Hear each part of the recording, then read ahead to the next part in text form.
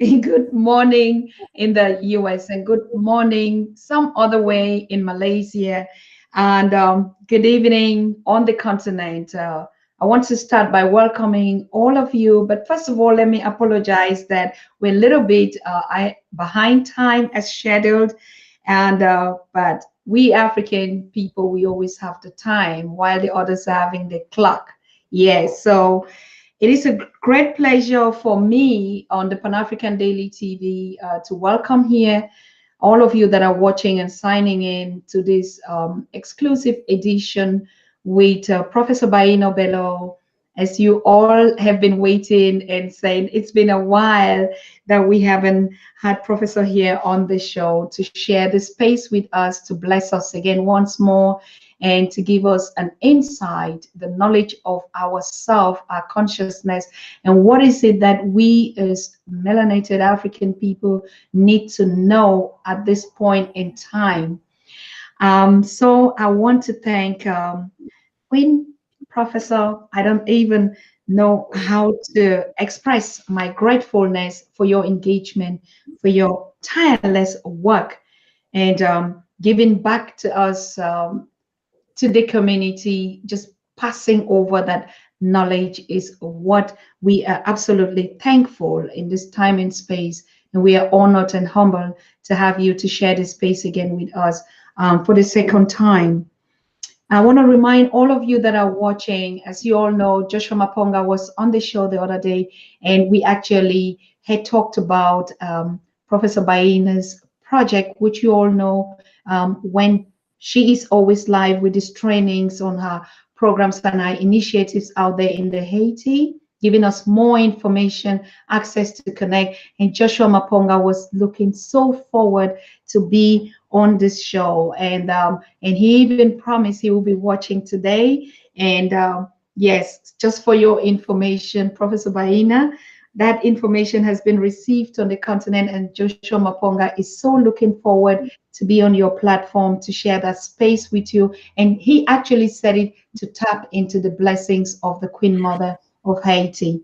So yeah, if you're signing in, please be aware of the fact we are on the launch of the AfroWorld TV, which is the official website of the Pan African Daily TV, the place where we connect to educate ourselves, inform ourselves, but also to connect our brothers and sisters wherever they are on the continent and in the diaspora.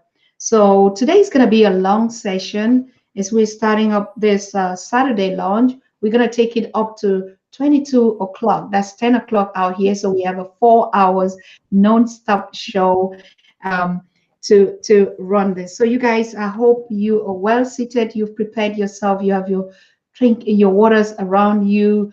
And yes, we're ready to take off to a new space. But today we're visiting Haiti, and we want to know how Professor has been doing in this new year. Prof, good evening. We welcome you.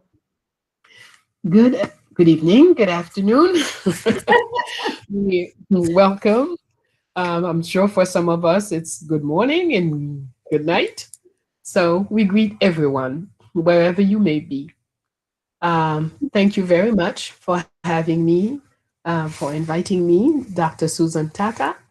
And it's a pleasure to be with all of you who follow the Pan African Daily TV.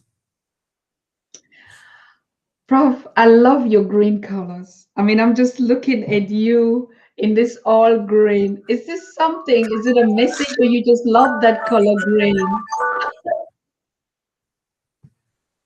Yes, ma'am. Hello? Yes, ma'am. Yes, I was saying that I love the green on you, and from your sweatshirt to the headscarf. Is it a message, or you just love greens? I guess it is a dominant color. All the, greens and turquoise and all the ocean, the agua and la sirene colors. Good. How is our community out there in the Haiti, Prof? We know that you're the queen sitting on that continent out there, and we haven't been having access except from through you the diaspora actually wants to know what has been happening around there. What is it that we need to take along with? And yeah. We're going through difficult times.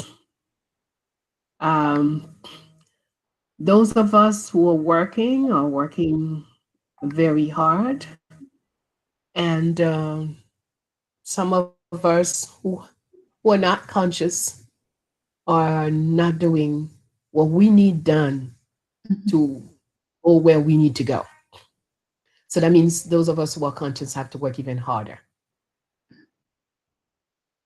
to bring things to where they should be. Um, some of if you look at the past 5 years, some of the positive things that have happened, I think more and more people are becoming more aware. Mhm. More people are becoming more aware of the challenges and aware of their ability, that it is them who have to bring the solutions. And that is a great thing when in a structure where world imposition, world uh, foreign determinations come in and do what they want. And when people are becoming aware that, hey, the only way to stop them is us. And that's important. That's a very important step when more and more of the population, the everyday person, starts to be aware that, hey, this will not change unless I change it. You know? And you said we were going to talk about consciousness, and that's precisely what happens when you do become conscious that whatever it is in your society that you don't want, there is only one person to change it. It's you. That's the first step to being conscious. And that is the most positive thing. Um, last time we talked about the soup, and many were very worried that perhaps because there was a lot of trouble and difficult situations in the streets of Haiti, that we wouldn't be able to do the soup. Well, it turned out to be the greatest soup sharing that we've done in quite some time. Wow. Uh, it was great not only because Fondation Félicité had received the contributions that enabled us to share the soup with more than 6,000 people, Mm. but the more important thing that happened is that so many different institutions jumped in also, and they came with their soup program. And so many, many, many more people were able to share with the soup on January 1st, 2021. While Yes. some of us thought it would have been impossible to even give one bowl out. So that was a very positive uh, thing. On the lighter side, the Miss Aiden, who was the IT's she's Miss IT, and now she is. I don't know if that would be of interest to you. She is going to represent IT for Miss Universe. She came and shared the soup with us on January 1st. Wow. Um, we had quite a few.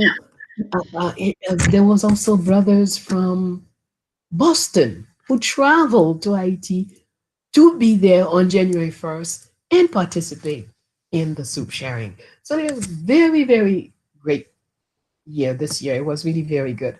So we thank all those who have participated, all those who contributed, all those who sent us the right energies so we could do it. So, in spite of everything, it was a great day and a fabulous soup sharing day. For the people that are watching you for the first time, and maybe it would be really interesting for them to understand the purpose of this and the significance of this soup, particularly on that 1st of January. And secondly, I think this must have given us the way forward to say exactly how people are getting there. They can travel to do that gesture. And how does this impact the work of Fondation Felicite for the past years that you've been doing? Okay, Fondation Felicite exists for 21 years now. Mhm. And what we do is do research and collect the data, the historical data, the historical data that will rebuild our identity. Mhm. Because the biggest crime against us through all the centuries of slavery and colonization is not all the murder and the castration and all the other physical crimes, but the biggest crime is the crime to make us forget who we are. And when you forget who you are, you have no way to tap to your own power. You have no way to determine your future. So, this is why Fondation Felicite exists to remind us to get the information that we need so we can become ourselves again. Not just in Haiti, all over the world, wherever we have suffered slavery, colonization, depersonalization, we want to find the information within our own artistry. We have the healing elements to get back to being ourselves. So, January 1st is Haiti's Independence Day.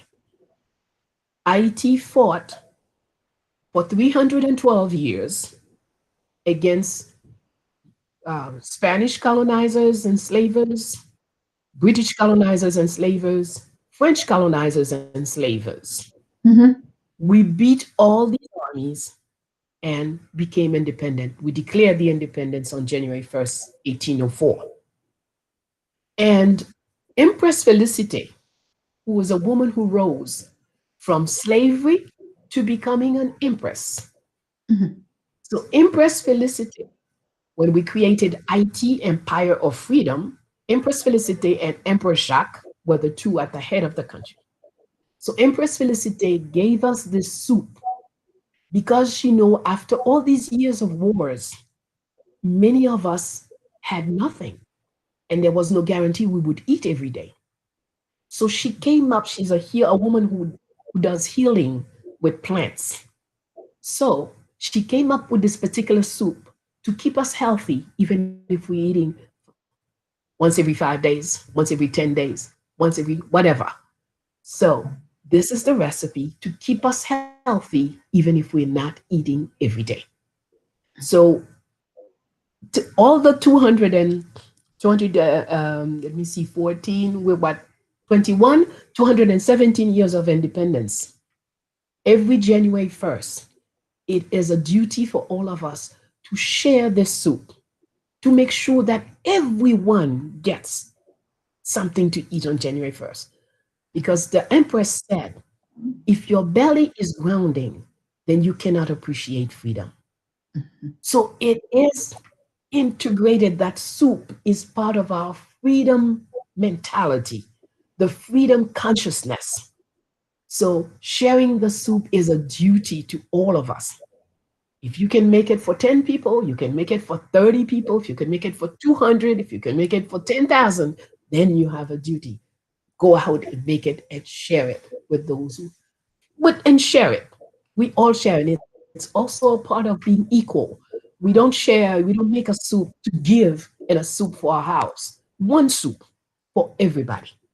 So whatever I give, I can eat it too. The best of what I have is what I share.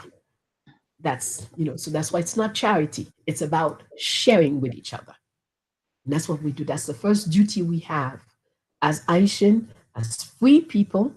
We are duty bound to share. And that's a principle of life, natural life. You Thank you very much. Thank you very much, Prof. This is so profound. The one thing you said about identity, sometimes when you really think about it, how we have to repair, like you said, it's not really what they did, but it's what they made us forget in this identity. Like, for instance, we all know that we are connected, but you can imagine the mentality on Africans on the continent, even in Europe, even in our environment, looking at Haitians as Haitian and not African descendants. It hurts. This is a question of identity, as you said, right? Absolutely. I mean, who are the Asian?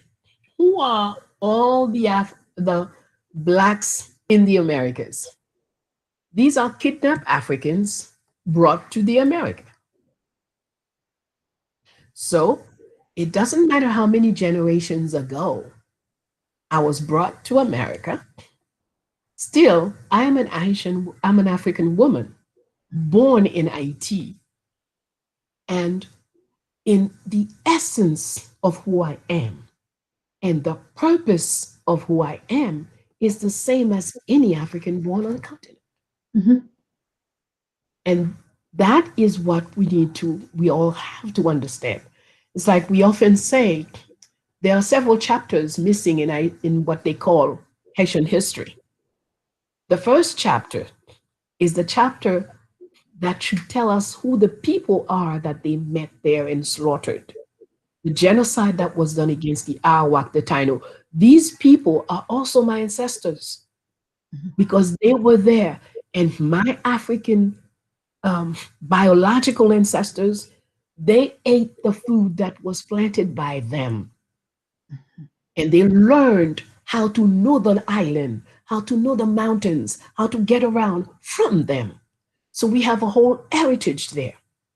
Then the Africans did not come, even if they came naked with no clothes, but they came with a well structured mind, with a culture strongly entrenched, with belief systems, cosmic belief that strongly entrenched in them.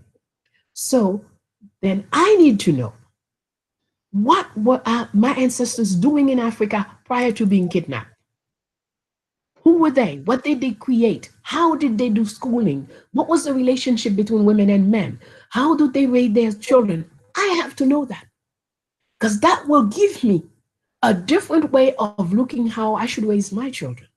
Mhm. For example, when I traveled to Nigeria in the north among the Hausa people, that's when I learned that Hausas do not hit their children.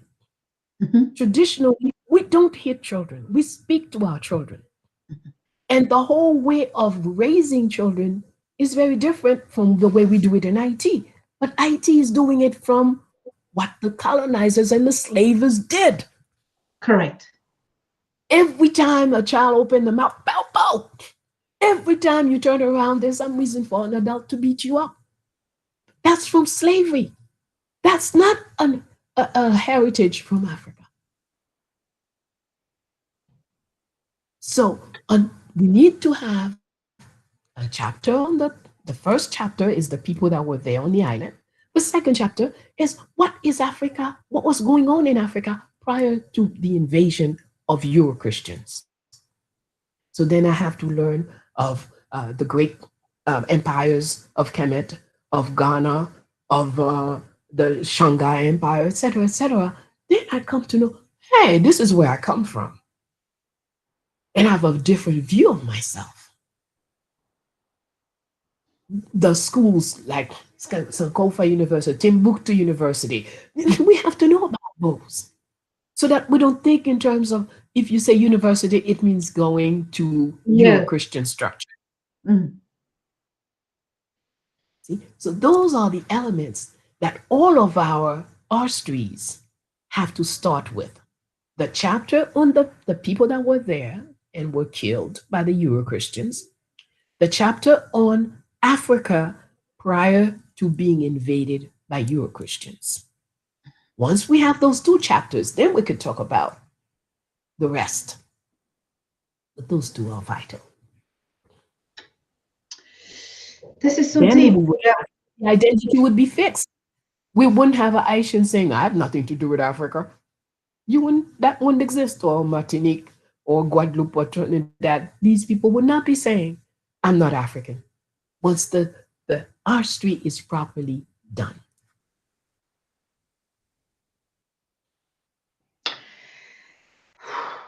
I don't. It's. I mean, we're trying your work with Fondation Felicite, and most of us in this journey for unity. It's like We're trying to fix something that some person just did and don't even want to own up on it. We're struggling now to erase that, to bring back originally what was us. I mean, sometimes, like, yes, we have the passion of doing it, of uniting and creating our identities. But sometimes you look back and just like, yeah, um, on the continent, it is too deep. I mean, like being in the haze here, you have then to retract the roots of like, where do I even come from? How do I find myself here? But on the continent, because they're just on the continent, is like, I'm on the continent anyway, I'm African. But in their minds, that idea of just even looking at your brother with the same color and thinking he's different, apart from the history, how can we start this kind of training to just like to know how to become an African?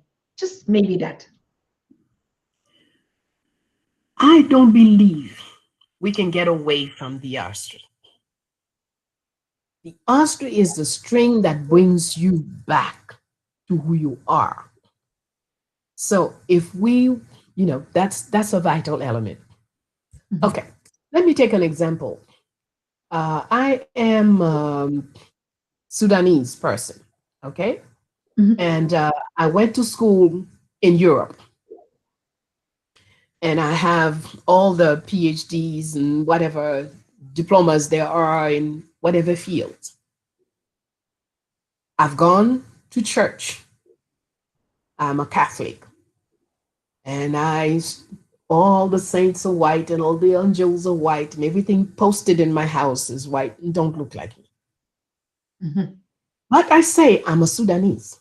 Okay? I'm a Sudanese person. But when you come into my house, you don't find anything about Sudan. Mhm. Our conversation, if we talk about philosophy, what will you be talking about?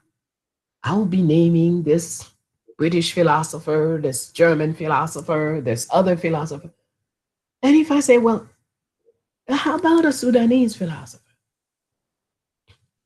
If you say that to me, I might even say, no, we have no philosophers. Mhm. Like yesterday, somebody told me Africans have no psychologists.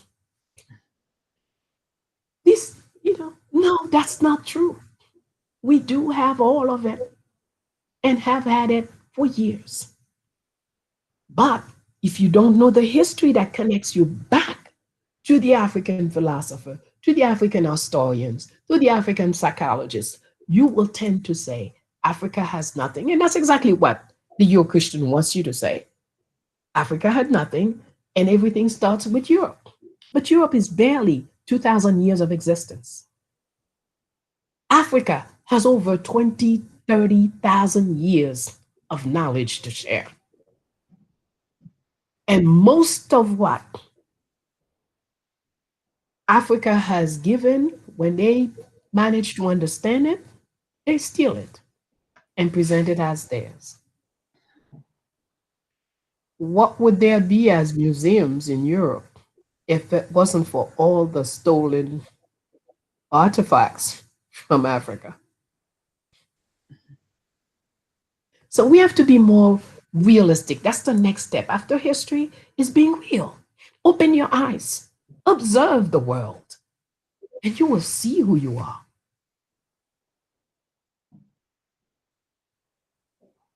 Look at the facts. They claim that the Greek is the father of, what was his name? Hippocrates is the father of medicine. Where did he go to school? Simple question. Okay, you don't know any history. Fine, but ask a question. Mhm. Where did he go to school? He went to school. Well, if you go look, you'll find out he went to school in Africa. He went to school in Sudan. Oh, how come? So if he went to school in Sudan, so then the Sudanese must be the great grandfathers of medicine. Men- if Hippocrates is the father and the great grandfather, we have to find out the father, the grandfather, and the great grandfathers. The questions, that's the number two thing. One is history, two is questioning. Everything you hear, question it. And simple logic will get you very far. Yes. Questioning history. Ask questions. Ask questions. Yes. It makes a lot of sense. If the great philosopher was taught by me, my ancestors, so knowledge cannot just be given from nothing. Wow, Africans, are you watching this? Are we listening this? Are we actually feeling this? Number two, what you said that I want you watchers and followers listening to just look around your environment in just where you're sitting. If you're sitting in your homes or you are even just traveling around, what is it that you see around you? Do they reflect who you are? Even just your color. Thank you so very much, Prof. I mean, this is profound. Now, another question, like you were saying, you go often to Nigeria, like you say. I mean, when you're walking on the street in Nigeria, can someone really say, no, she's from Haiti? Yeah. I've even almost been beaten in couple of places in Africa. And one of them is Senegal. A man walked up to me with a stick, said, "What you doing in the street?" And holding a man's hand. I was with my husband. And, he's ready to beat me up. And I mean, he didn't speak French. He spoke in Wolof, I believe. So other people came around us and people said, I'm saying I'm from Haiti, da da da. The man is saying, "No, this is my daughter. I know her. She's sneaky, this girl." So, in the end, I didn't have my passport with me. He insisted that I must go to the house with him. We had to go to the house. So I find the girl that was supposed to get the beating. The two of us, we looked at each other. It was like, a mirror. Oh my God. So I'm all goosed. this has happened a couple times to me. I'm Fulani. I'm different. Different ethnic groups often recognize me as some cousin who's not doing what she's supposed to be doing sometimes, or some daughter who's misbehaving like this father. I was dressed in Western clothing, holding a man's hand. Whoa, I was really in trouble. Did you? I'm sorry. Thank God, thank our ancestors. You're a professor and you already understood. Imagine you were not conscious and that will happen to you. What would be your reaction, Prof? Well, probably this man is crazy or something. But no, when I go to Benin, the first time I went to Benin, I was just, I would hear the radio, turn on the radio, put it louder, put it louder. I know I can, they're speaking in Creole or they're singing in Creole, but it's not. But our intonation is so much the same. When they speak in funk, it is so similar that I am always certain that I can, if I just hear it louder, I will understand it. That's not it. No matter how loud I put it, I will not understand because it's not the same language. But the rhythm of our language, the way we speak, the syntax is so similar. It gives you that, And even in the streets of Cotonou, many times I'm about to call somebody that I left in Port-au-Prince. Wow. Because we look so much alike. Even in the years prior to Boni Ayi, the years before Boni Ayi was president, like in the years of Karakou, Cotonou was so similar to Port-au-Prince. It was just ridiculous. Even in such a certain street, you turn around and you say,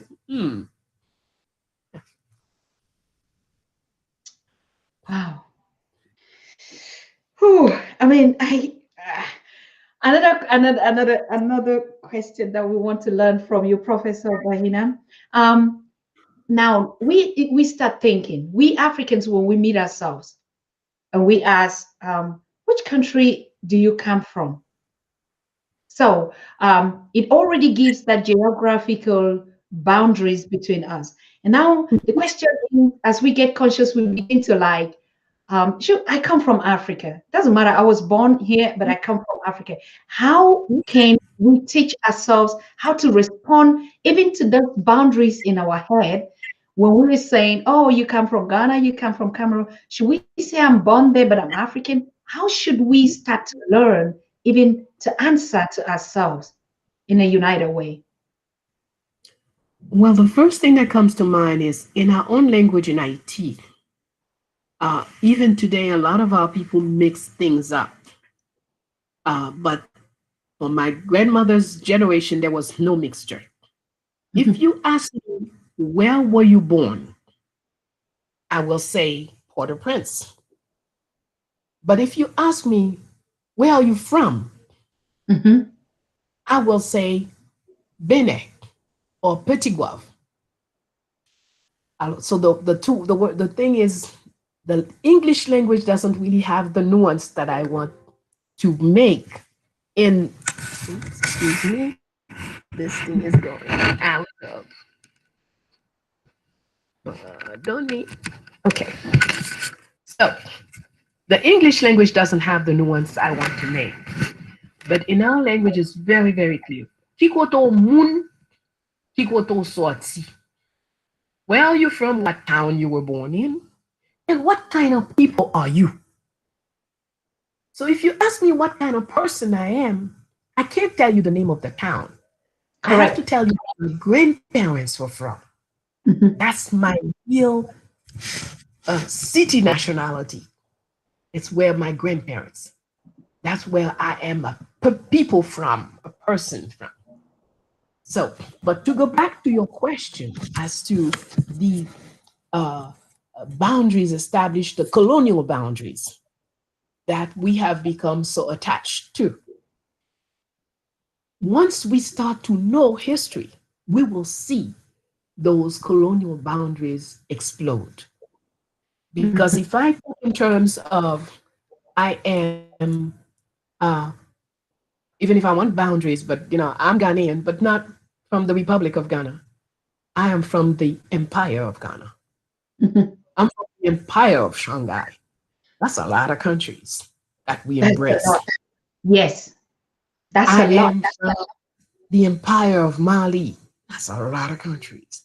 So Mhm. if we just had enough the knowledge of history, that would start this little bit of expansion. And then it will be easier for us to get into, hey, I'm African, period. It doesn't matter where.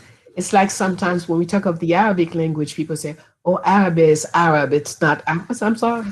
That's one of our African languages, Mhm. just as well. So that's what it is. So we have to, it takes a bit of, that's where consciousness comes in. Mhm. Once you begin to be conscious, see, you start by questioning. That's step one. You question everything. Questioning will build your courage. Because if you don't question, if everything you know are the things you're reciting, then you're also a very coward person. So you'll be even afraid to ask a question, not even to Absolutely. yourself. Okay? So questioning is step number one. It builds Mhm. courage. Courage gives you the ability to express your own convictions. People don't have to agree with me. I just have to Mhm. stand for what I know to be. That's it. The whole world could say something different. That's their problem. Excuse me. So, That's correct. questioning builds courage. Courage gives you the ability to to express your own convictions. Then we need to do some meditation. I'm sorry, observation. Look at your environment. All of this is information. Lots of truth right there. Mhm. In contradict, for example, they have us in school recite. There are four seasons: spring, summer, fall, winter. And I'm living in Haiti. Do I see winter? No. Do I see fall? No. There isn't a period where all the leaves fall off the trees. Exist. Yes, I see summer. And then I see the rain season, but I see no winter. I see no snow. Wow. Therefore, I cannot Just observation will teach me some facts. I Mhm. cannot be a teacher in IET telling my children there are 4 seasons. I could say in certain countries there are 4 seasons, but in IT, I can't be talking in IT and say, "Oh, now that we are in winter time, I have to." No, there is no winter time in IT. So we must observe and then meditate. This is the process by which you come to know. And ultimately, most importantly, you come to know who you are. Whew. You're talking, and I just think about Chimamanda Adichie, the great writer from Nigeria. And in her book, she talked about us growing on the continent and reading about the snow, and it's just there you begin to see the snow. Whereas on the continent, we've never known snow. And so actually it just goes into your what you read and you begin to imagine. So it's some kind of like an illusion. You're sitting in that space, but you are imagining something that doesn't exist around you. Mhm. Well, it's built up programming illusion. That's part of the conditioning to make you not be yourself. That's why you have, and religion has a lot to do with it. Mhm. That's why you have to celebrate Christmas. And if you're in Christmas, there has to be snow. So even if you're in IT, you have everything white stuff. You have all these decorations that creates fake snow and put you into the Christmas spirit, the winter spirit, the snow spirit, which doesn't exist in your environment. So trust your environment, trust yourself, observe, question, courage, speak what you're convinced of, observe, meditate, create, and you will know yourself. Meditate. When you know yourself, you will also come to know your power, your ability to define your future. Without the knowledge of self, we cannot define what tomorrow will look like. They will always create for us the tomorrows they want. And it's never going to be in our interest, in our best interest. No. We we just created this wonderful platform, the AfroWorld.tv, and one of the reasons, the primary factor why we came to that is like, okay, I've been organizing trade fairs, events, festivals in Germany for the past 15 years. And I realized in that market, because we had a huge market for African products and things made in Africa. And I realized even most of the traders that were known Africans were selling some kind of stuff, just things that are available on the continent at our doorsteps that doesn't cost anything. We have like seeds, bamboos, some kind of dry leaves that are available for nothing.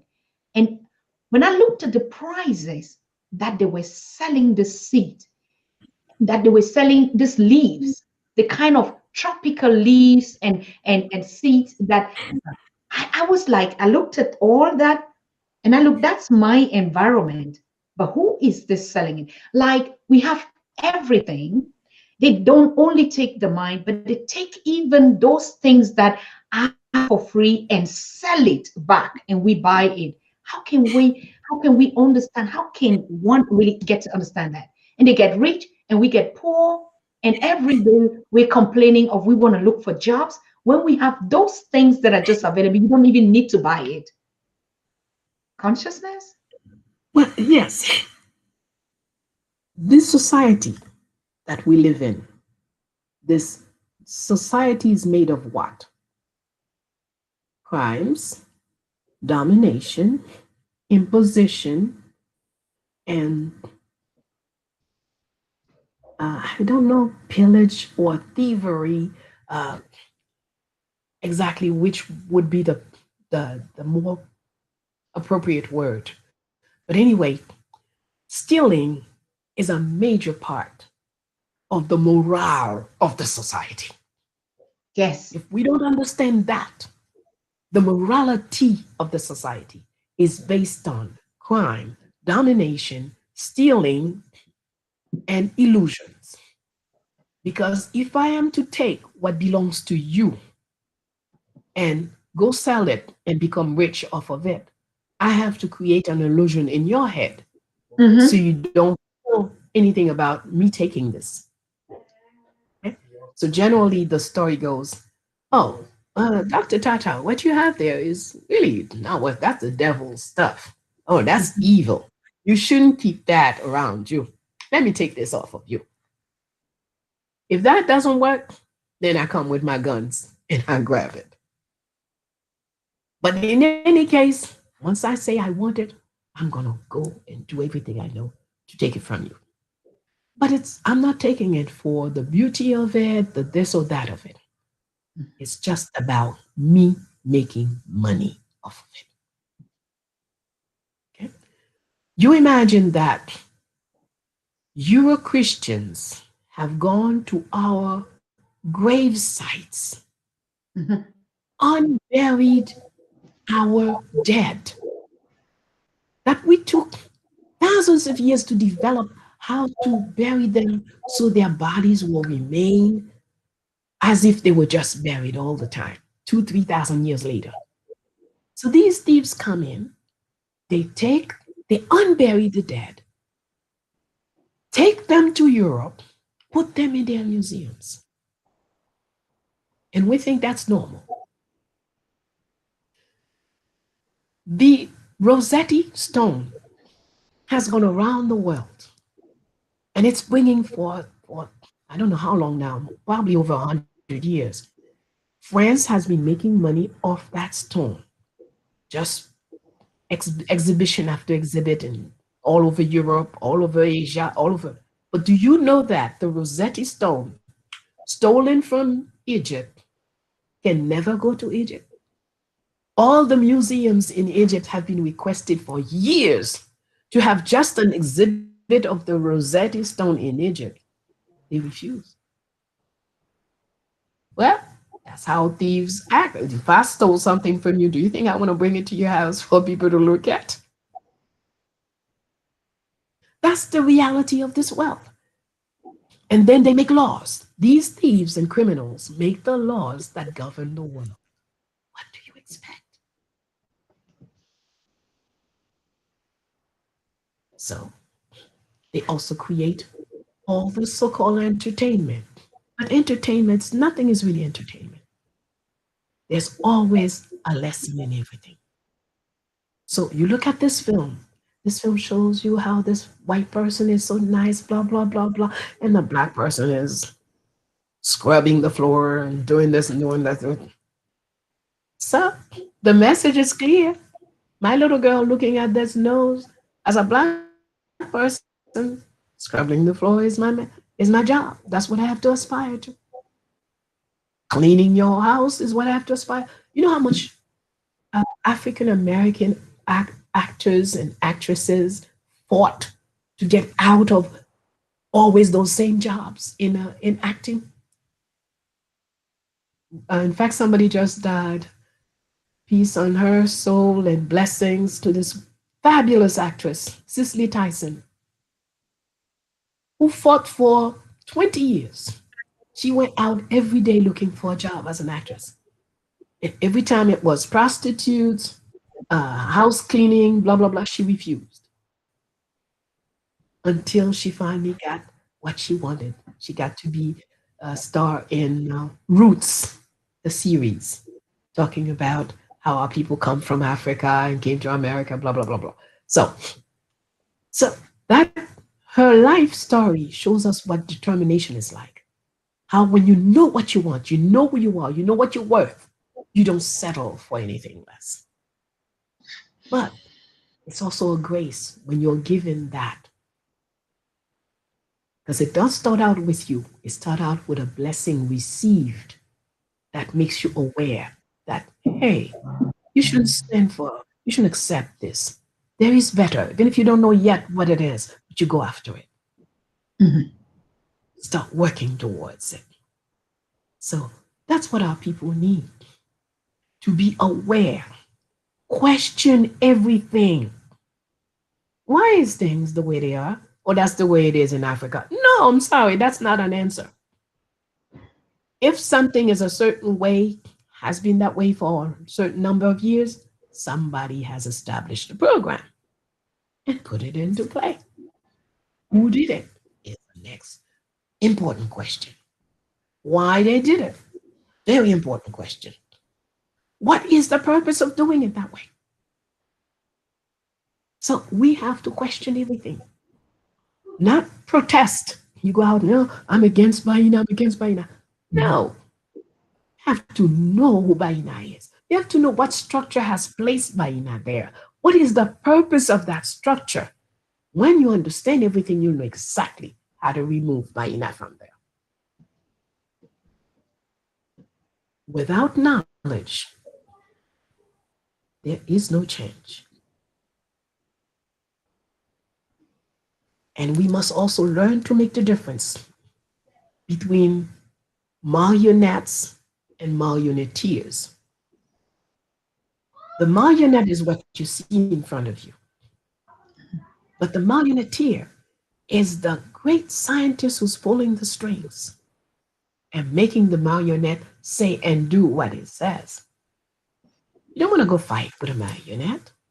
No, because he'll just grab another marionette and continue the work. You want to get to know who is the marionettist and get to that if you want to bring change. Wow. Prof, like my sister Kalena from the UK said, this is a Kemetic university.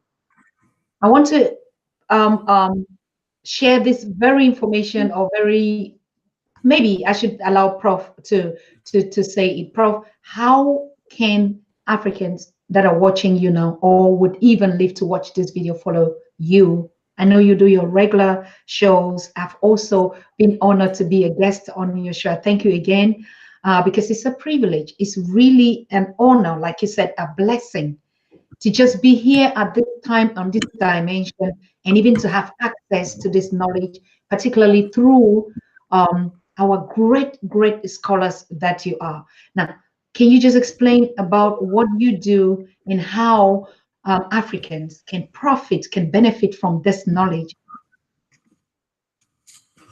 Yes, ma'am. Okay, the first thing I put that email on the chat.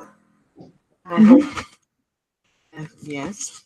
So, and we also have, in fact, we're having Baina and Friends will be on March 25th. Baina and Friends will be celebrating the Battle of Kret Apio. Baina and Friends is our webinar that we do once a week. So we will be sending an invite this coming week to everyone. We hope you will be numerous to join in. This is a battle in Haiti's revolution. This is a battle where barely 800 Haitian soldiers are besieged by 12,000 French soldiers. And the French general said that they set the table for him. He's going to kill a fly. He will return within a half hour. Well, that was on March 2nd, 1802. The battle lasted 22 days. Our less than 1,000 people in the fortress with no food, no water, no more weapons, no more ammunition. Now we're using slingshots, we're using sticks, we're taking water, putting pepper and stuff, crushing pepper and dropping in their eyes. We're using everything as weapons and fighting against 12,000. That means the ratio is, if we take the French number, 1 to 12. For each Haitian, there's at least 12 French soldiers that they have to fight. And you know that after 22 days, we won this battle? So that shows us what kind of strength, what kind of resilience that Mother Africa has placed in us, even when we go through 312 years of slavery, that resilience and that power is still very much alive within us. So that's what we will be celebrating on March 25th. So tune in on with Baina and Friends on Thursday, March 25th, so you can learn about the details of what we did to win this battle. First of all, to survive 22 years, 22 days, excuse me, without water and food and proper nourishment and whatnot. And Mhm. then to fight continuously against well armed, well fed, well dressed people and win. So Mhm. I'll be expecting you. Now, the question was, you had asked me something very specific. Or we tell our people how to, get in touch with us. So I gave the email and I Yes. gave you the webinar. These are two specific ways. And you can also go on our website. Fondation Félicité is the name of the fondation. Mhm. We, as we said, we work to build our identity. And all of us throughout the world, all of us Black people, are all in, in the same situation. Yes. We are into countries, whether they are considered independent countries or colonized or under colonies, we are still not free because we, the people, are not yet ourselves. Those leaders, we don't need to be screaming at them, yelling at them. They're not themselves either. We need to build ourselves, become our true selves, so that when we become at the head of our countries, then there'll be people who think country, who understand people, and who understand the collective good, the collective best interests, and work for that. We will be people who can make the difference. This I do for Baina. So every benefit is for Baina. I will take some of it to put for other things, but I know it's clearly this is Baina stuff. That is the collective. And Mhm. the collective does not belong to me. It has to go to further the collective best interests. It must Yeah. go to further collective purpose. And Mhm. once you're clear on that, what is corruption? Corruption is not for you because you're very clear on what's yours. We Yes. had King Henry in Haiti. When he became king, he already had 40 or 50 boats, his own business. But the country didn't have a naval, you know. So he's a very good businessman. So he was very rich. So he took 10 of his boats and he donated to the country. But the person he put at the head of that, he said, listen, you're going to run this the way I run my business. I started with one boat and I have 50 boats today. That's why I can take 10 and give to the country. Now, the country is starting with 10. Every year, the country must have more.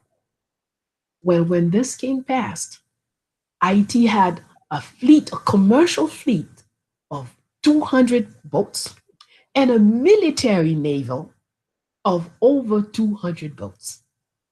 That's the way we do. That is what our natural way of doing things. Mhm. If you are rich, you should find it and you become at the head of the country. You Mhm. should be able to take some of what you have and put for the collective good. That's what's normal. But then you don't put your cousin who knows nothing to run it. You put somebody who Mhm. can run it really and make it grow.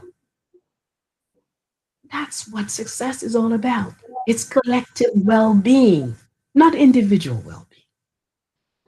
But most of us don't understand that.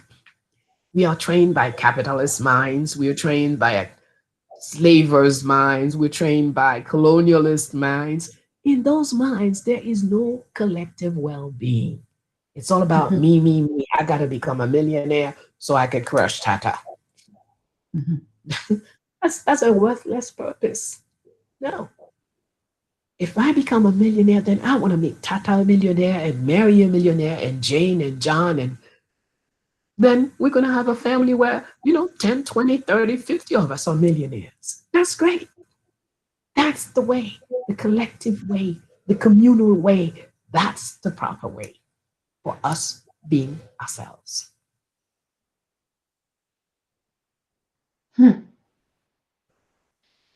Wow, what a privilege. What I don't know, what a gift to have you, Prof. What a gift. I don't know. You have heard it, 25th of March, March 25th on Baina and Friends. I don't know any African anywhere that will get this information and not tune into it. But Prof, I know apart from 25th of March of this event, you usually do Baina and Friends, I think once in a week or Yes, we do it every Thursday, but that's the of course. big, That's what I want to. Yeah. hmm Every Thursday, what time? 1, 2, 3. 1 to 3 Haiti time. Yes, ma'am. All right. Eastern time. Yeah, 19 on Eastern time. One Yes. to three Haiti time. Yeah, because I have to put up that information out there. Prof, is there a possibility? Because I know you're doing the webinar, so it means someone must sign in to get access. So it's not possible for us to stream it live on the Pan African Daily when you're doing these programs. I do not know. I will ask the team and we will let you know. That's a very great offer. Thank you very much. Oh, Prof, it's an offer for us. It's a wonderful, because I'm looking at the time difference and particularly those on the continent. Because if we Mhm. like register it when you're streaming, so we know every Thursday, Baina and Friends are coming up, so we just connect to it for the viewers to follow it, and so we can always have it on them follow it. So it's the same, but it's just that you are doing your webinar on multiple platforms. Is that okay? I mean, the knowledge. Yes, that sounds great. That Okay. sounds absolutely great. I will talk to the team and I will let you know exactly. They will give me the details as to, I wouldn't be able to tell you what is the string, the sling, the link. So I will No, have that. I will collect the right information and I will share it with you. yes, because exactly this is under this topic, like Kalena is saying, the chemic university. I mean, what you have, Prof, there, what you have invested, I mean, the knowledge that you have and that you're giving out there. This is already the university that we're connecting without somebody has to get a scholarship to go to a professional, whatever they call professional. But of course, we also know that Fondation Felicite is doing just too much. Like all this event, all this historical stuff. Is there a possibility, even during these seminars, for people to support Fondation Felicite? Well, we do get a little bit, but we don't have everything we need. That's for sure. We're struggling. Yeah. So, yes, we would love to have more help. We do need it. Okay. Wow. I mean, you are here today and we are officially celebrating the AfroWorld.tv. And I can already guarantee you before this event, you'll be having your page on there and your Fondation Felicite would be there. Why am I saying that? Because there's a lot of content like what you're doing. And the idea of us collectively promoting and branding and putting out this information out there, then we have to look for that sources. So the AfroWorld.tv is just like the platform where we put all the access to information, to which event, to who is doing what in our community for conscious Africans. And so we can always just look in the basket and pick and say, Baina and Friends is here, and where people can always That is find this fabulous. thing. Yes. That is great. I applaud. All this week I've spoken with different people, and we were all talking about we need to put there are so many of our people doing great things, but we don't know where to Yes. find them. That is fabulous. Thank you. I'll definitely Thank spread you the so much. word. Thank you so much. I mean, that is just a part of the contribution, like the work that you're doing, and we also are doing it here. Prof, thank you so much. I know we ought to have had you just for an hour because you have other commitments. Yeah, and we really rounded up at 15. So it gives us that privilege to have shared this 1 hour, precious 1 hour with you. What is it that you like to leave us with, like the to-do list before we even would have the privilege to be with you again on Thursday if everything works out well? Thank you. Thank you very much for the work that you do. And thank you all for tuning in and supporting Pan African Daily TV and the African World, uh, That's all. African World, huh? African Yes, platform. platform. Okay, thank you. So, as I leave you, as a grandmother and a great grandma, I beg of you to please take the time to know yourself. Knowing self is the highest form of knowledge. Knowing self is the best way to protect self and collectivity. So please question everything. Build up your courage. Fear nothing and no one. So your divine inner self will grow and we can be together, build our, save our planet from the destruction which is threatening it today with dominators and invaders and thieves and slavers establishing what happens on our planet. Take charge of yourself so we can protect our planet. Be blessed in the name of all of our ancestors, all of our freedom fighters ancestors. Do your part. Thank you.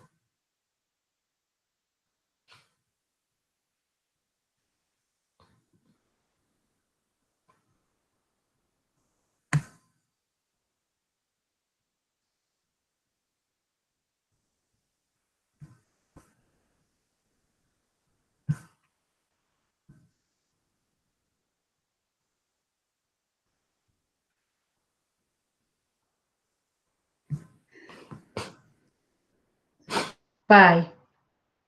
So we are getting into the next phase, ladies and gentlemen, on this special edition of this official AfroLunch.tv event. And we already have the next speakers as promised to you that would be sharing this event. But let me just already inform you that the biggest guests that we're having tonight, all of them are big.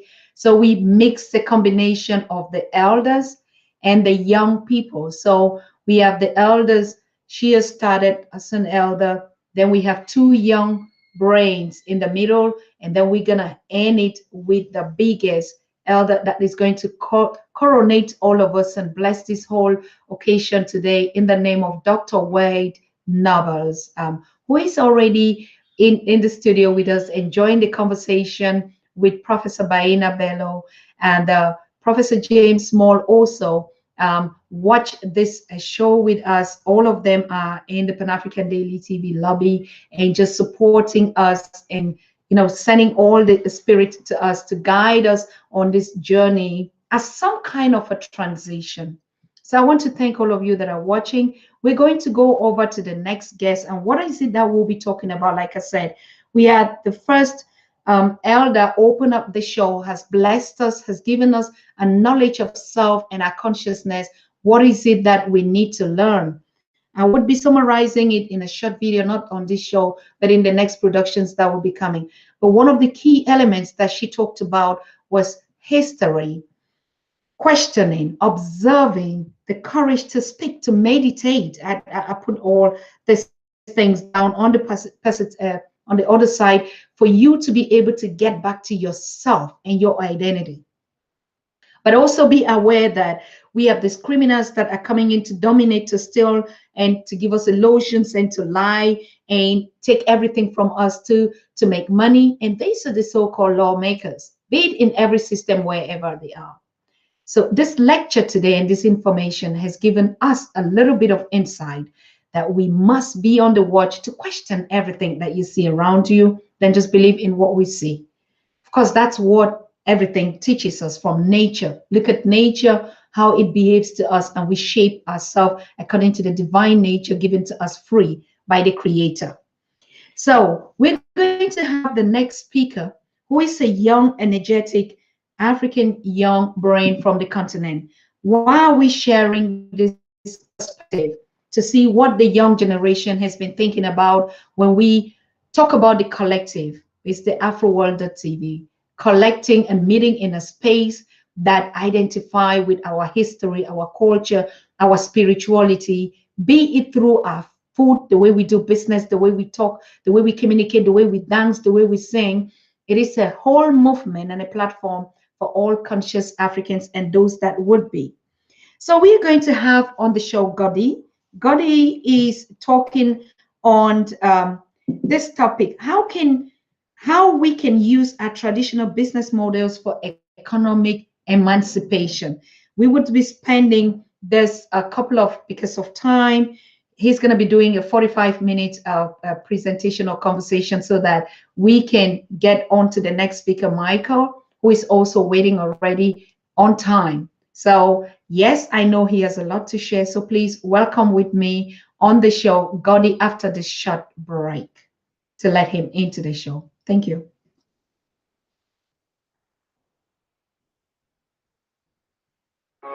You are watching the Pan-African Daily TV with Dr. Susan Tata. The Africa we want: unity, consciousness, our culture, our spirituality, our history. One Africa for Africans worldwide.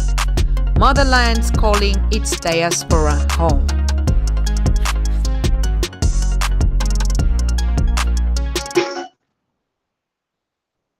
Okay.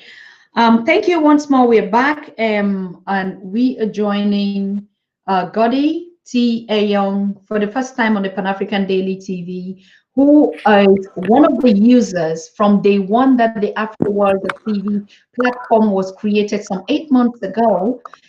Godi has been a very faithful member on this platform, and he was sharing his impressions and how he feels being on a space that is for us Africans. Now, again, the AfroWorld TV is the official website of the Pan-African Daily TV, which is a movement for conscious Africans in every aspect of our life, be it our businesses, be it our culture. Like I said, everything. It is very relevant for us to understand on this launch that this is not going to be a social place where we are picking every other systematic ideas that we've gotten from the world to put on that space. No, no, that is not the AfroWorld.tv. The AfroWorld.tv is for conscious Africans that know what they want, know who they are. And so we're giving the free membership first for the first 2,000 users for free. When I say for free, you understand what we mean. And so after we get to the point of those 2,000 users, every other users that would be joining the platform would have to hold a responsibility on that platform. Now, why is it very relevant for us to understand that? We want to build the Africa that we want. It is not just another platform for media or socializing or stuff where we just come and don't search for solutions. The AfroWorld.tv is a solution-oriented platform. If you're not there to bring a solution in every other aspect, please be somewhere else. So now we are already hit the target of 1,000, almost 1,080, and the rest of the 1,020 is still left free. You want to create your account, go ahead and create your account on AfroWorld.tv. You don't even need to put a telephone number on it, and we will be giving you all the advantages of who is acting on that platform and how you can build wealth for yourself just by using what you, an African, has and is available in your environment. So let's welcome Godi on this platform. Godi, good evening. Good evening, Dr. Susan. Hello. Yeah, Yes. hello, Dr. Susan. Can you hear me? Yes, I can hear you, Godi. How are you doing? I'm doing fine. Thank you so much for having me on your platform. Yeah, I think It's your been volume is a little bit. Can you really hear me audibly? Because I have a little bit of challenges to hear you. yeah, I hear you, but I can't see you on the screen. I don't know why.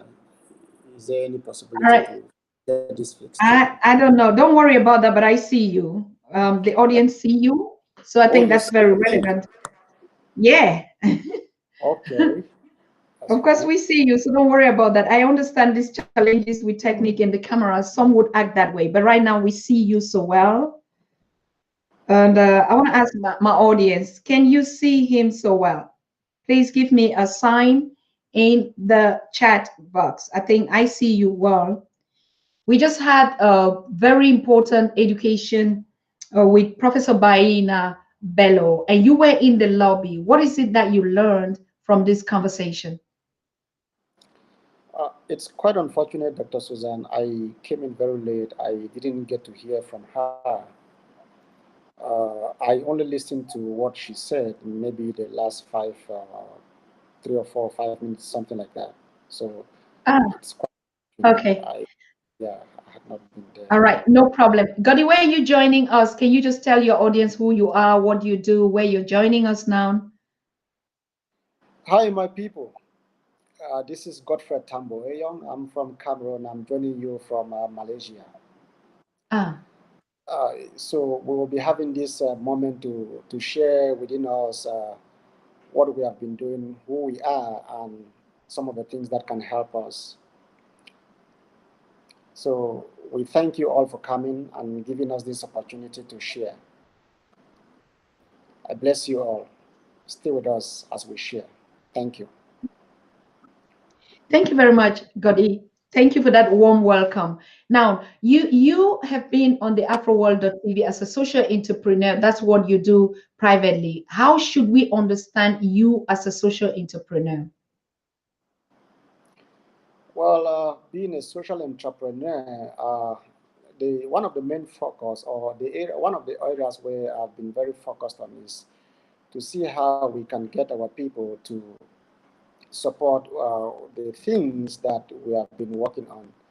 Not only our group, or not only our institution, but other Pan African institutions. So we have lots of them out there, especially this particular one from which we are discussing or we are having this discussion this moment, which is AfroWorld.tv. I really encourage our people to get to sign in and have their accounts there so that we can get to discuss and meet ourselves and do the things that we have to do through this platform. Dr. Susan, one thing I want to remind you or that I want to share with our people is that, sometimes most of us, we come from or we grew up in those communities, those African communities back home, whereby sometimes when we have very important meetings, our parents often tell us that we get to meet in the village. So, yeah, meeting in the village is just like, when you're in the village, you have a very important family meeting. It is that kind of feelings, that environment, you feel connected to your ancestors, you feel connected to the culture, you feel connected to your own people. You feel like, oh, if I say anything that is a lie, maybe if I get out to maybe use myself, maybe one ancestor is going to slap me and so on. So there is that sense of truthfulness, of truthfulness, and you are connected to the environment, and anything you say William. or do, your senses are awakened. So you are very conscious of all those things. So it's very important. So the TV is a kind of a place that concerns us and it represents us, because this is where you're going to meet people who look like you. This is where you're going to meet people who reason like you. This is where you're going to meet people who the same kind of things Your that we do. volume is So when we too meet here, crackly. we get to meet those kind of people and we discuss, we understand our sentiments and so on. So it is very, it gives us that smooth path on how we conduct ourselves and our activities, and everything is going to be okay.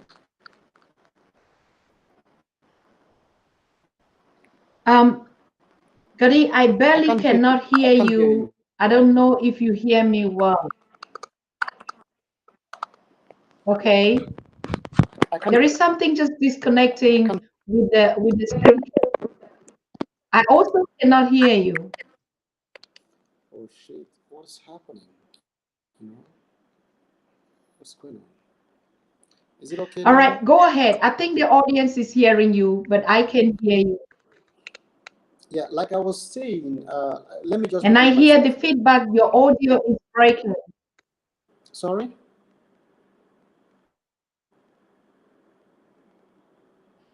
That your audio is breaking. This is what I hear from the audience. Fix your audio. Oh, Dr. Susan, I'm so sorry. These technology things, we are old school. So, No, you don't need to be sorry for anything. Technique is not we're not accountable for that, neither you. It's okay. Just feel at home. We are in a family. Don't be apologetic for anything. Get yourself comfortable, relax. Don't be stressed up. You're talking to your brothers and sisters, so don't be in a kind of like, oh, I'm doing something wrong. Are you okay yeah, now? yeah, yeah. Can you people hear me now? Let's get to know. I think I can hear you a little bit better. Just go ahead. Let's see how it works out. All right, let me try to repeat myself again once. Like I said, sometimes when we have very important meetings, our parents often tell us that we should meet in the village. Meeting in the village tells you that it gives you that sense of understanding that this meeting is very important.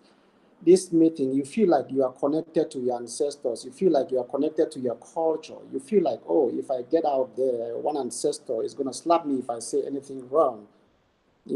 So that sense of responsibility, that sense of truthfulness, and that sense of belonging is in you when you get to hold those meetings in the villages. So this is just like, it is very similar to the Pan-African Daily TV that we are having. This is our own space. you know this is our own space. We have to come there, we have to feel together, we have to feel like, okay, this is our own place. This is where we have to make sure we tell ourselves those stories that you and I know. This is the place that we think that when I say one thing, I should not be able to make different Uh-huh. interpretations. You already understand where we are going and what I am saying.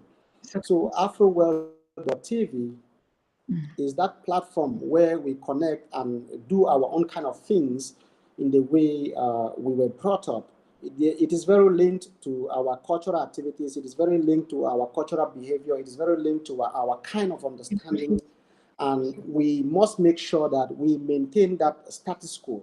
Because once you go there, outside there, maybe trying to use maybe Facebook, trying to use maybe Instagram, trying to use maybe Twitter, and that is just like a city. The city is that much mixed up in such a way that you don't even know who is who. So come back home and meet your people. Meeting your people who will be on this platform, AfroWorld.tv. This is where, when I made a request that I wanted to meet my people, how we can teach Black history, I got it here. When I wrote that article on AfroWorld.tv, I got it here. People contacted me. 3 persons contacted me, say, yes, we are ready. How can we go about it? But that article had been there on Facebook for more than, let me just say, 6 or 7 days. Nobody even clicked like on it. So AfroWorld.tv is our own place, and we have to do everything possible to make sure it is promoted, to make sure it is given that that light it deserves, because this is us, this is you and me. We understand ourselves, and we know that this is a platform that promotes our agenda. So that is where we're going to meet our own people. okay. Godi, try and adjust your camera a little bit. I miss your face, and I think the audience too. But the speakers are very okay. From what I see from my own screen, try and adjust the camera a little bit. I will tell you where it's okay. Is it If you okay hear me, now? adjust your camera. To me, can you look and let me know? Is it okay? Yes, yes, it's okay. Good. Thank you. That's much better. Yes. All right. Godi, one of the things that you said that you want us to take it so important is how we do our own kind of business. I mean, business is our daily life activities or whatever, in a domestic way, like in the village kind of a format.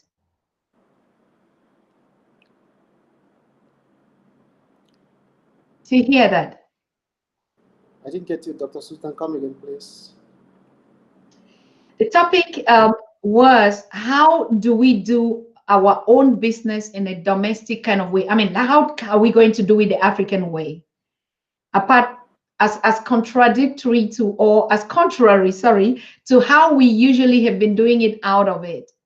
How are we going to do it? You've been doing it a lot. I see you working with Professor Pierre Olumumba, being the young leader out there, doing all these trainings, giving seminars, and all about entrepreneurship, how we Africans can do it by ourselves.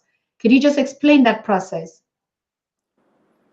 All right, Dr. Susan, thank you once again for giving me this chance. And I'm going to talk to our people, or let's share with our people the things we have been doing and who we are. So, Dr. Susan, I am a member of National Black Council of Elders. Now, people will ask me, what is National Black Council of Elders? National Black Council of Elders is an association, or these are African Americans who came together, organized themselves to offer leadership and governance to African communities across America. They design policies, projects, and programs to support the growth and self-governance of African communities. Again, I'm a member of CAP. I'll be talking much more on the perspective of CAP. I'm a member of CAP. CAP is in partnership with National Black Council of Elders. So CAP helps National Black Council of Elders to dispatch some of their activities and their responsibilities to African communities and to continental Africa for the growth and development of the African continent. So one of the ways that we want to help our people in the African continent to emancipate them economically is through one of the principles, or the fourth principle of Kwanzaa, which is Ujamaa. Ujamaa is the fourth principle of Kwanzaa, which in other words, some people will say cooperative economics. So what is cooperative economics? This is the economics of membership. You know, the people come together, maybe a certain community, they come together, they organize themselves, they design their projects, they decide on what kind of business they want to do. They choose those who are going to govern them, or those who are going to run the activities for them, or the business for them. They make profit, and all those profits goes back into the community. So this is just an overview of cooperative economics. It is democratically governed, and it serves the need of the people. Very different from capitalist economy, which is one vote for one share. But in cooperative economics, it is one person, one vote. So the people come together, they decide, and if it's at all, there is any moment that they have to vote for any decision, or they have to move forward any project, they people decide on what they want and how they want it to be. So we are very focused on that. So this is about economics and social justice. So our strategy is very simple. It's all about go back to your community, or link with members of your community. If you are an African American, we are the most global in the entire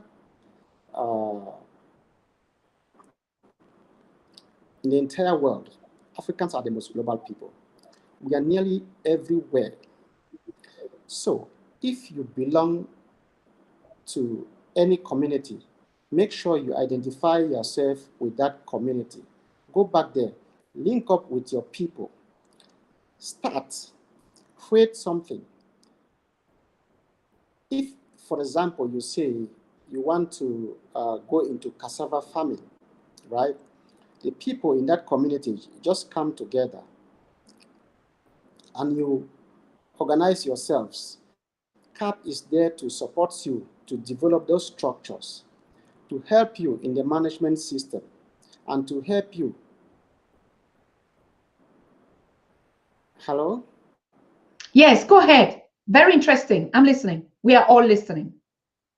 Okay, thank you. I didn't get you, so I thought I was lost, No, you're not. You're just on point. All right.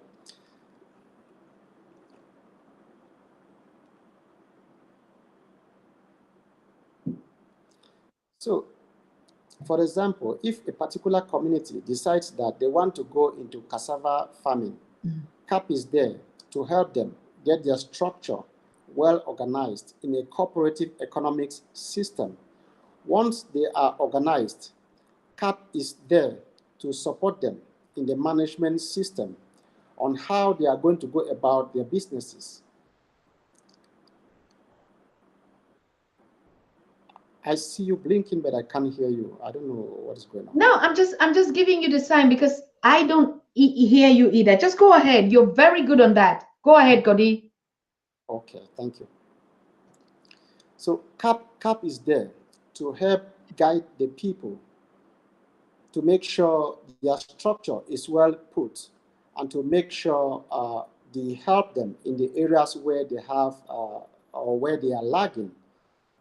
Some of the areas where some of these cooperative units could be lagging, CAP is going to make sure they are well supported because we are putting up a structure or a system whereby our experts will be able to help in the system to make sure they are well managed so we get a productive output.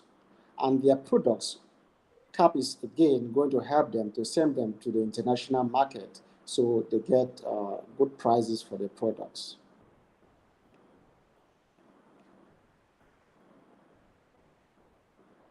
Right. What about the intertrade? I mean, we had a discussion about the intertrade, which is actually what AfroWorld.tv is all about. It's not about just getting the productions and the goods to send it, but even the local community and the village community. And that's why I found in this collective cooperative, which is what Ujami and which is what typical African way of building communities and doing business with each other is all about. I mean, the model of Kwanzaa is very simple on those principles. We know exactly that is the Kemet form of the way the Black people or the African have before slavery or colonization dwelt on community first, people first, and whatever thing we did, it aligns perfectly with what Professor Baina was saying, the collective, the idea of the collective. I am because you are, Ubuntu. It is as simple as that. We can call it and change it in other formats, but we want to get to the point, how did we trade before? Who are we? And that anything that we're doing today is similar to that, but we want to get it clear and visible. Yes, we are on the right track. So that intertrade, tell us more about that, Godi. Okay, when communities come together, they organize themselves. They decide on the kind of business they want to do. This cooperative unit is set up. That is just one cooperative unit in one area. And then another cooperative unit in another area, it's set up. So we try to link these cooperative units to make sure we share the opportunities, products, and values, expertise to help uplift each other. This is,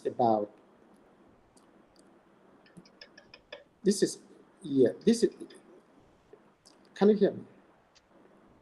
Not at all. Your connection is so damn bad. I just don't hear anything. I'm trying to. I just follow your lips, basically. But I hear Johnny Boy is saying amazing presenter, Nana F1, and we love you, brother T A Young. So they're getting it. Go ahead. Just be a little bit audible.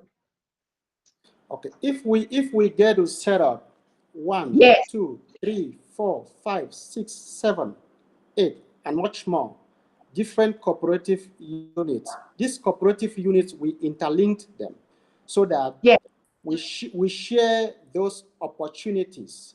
This value chain command remains within us, and there are several areas of value chain opportunities which we have to make sure we grasp them in our hands. One is the food industry, two, clothing, shelter, or real estate.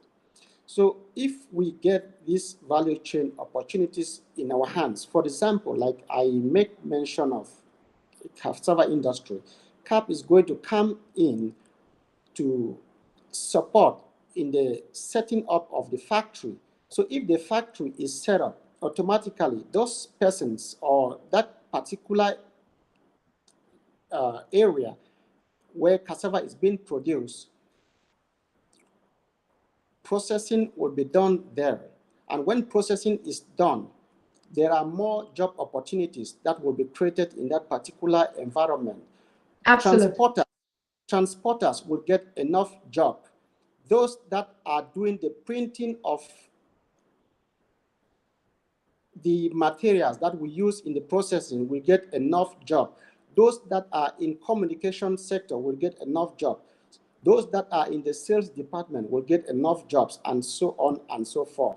So if you look at it very well, you see that at the end of the day, enough of the value chain opportunities will be in our hands. And this is going to help us to reduce unemployment in the continent. Mm-hmm. Absolutely. Exactly. I think we need to remind ourselves on all this.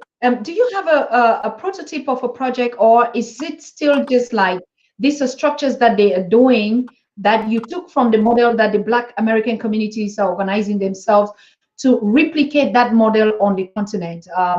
Do you have any projects that you've been doing, or you're still working on giving those trainings to young people like I see you do, most of the time? Yes, we have already started, and we are mobilizing the best minds, so we get to put out or we get to outline the policies that is going to govern the entire system. Mm-hmm. After which we are going to divide or partition. We are going to make partitioning into geographical areas and sectors, so that those that are maybe, let's say, for example, those that are in Nigeria, they decide the kind of sector or they decide the particular industry they want to embark on. They're going to embark on that industry, and CAP is coming up to assist them in the management system, assist them in the funding area, and assist them in the marketing area. So we are attracting the best minds to see that we put together these policies that is going to govern the entire system. Mm-hmm. So when you talk about the best minds, what qualifies the young people that you give all these trainings? I've been seeing you really active, and that's why we're really thankful that you're here, even though you don't have time, you're just leaving a training. But what qualifies what you call the best mind? Well, at this moment, we have this in stages. At this moment, we are still attracting those that have experience already in their various walks of life. Mm-hmm. Okay. The second stage will be how we are going to train the next batch on, especially people of STEM minds, that is science, technology, engineering, and mathematics, who are going to assist us or make sure we keep upgrading the system or upgrading the modalities on how we are going to operate. Mm-hmm. All right, but how are the young people reacting to this initiative? Because these are the kind of things that we're talking about. Yes, bring back our skills and the way our brothers in the diaspora have learned it, and to impact also the continent, to start bringing young people into thinking on this entrepreneurship, not just dependent and just waiting or going to churches and looking up the skies and think that something will change their life. And that's why I actually really congratulate your skills and your engagement that you're doing on this platform. I see you on Afro World trying to connect and share this project with every other person that has been there. And that's why I even we picked you, Patrick picked you particularly and said he's so active, engaged in always sharing the posts and getting connected and building the groups and talking about this particular initiative as is the right time for us or young people on the continent to get it. How are they taking it? Do they like, wow, this is innovation? Yeah, I can tell you, Dr. Susan, the young people are very energetic. They are very ambitious. You know, they even think more than you and I do. Mhm. They are just waiting for that moment. It's just that we have not arrived at stage whereby they are going to be absorbed. Because at this stage right now, we are still trying to attract those with experiences. So we get to build up the system, which is going to fit, so they can come in. Because we are also looking into how we are going to educate the young people with different skills, people who have extraordinary talents, so that they can get to assume these positions and perform in their areas of expertise. Absolute amazing, Godi. We applaud your work. We applaud your engagement. Now, but you are in Malaysia. Are you just studying there, or you want to go back, or how do you connect the continent? Hey, Dr. Susan, this is a difficult question, but I'm going to try to answer you. I'm sorry. I'm sorry.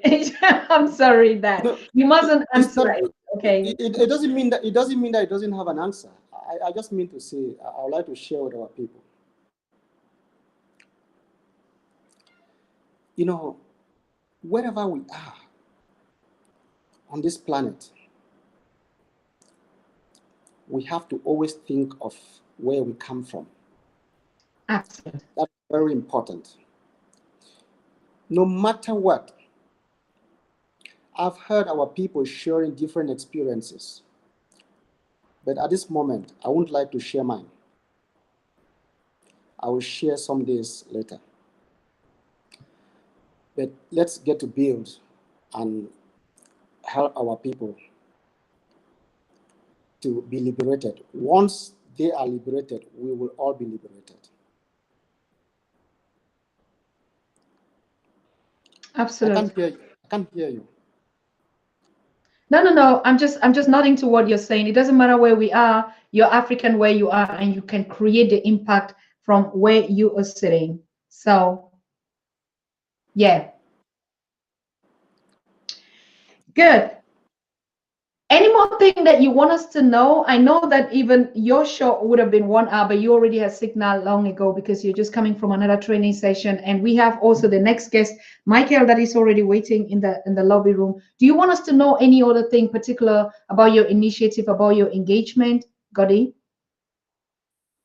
Yes, there's a lot which I want to share, but let me just share this few. We want our people to get connected everywhere you are, because everybody knows someone who is either selling or buying something. Get to connect yourself with other Africans where you are in that particular community and start to do something. Don't do it individually, do it collectively. Once you begin to do it collectively, your level of credibility begins to increase, because you don't reason alone, people get to reason with you. So automatically, other corporations will start to, or other entities will start to believe in you. So we are encouraging our people to always keep connecting where and whenever they are, so that we get to do this thing together. I'm not going to do it all alone. You are not going to do it all alone. But as much as, or as far as we're here and we keep doing those things that we think that are going to help our people and help our continent, I think we are going to do a better job. And again, most of those corporations that are or those persons that have organized themselves in cooperative units, please, we encourage you all to register,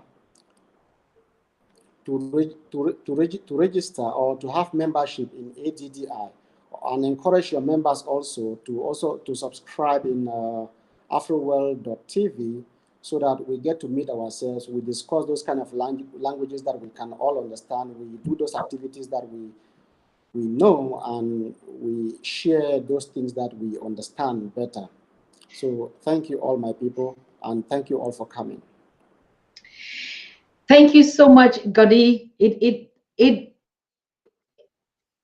though the technique was not really quite, but we could hear you, and everything you said was on point.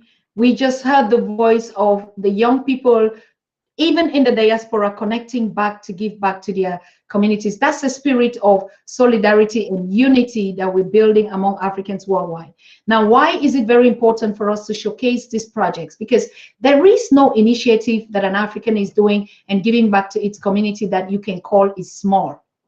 Because we've always been used to looking at having a big eye, the big eye that has never brought us anything, the illusions like Professor Baina was just telling us.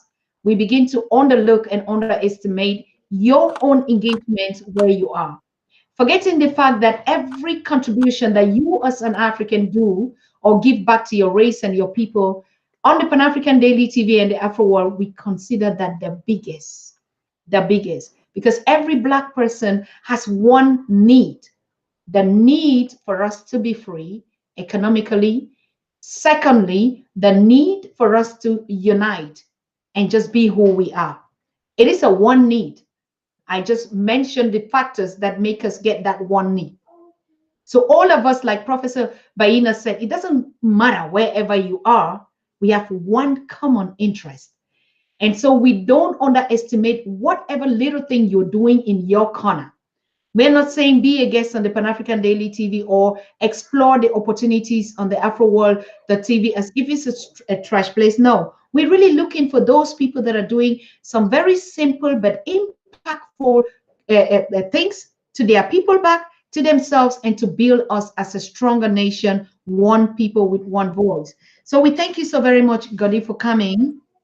And we applaud you taking into this Black American model and try to replicate it for your people, despite or irrespective of who you are, where you are. You didn't just say, hey, I came to look for greener pastures and I'm living my life, I'm earning my job and I mind my business. No, you said, I have to look out of this to see how I can give back. And that's what all Afro World, the TV, or the Pan-African Daily TV is all about. And all the speakers that we have here have one common thing in together: giving back and building the Africa that we want by Africans for Africans. So thank you for coming. And we see you soon to share that your incredible story that you said, I can't share it tonight. I understand that you're very tired after your busy day, but we'll have the privilege and the honor to have you again on this show, yes, to be able to share your experiences. So bye-bye, Godi. All right, Dr. Susan, thank you so much. And thank you for all our televiewers who made their time possible for us to be here. So I wish you a blessed day or a blessed evening over there. Thank you so much. Thank you so much. Bye-bye. And out there to the community in the Malaysia, greetings to our people. And you all stay safe there. Yeah, until we see yourself on the motherland. Good. So thank you. Today we're going to hear the voice from the UK. From the UK, Michael is a smart young one, very powerful and energetic, doing a lot of engagement for his community, for young people, for elderly people, for every kind of thing that, you know, we caught Michael's attention through his engagement. And when we said, Michael, can you share this space with us today with your brothers and sisters about all the incredible things that you've been doing? And he just said, yes. That yes is what every African has in his subconsciousness. And we're trying to wake up that consciousness for you, looking out for ways and means to say, I want to give back to my people. I want to know who I am. We are here on the Pan-African Daily TV to support everything that you're doing. If you're just a conscious African looking for a way, asking a lot of questions, who am I? What can I do? What am I doing now? Be on this space here with us. Good evening, Michael. Good evening, Dr. Susan. Very, very pleased to be on your amazing platform. Thank you so much. At least now we're getting the voice from the UK, and you can see what technique does, right? It's very clear, very articulative, and yeah, it's so sound and warm. Thank you. Michael, I had a conversation with you a couple of minutes ago, and you were willing to even come earlier to the show if we had some difficulties.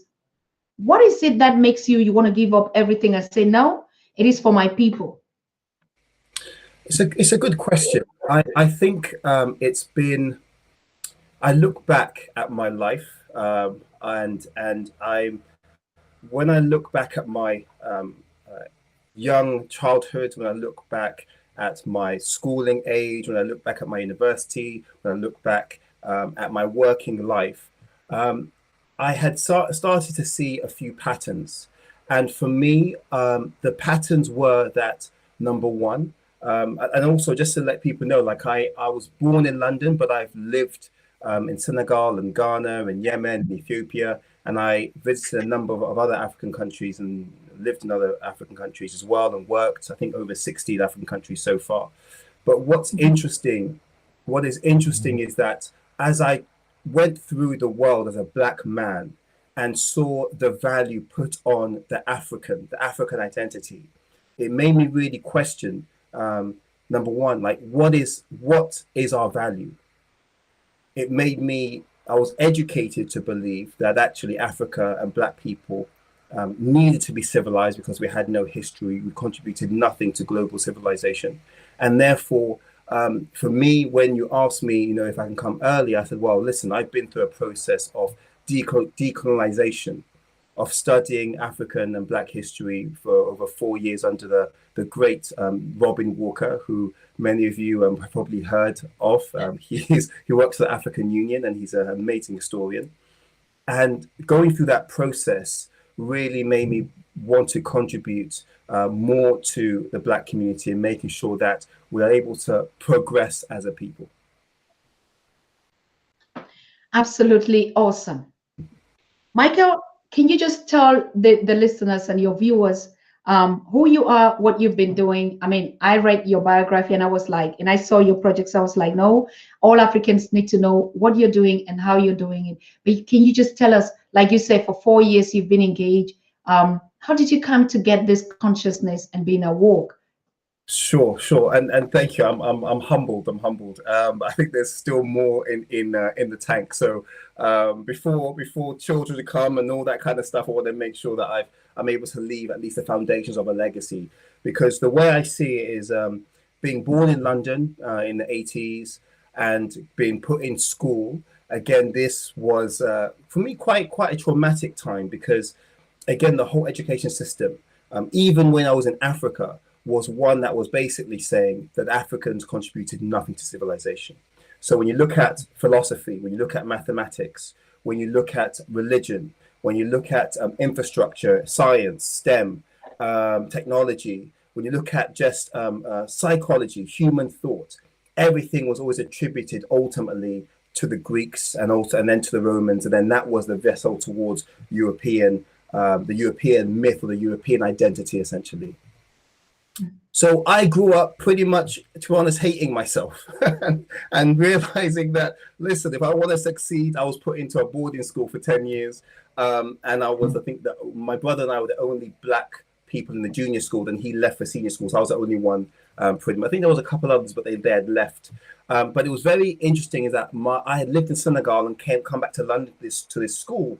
And what was interesting was I didn't know who I was. And I saw the professor talk about the concept of know thyself. Very, very, very important. And I definitely agree. Knowing yourself is critical. Is critical. And I didn't know myself because, again, in the African narrative, a lot of Africans, if we look at colonialism, they were rewarded for how English you could act and become, how French you could act and become, how Portuguese you can act and become. The European construct is what elevated you to be worthy of citizenship. And our parents, they were colonized, and the education system was colonized. So therefore, what they transfer to the next generation is one that white is right, and Europeans are essentially the creators of the civilized world. And therefore, if we want to be successful and to be a contribution, therefore we be much more European. That is identity that we should hook onto. So as I left school, I studied American Studies and International Relations with a heavy focus on African history and African affairs. And I managed, luckily, to work for the UK government on the Africa desk, whereby I was working with UK companies that wanted to export to African countries. What was interesting, though, was my experience there when I was working the Africa desk, as I think I was the only African working the Africa desk, which again highlights you understand how the system works, was that you also get to see the real thoughts about what African identity is, how valued it is, and how Africa is seen as. You know, is it the 3Ds, the debt, the dictator, and also the disease, which is often promoted as the African story. So you hear things, you know, former bosses will say, "Oh, Africa, it's a basket case," those kinds of comments. And for me, it hurt me as an African. But my intuition was saying they're wrong, but I didn't have the knowledge or the language to challenge it. So it's a very paternalistic kind of relationship, whereby we as Europeans are coming to trade with the Africans and give them civilization. And this was in the early 2000s, maybe 2010s. So again, those kinds of things, you know, it rubbed me up the wrong way, but I didn't have the knowledge, again, to counter it. Fast forward, I managed to work for another organization. I left the civil service and I worked for another business that was focused on driving investment into the continent. And again, when you go to these conferences, investment conferences, you see on stage these great private equity guys, you know, usually white males that have done business on the continent, but they always speak about Africa in such a paternalistic and negative way. And again, my feeling was different, but I had nothing to back it up with. And they will say things like, you know, for Africa to really to enter the 21st century with pride, it's all about pension funds and unlocking pension funds to drive African development. And I was like, it can't be that easy. It can't be that easy. Is that the full story? Whenever I hear them, it's again, I remember a conversation where people will tell me, you know, an English gentleman will come and say to me, you know, I'm more African than you because I spent more time in Africa and I was there for 10 years straight. Again, you feel a way, but you don't know how to articulate a response. So all these things, you know, comments about the lack of development in Africa, all these things, you have no retorts. I thought, you know what, actually, I really need to go and study African history and understand what is our version of history. What did we contribute to development? And that way I can be a better employee. So I went away and I studied under the great Robin Walker, who has been spent 28 years researching and lecturing on African history. He's written a book. Do I have the book here? Yes, I do. The book here, When We Ruled. Let me just get the camera right. Yeah, When We Ruled. And you can see it's quite heavily tabbed. But it really is a Bible when it comes to connecting the dots between the very beginnings of the African story, the human story, all the way up to Marcus Garvey. And it gives you, actually looks at a lot of European historians and Arab anthropologists who were in the continent in the 13th, 14th centuries, what the Greeks had written about the Africans, how the Swahili city-states were trading with China in 1414. They sent a giraffe to the Chinese as a present to the Chinese emperor at the time. And when I was like, what? So that meant we had ships. That meant to catch a giraffe is difficult. You know, they caught a giraffe, they put it on a boat, they sent it all the way to China. You know, these things, I'm like, this is crazy. Like, this wasn't in my history book. And it's interesting when I contrast that with what I was taught. You know, first of all, let's look at what schooling is meant to do for you. Schooling is meant to give you the tools to contribute intellectually to a community. It's also meant to give you the social, moral, and self and community esteem in order to be a contribution to the world. And again, my parents paid for my education, and I think they should get a refund, because when I look at what I wasn't taught, it is astounding. And when I look at the lies that were taught, again, it is astounding. So this is this narrative. When I went to study for 4.5 years under Robin Walker, again, everything was just blown out of the water. Again, I really want to go to my former headmaster and say, can I get a refund? Because I was not taught anything about my people, about my self-esteem. Rather, what I was taught when I left school, I thought, okay, what I need to do. In fact, I had a conversation with a very good friend of mine. I said to him, you know, when you get a job or when you start a company, can you please promise to employ me, because I don't think I have the skills or talent or the value to get a job myself. That was when I left school. Now, that is an indictment of what the education system is, especially for Black people. It makes you very anti-self. And I had to therefore discover who I was, and therefore start to think about what can I do once I had this amazing cathartic enlightenment about what Africans, and create a lot of racial pride, what Africans contributed to the world and how we are the foundation of the human story. I was like, wow, that has made me a better colleague, has made me a better partner, has made me a better employee, will make me a better boss in the future. I therefore need to get other people to go on this journey and connect them, because after all, if you know better, you can do better. If we know better, we can do better. I think it's the experience of every African that is watching you here. As we're having this conversation, every one of us picks something from it, and like, oh yes, I can identify with that, particularly in the diaspora. And so the experience goes on and on and on. But then you want to know the other side of the story now. But you know that some of us just still are on that journey, even though they hear it and they don't believe, or they believe it, but they're like, yes, that's normal, that's life. So what can I do about it? But you're taking the lead to say, I discovered it, and I want every other person. So what are you doing about that? Apart from you just getting a walk, you're doing a lot of things. Sure. I mean, I think the first thing, let me say, is what I have done is, I believe that, first of all, the reason why history is so important is because in school, you are not taught everything. First of all, everything is history.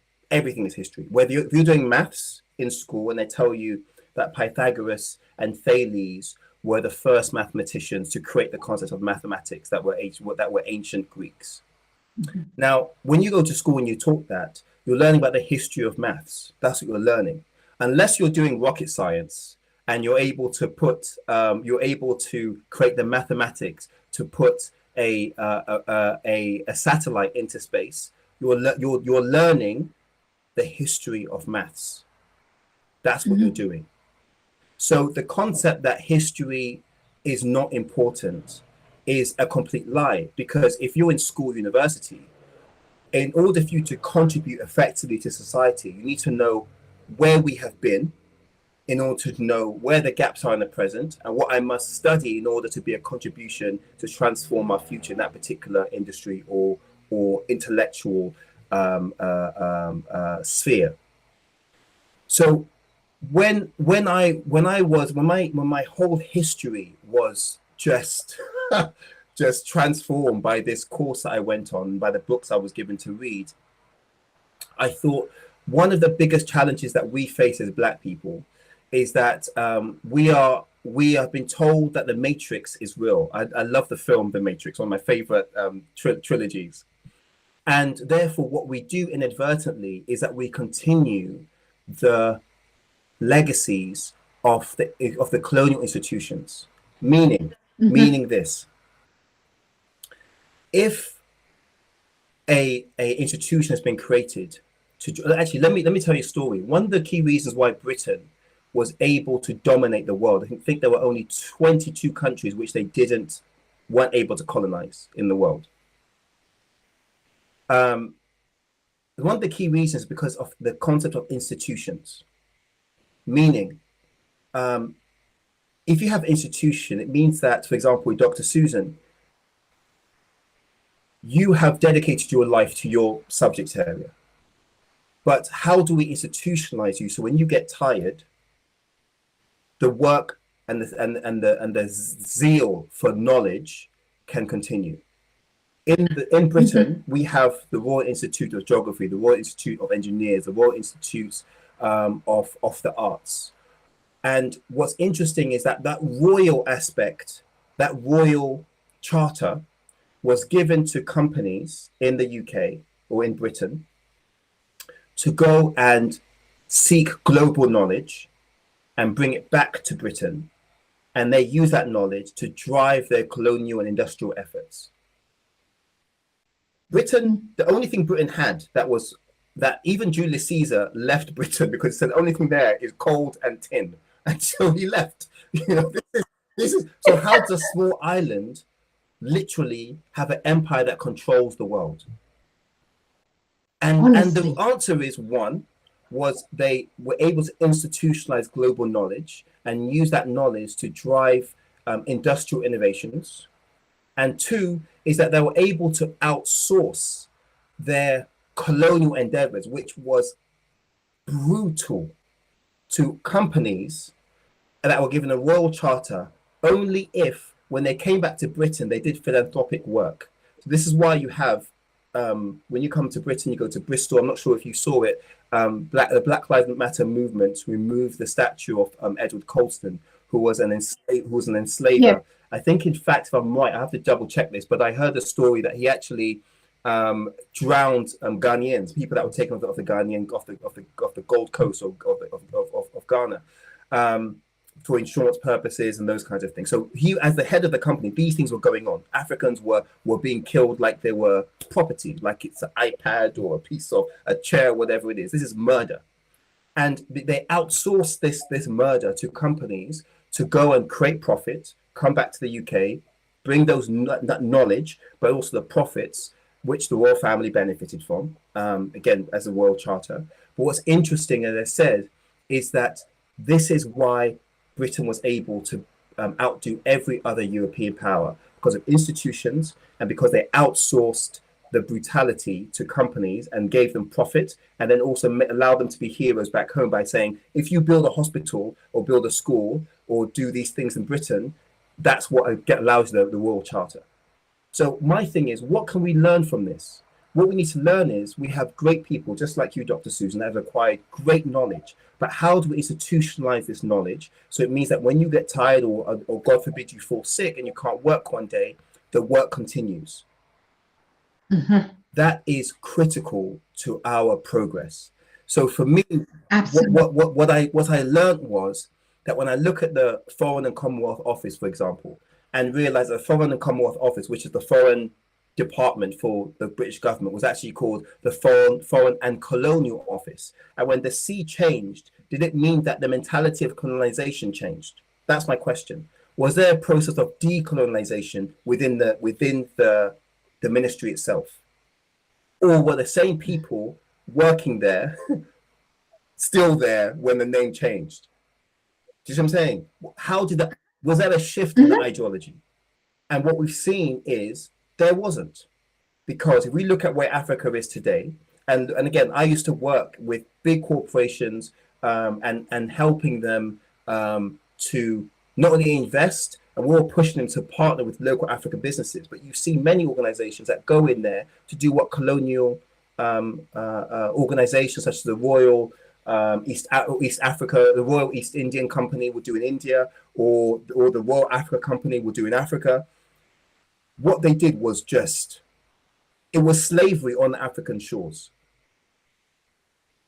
And we need to realize that if we are to counter this, it must mean that Africans that work in all the corporations, from the top consultancies to medicine to the top extractive industries, to the top engineering companies, we have been programmed that ultimately we had no value, and that we should be grateful that we work in these companies, and that we therefore further the agendas of these companies without understanding what Africa contributed to that particular industry. So in other words, we need to raise the racial esteem of professionals, great professionals working all the top industries, to realize that you have the right to be there. One. Two is this organization actually is this organization, or how can I work internally in this organization to better my people? Or if not, what knowledge can I take from this organization that I can then bring back into my community and say, okay, we can use X, Y, and Z to build better, stronger communities. And for me, a tribe called Progress is basically trying to tackle three things. The first thing I see is that us as Black people, we have been taught that the identity that is most important to us is often identities that divide us. In other words, we are taught to see other Africans, as other Black people, as a threat rather than an asset. I say this, I would say I'm a Ghanaian, therefore I must not like Nigerians. I'm an African, therefore I must not like Caribbean people. I'm dark skinned, therefore I must not like lighter skinned Africans or Black people. I'm heterosexual, therefore I must hate homosexuals. Maybe I'm a traditional believe in traditional religions, therefore I must hate Muslims and Christians. These identities are what divide us, and we're rewarded by it. And I'll give you an example. I'll ask a question. How many times do Black people fellowship just for being Black? We don't. What we fellowship as Muslims, Christians, Caribbeans, Ghanaians, Nigerians, Igbo versus rather than Hausa. We'll fellowship as Jehovah's Witness. We'll fellowship as mixed race. We'll fellowship as people wearing weave rather than natural hair. We don't fellowship. We don't build on what unites us. Rather, we build on what divides us. So that's the first thing I'm trying. That's the first thing I'm building a tribe called Progress to defeat. Number two is that usually what happens, and I've lived in Ghana, I've lived in Senegal, I've lived in the UK, I've lived in America. When Black people get money, the first thing we do is we leave Black areas. I've done it. What that means is, as we progress socioeconomically, we cannot build a ladder that connects our communities to job opportunities, to leadership and role models, to social networks that can actually progress us. Our money doesn't circulate in the community because I'm not in a Black area, for example, like Tottenham or Brixton, which are very Black areas in the community. I can't mentor, or I won't mentor because I'm not in the community. I wouldn't mentor as many people as I could. So because we leave, it creates what I call a Black brain drain, where all the best, not the best, but the most intellectual, the people that had the most opportunity or privilege in our community leave, creating communities that are in a vicious cycle of poverty, crime, bad health, bad education, poverty, crime. You see what I'm saying? So how do we break that? And the last thing I'll say is, how do we institutionalize the amazing change makers, the amazing academics, the amazing professionals, how to institutionalize to democratize their knowledge? So even if someone in Congo, someone in Berlin, someone in Atlanta can say, you know what, I'm having some issues. My children are in school and they're facing racism. Who is an expert in how to deal with racism in the education system? And therefore, who do I connect to? We don't know. Do you see what I'm saying? So what I'm building is, number one, the first level is basically a masterclass or a platform or a hub whereby people can access the knowledge of our master teachers, of those change makers, of those academics, and learn the very basic foundations of what Black people achieved, the things they did right, the things they did wrong that we shouldn't continue. A lot of what we highlight as African culture really isn't African culture or Black culture. It's not. It's poverty culture. It's poverty culture. And unfortunately, unless you understand colonization and what really happened in Africa, and slavery, what happened in Africa, you realize that what it created was the people that managed to escape the kidnappers, and also escape the false priests that were put on, that were sent to Africa to go and enslave people and all that kind of nonsense. What it created Africans was to be refugees, where they had to run to the forest, where they had to run to the swamps, where they had to run to the desert in order to keep away from that whole destabilizing force. I'll give an example. In Iraq today, many people would say, look at them Iraqis. You know, it's Sunnis versus Shia. That's not what the story is. That's, you know, when you ask a Sunni what the problem is, they say, those Shia people are killing our people as a Shia, or those Sunni people. That's what happened in Africa. What they forget is the invisible hand was who? Was America and Britain. Look at the history books. Every documentary will highlight to you what Britain and America have done to Iraq. And now it's created schisms, and it's created ethnic tensions. It's created essentially civil war in Afghanistan, in Iraq, now in Libya. Do you see what I'm saying? So unless we are able to understand that what we think of African custom, of when I say custom, I define it as repeated behavior that is done over generations. We need to now build African culture, which is what are the best bits of our customs that we need to keep, and what are the things that we need to get rid of that are going to allow us to progress. There should be no reason why Africans are doing FGM, female genital mutilation. There should be no reason why we do that. That's custom, not culture. And I think what I'm building is the first level is education, to get us back to our history, to understand what we achieved, to build racial esteem.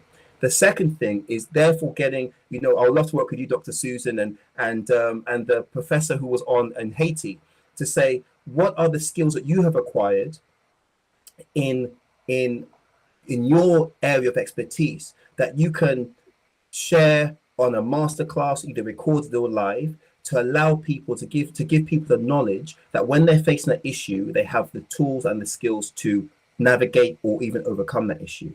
And the last pinnacle of the pyramid is, once we have connected people to the information they need, once we have united people around an identity and created trust between us where we're united, then we can start to transform our community. Because guess what? We have unity, we have trust, and we realize that actually, if we look at African history, when we have been at our greatest, our strongest, has been when we're united. And when we're united, we can then transform the future.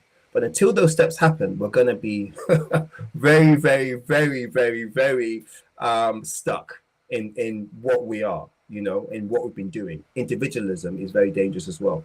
So that's what I have to say. That's what I'm building. So we do masterclasses with Robin Walker, with Paul Emma Abina, with Twilight Bay, with amazing people, to connect people to not only their history, but how to use their history to progress in the present, and therefore the skills to transform our future.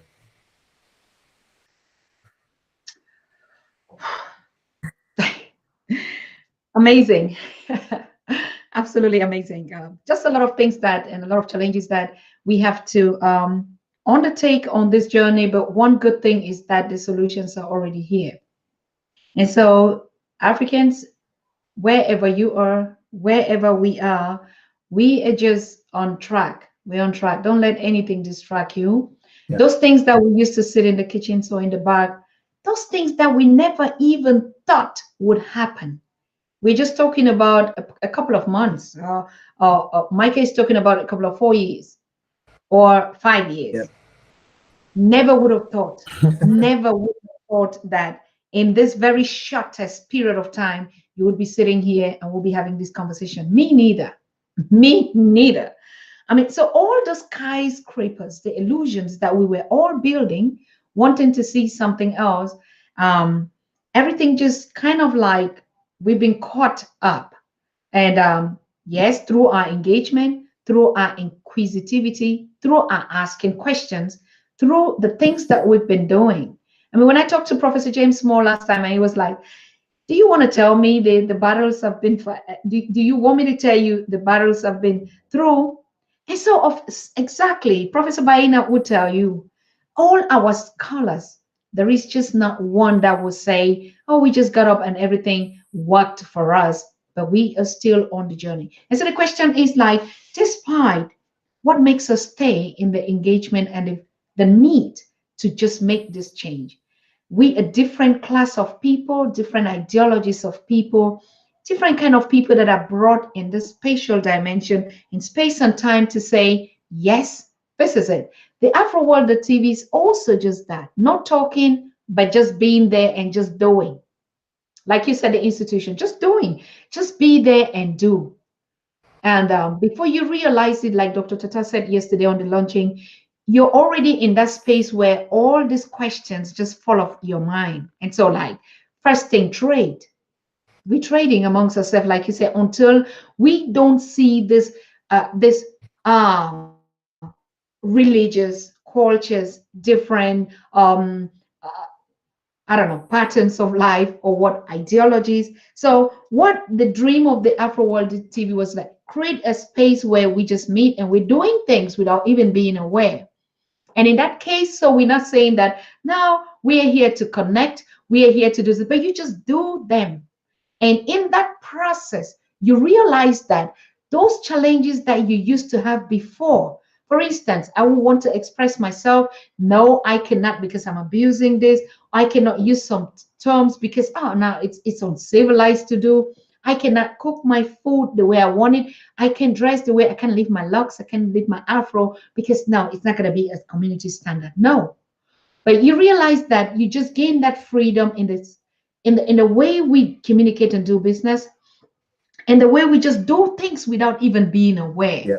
But you're on that space. So Yeah. it was very important for us to create this outer space where we meet and do every other thing that is ours without having to look behind. And in the process, we start realizing, oh, okay, I never heard somebody blocked me because I just said something that was not. Or so it is the same thing with the progressive movement that you're putting out there. And Michael, we are so delighted to hear where you come from and what you're doing. You didn't just come there and like, okay, I just sit on the Africa Help Desk. But tell me something. I read in your biography, and I would like you to share this with the audience. You've been sitting on panels as a presenter and actually on same panels and presenting with presidents and really great leaders in our communities. How did you feel being in that space? It's really, apart from the help desk. yeah. Well, I mean, I think first of all, what is interesting is you get to see how people think, and you get to see how the world works. I think that's the greatest thing. So just for context, and this is not me showing off. For me, these people are people. Do you see what I'm saying? They're people. And often with power, to get to those heights, it also means often that you may not have done some good things. Do you see what I'm saying? So I'm just saying we're human. Do you know what I'm saying? So I don't idolize these people because we live in a capitalist world where a lot of it is based on exploiting one another in order to get to the top. So I don't idolize these people. What I'm saying is, I think what I have learned from them, I did feel proud to know that, wow, like here I went to, I didn't think I had any talent. It was up to the age of 30. I didn't know what my skills were, what my talent was. I thought I was useless, absolutely useless, because I wasn't great in school at maths and English and things like that. I wasn't top of the class. And I had a stutter as well. I was dyslexic as well. So all these things really didn't help me understand the value in myself. So I do often look back and think, wow, from those times all the way to now, and you're hosting presidents. We've hosted the president and vice president of Ghana. I've met Jesse Jackson. I've met Boris Kodjoe, the actor. Hosting an event with him. We were able to raise $1 million for the Focus, which is a specialized hospital in Ghana, which deals with people with orthopedics, and essentially with people with hunchback. A lot of children have hunchback because they don't have the money to deal with it when things like polio happen. And so we were able to raise $1 million, I think it was $1.5 million to invest in this hospital, which is open now. I think they've done over 10,000 surgeries. And Boris Kodjoe was at the dinner, and I met him. I was hosting the whole event, and it was amazing. It was amazing. But for me, I've also done some stuff with the Prince, with the Duke of Sussex, so Prince Harry. They did an event with the Commonwealth for them to put a spotlight on those amazing change makers that are in the former colonies of Britain, the Commonwealth. It was amazing to be able to put a spotlight on those people and really say, guys, well done. Now, what I will say is, you realize that how the world works is that the world works in a way that when there's collective power, people respect you. Mm-hmm. And what is being pushed, I think, at the moment, which is quite dangerous to the Black community, is this concept of individualism as the end goal, meaning that what Dr. Susan wants and how she feels is the most important thing that matters. And as long as she's happy, then then you've achieved your goal in life. The danger with individualism is when something goes wrong, you're very weak because only you face the discomfort, and when you have no one supporting you to change what needs to happen externally in order for you to have internal peace. So you can look at the African continent and see how we are. Again, it goes back to the identities that are divisive, how we are so divided along ethnic lines, on stereotypes and other nations. I don't like using the word tribe, but the other nations.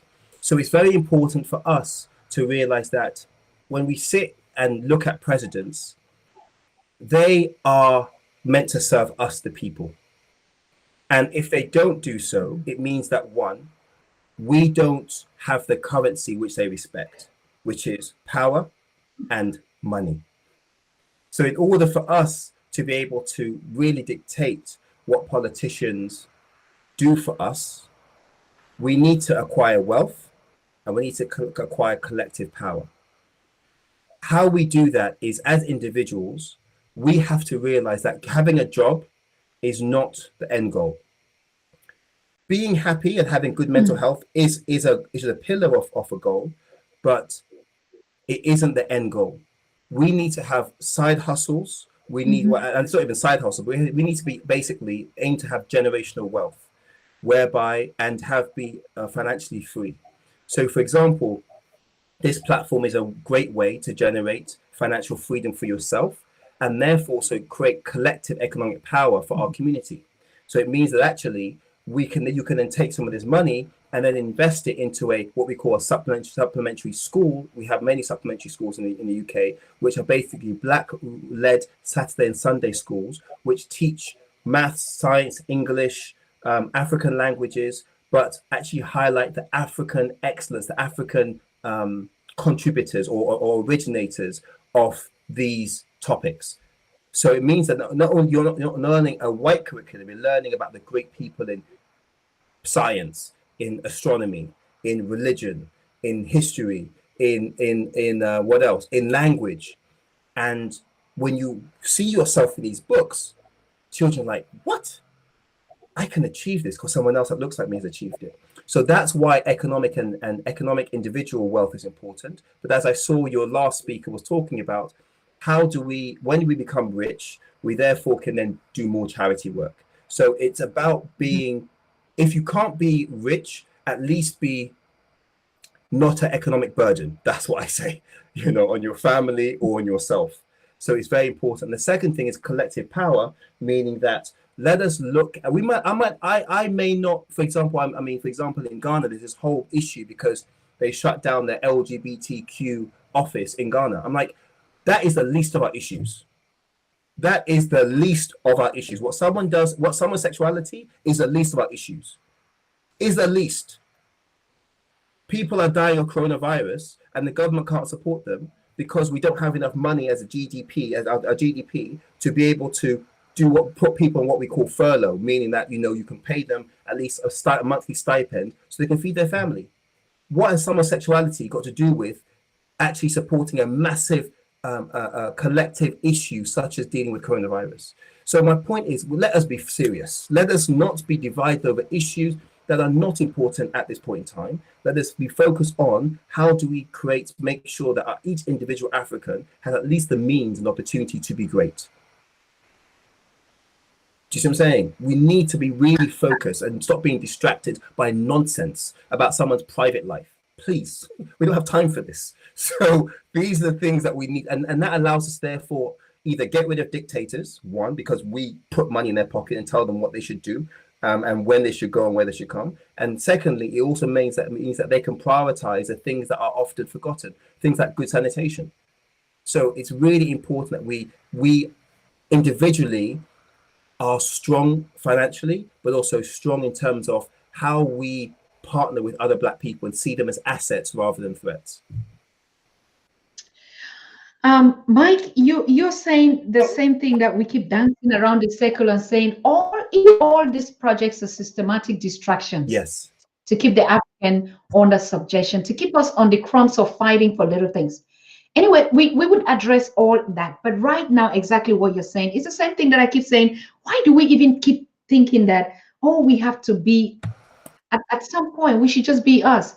If we're comfortable, like what we want to do is give every African, particularly the less opportune, yes, access to just feed itself, take care of its needs, and be happy at that basic.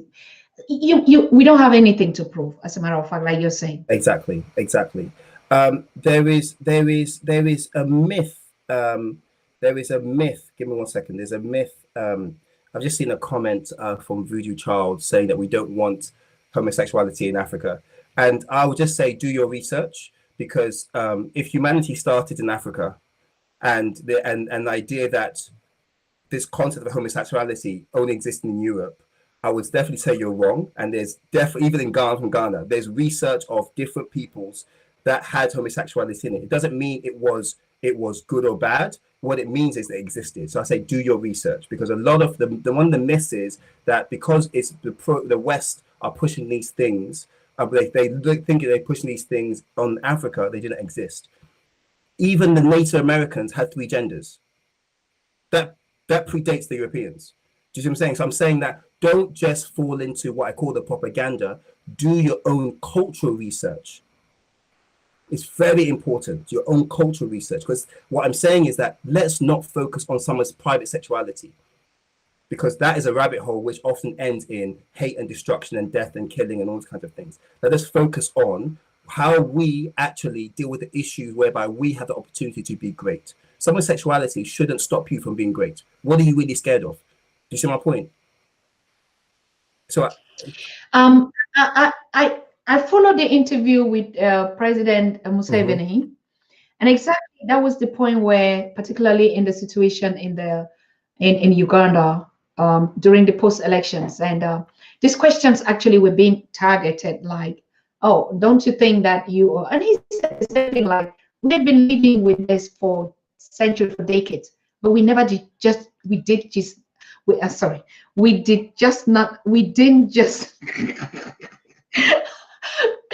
we just didn't promote it. Exactly.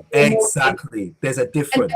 Keep your standards of want to brand it and make it a product, because we know all those things. Our ancestors or whatever had been different or whatever. It hasn't existed, but we just don't put it on a market. Exactly. And that's what I'm saying, is that people need to do their research into ancient African cultures. There were African male eunuchs. These existed. As I said, this is not fiction. This is fact. So please, let us be serious. With President Museveni, if you go to Uganda today, I have Ugandan friends. What they're going through, homosexuality is the last thing on their minds. People have died because the hospitals are not are not funded properly. Where's the money going?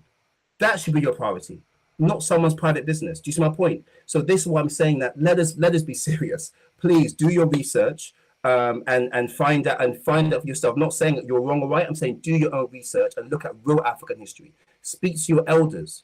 You'll often go by a different name. So that's what I'm saying. Speak to your elders. Elders, very important. The last thing one of the last things I'll say is that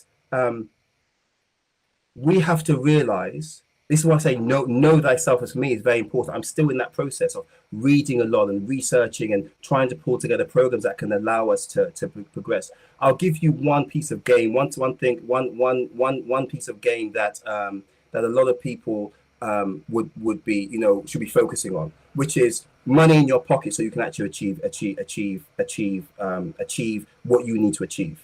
Do you see what I'm saying? I can see the comments about all kinds of things, but I'm saying again, what's more important, someone's private life or you feeding your child? Someone's private life or you having hospitals that have enough beds in there to look after your grandmother? That's what I'm saying. Focus on the priorities. That is not a priority. Second, last, exactly, it's not an important topic. That's what I'm saying. Like, it's really important. I'm just seeing the comments. It's not important, but let's give it game. Let me give you some game that I really advise everyone should be. I'll give you some game that people should be doing. Now, when people have salaries, a lot of the time people would want to just spend and enjoy, and then live what you call month to month, check to check. That is not how generational wealth is actually embedded. Yeah. What's interesting is one, you should aim to live on 55% of your income. That's the goal. So 55% of your money should be spent on just your bills and the necessities. Yeah. Put 10% of your money in what you call play money. That's you going to watch football, going to do all these other things that you like to enjoy, that could make you have your happiness. Put 10% in what you call your financial education fund. That is you learning about how can you make more money based on your skill set. It could be, for example, writing a book. It could be, investing in houses. It could be investing in houses. It could be doing stocks and shares. But you understanding how to make money from that. That's 10% of your income. 10% of your income should be your financial freedom. Basically, that's the capital to invest in whatever you've decided to be financially free in. Property, stocks and shares, those kinds of things. And then 5% goes to your mosque, goes to your temple, goes to your church, goes to your traditional healer or your traditional babas, or goes to your gift money. If you can't get to that 55%, if you can't get to that 55%, if you can't get to that 55%, aim to at least get down slowly, go from 90% to 80 to 70 to 55. And that means that actually what you're doing is that you're always investing in assets that will give you supplementary income monthly as well. Do you see what I'm saying? So that's what I'm saying. Rather than people's private lives, focus on yourself. Focus on becoming wealthy and doing that, because when you start generating that level of money, which is your financial freedom, is defined as you've been able to have your passive income equal your monthly expenditure. So you don't have to work because all your passive income is paying your bills. So you can decide if you want to learn about African ancient history, if you want to learn about building a charity, you can take that time and do that without having to have a job, if you don't want to have a job. And that's what I'm saying, guys, let's prioritize, please. Let's prioritize. Less about what people do in private lives, more about actually how do we build a community that allows people to have the opportunities to turn their potential into real impacts in our community. That is where our focus should be, not on other nonsense. Do you see what I'm saying? Okay. I actually did not get the mathematics, but I understand the logic of what you were saying. 55% is your necessity. Yeah, all your bills. Okay. Yes. Thank you. Because I wrote 55. 10% is your 55. Money for enjoyment. 10%. 10% is 10% is your financial education. 10 10% financial is your education, yeah. financial capital. So what you're going to invest in to make your financial assets. 5% Yeah. goes to your giving, yeah. And then another 10% is your long-term savings. So that means for a car, for your house, for a washing machine, all that big expenditure, 10% goes there. Do you see what I'm saying? Yeah. So exactly. So that's important. So people need to focus on that, because everyone can have an opinion. Real power is being able to turn your opinion and to be able to enforce your opinion. And that's what I'm saying. We need to focus on the priorities, not on opinions, or not on, you know what I'm saying? That's why I made that comment about people's sexuality. It's okay. It is okay. I mean, we're not going to solve all these problems, but what I'm learning, or I think the audience is also learning, is the fact that this prioritizing keeps us actually focused and even on our goals, because we have a lot. It's just the same thing. Like I said, there's some things that when we keep addressing, look at the time that we invest in even just that. So ignore it and make it irrelevant. Yeah. And then we move on that. There are also sectors that would so specialize on that and to redress some of those issues, and we take it from there. Yeah. Through education, sensitization, awareness, or whatever. But the idea of this progressive step of not being distracted, because most of the time we must agree, we when we're looking for a solution that goes back to our identity and why we lost it in the first place. Exactly. We begin to see these agendas of education, culture, religion, all the things that actually had made us be here in the first place, to start looking on how we fix them or patch them in that kind of a way. Yeah. And so some of the things that come up with the systems that are putting a focus to it, probably I wouldn't put a priority on that. I would focus on what unites us, like you're saying. Is that what you're saying? What I'm saying, and David made a very good comment. He said this guy is espousing capitalist solution to African problems. Capitalism cannot be solution when it's created the problem to start with. And absolutely, here let me tell you an example. In Japan, Japan realized that it has two options. It can either be invaded by America, or it can learn from America and then take those key lessons and then intertwine it with Japanese culture and a Japanese vision. Do you see? If whether I want it or don't want it, capitalism outlasted most communism. Those are just facts. Capitalism outlasted it. And there's a whole ecosystem, a whole system around capitalism. My thing is, how do we use the tools in order to actually create communities that work in Africa, both diaspora and also in Africa, and also on the continent as well? It's important that you've got two options. You can say, you know what, I'm not playing, I don't like this game, that's it. Or you can use the system to actually benefit your people. And if you have the system, and you have money and power, which is how politics works, then you can start to influence the system. Without those things, it's not possible. And that's what I'm saying. There's a way of doing capitalism without exploiting people. And that's what I'm saying. If you win, I win. We don't have to practice the extreme forms of it in order to see progress. And I'm saying that ultimately, in this world, the way how you get resources is through money. So how do we get money in order to protect the resources that our community needs, or get the resources our community needs? That's what I'm saying. So it's not necessarily practicing the most extreme version of exploitation. No, that's not what I'm saying. I'm saying, how do we use the levers of capitalism in order to protect and get the resource that our community is starved of? Because ultimately, however much people want to deny that these things work. Again, I've worked in African trade. I see how I've sat in these desks, I've seen these conversations, and I'm saying, guys, if we were to we can use capitalism for good, and if we don't like the system, we can change it, but at least we have the resources to change it. That's my point. So it's all well and good talking, but how do we actually come together to own the levers of power so we can do it for our benefit? Michael, understood. I don't think anybody even sure. misunderstood this. There is no way we would talk about the structures without giving us the power to handle or to negotiate or to sit at the table. That's just not going to be any way. We would have to use, but particularly it is a system that is existing. You either use the system and you understand it and use it for you, exactly, or the system use you against you. Exactly. And we understand all that, and that's why we keep turning in those circles, because some invisible hand put us in that circle where we keep dancing at the same place. So, but now what we are paving forward, your organization, Conscious Africans, is just like, you know what? Stop this dancing around.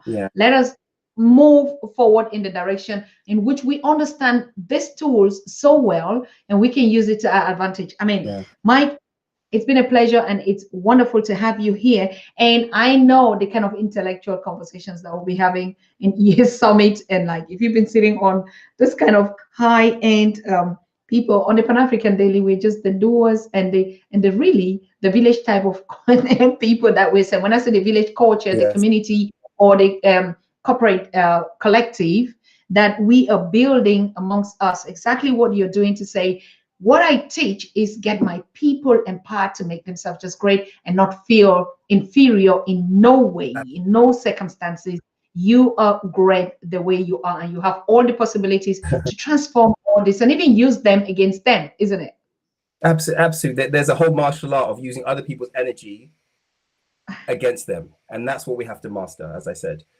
So I do hope that, for me, I've said some maybe some controversial things, but the idea is to get us basically to realize that, again, I'm just seeing in the chat, like, again, focus on what unites us rather than what divides us.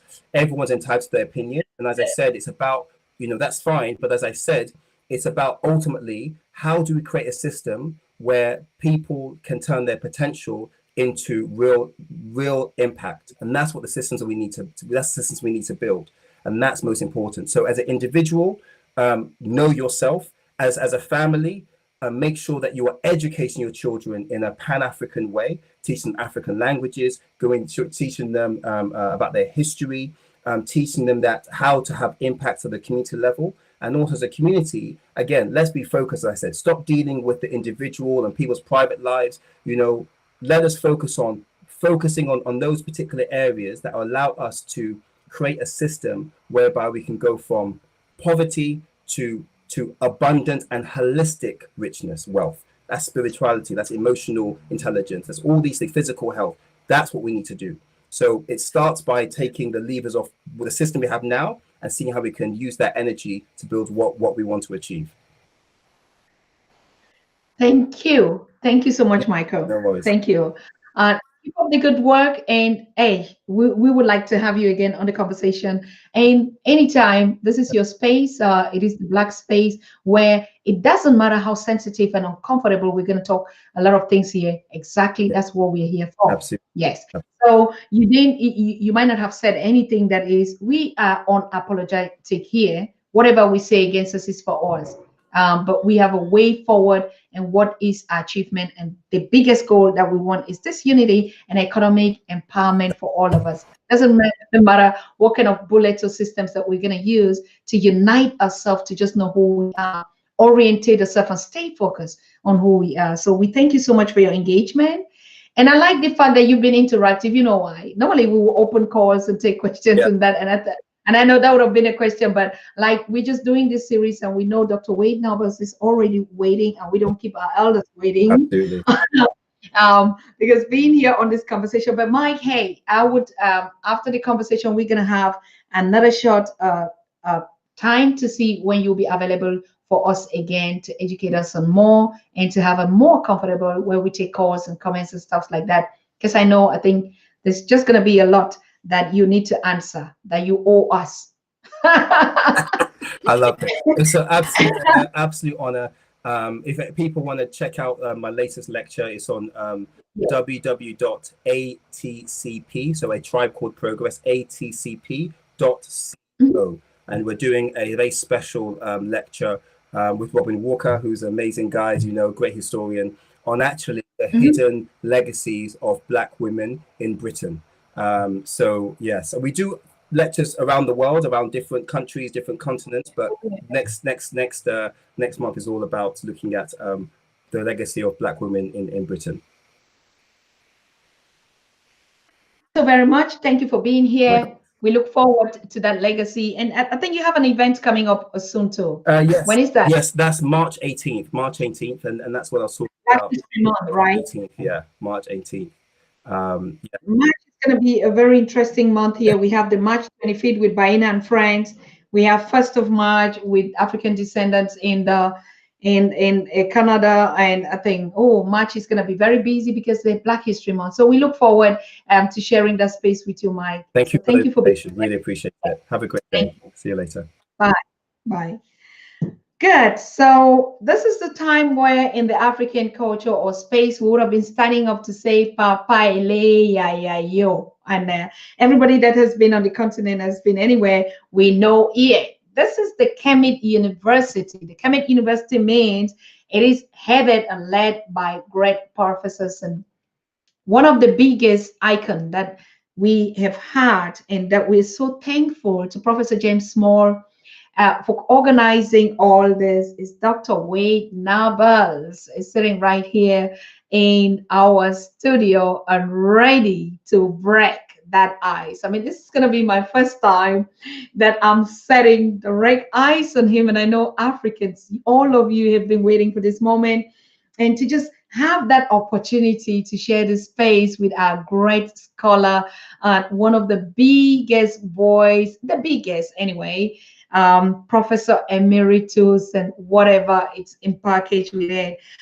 So yes, let us refresh. We're refreshing because we do the series on a point with a short break and usher in our great Dr. Wade Nables. And as we do the refresh, I'm gonna sip some water, and you too. So warm up the seat for this last edition now. And guess who is in the lobby also watching? You can already imagine, right? So after the break, we get Dr. Wade Nables. It's just a second, and he's right here with us.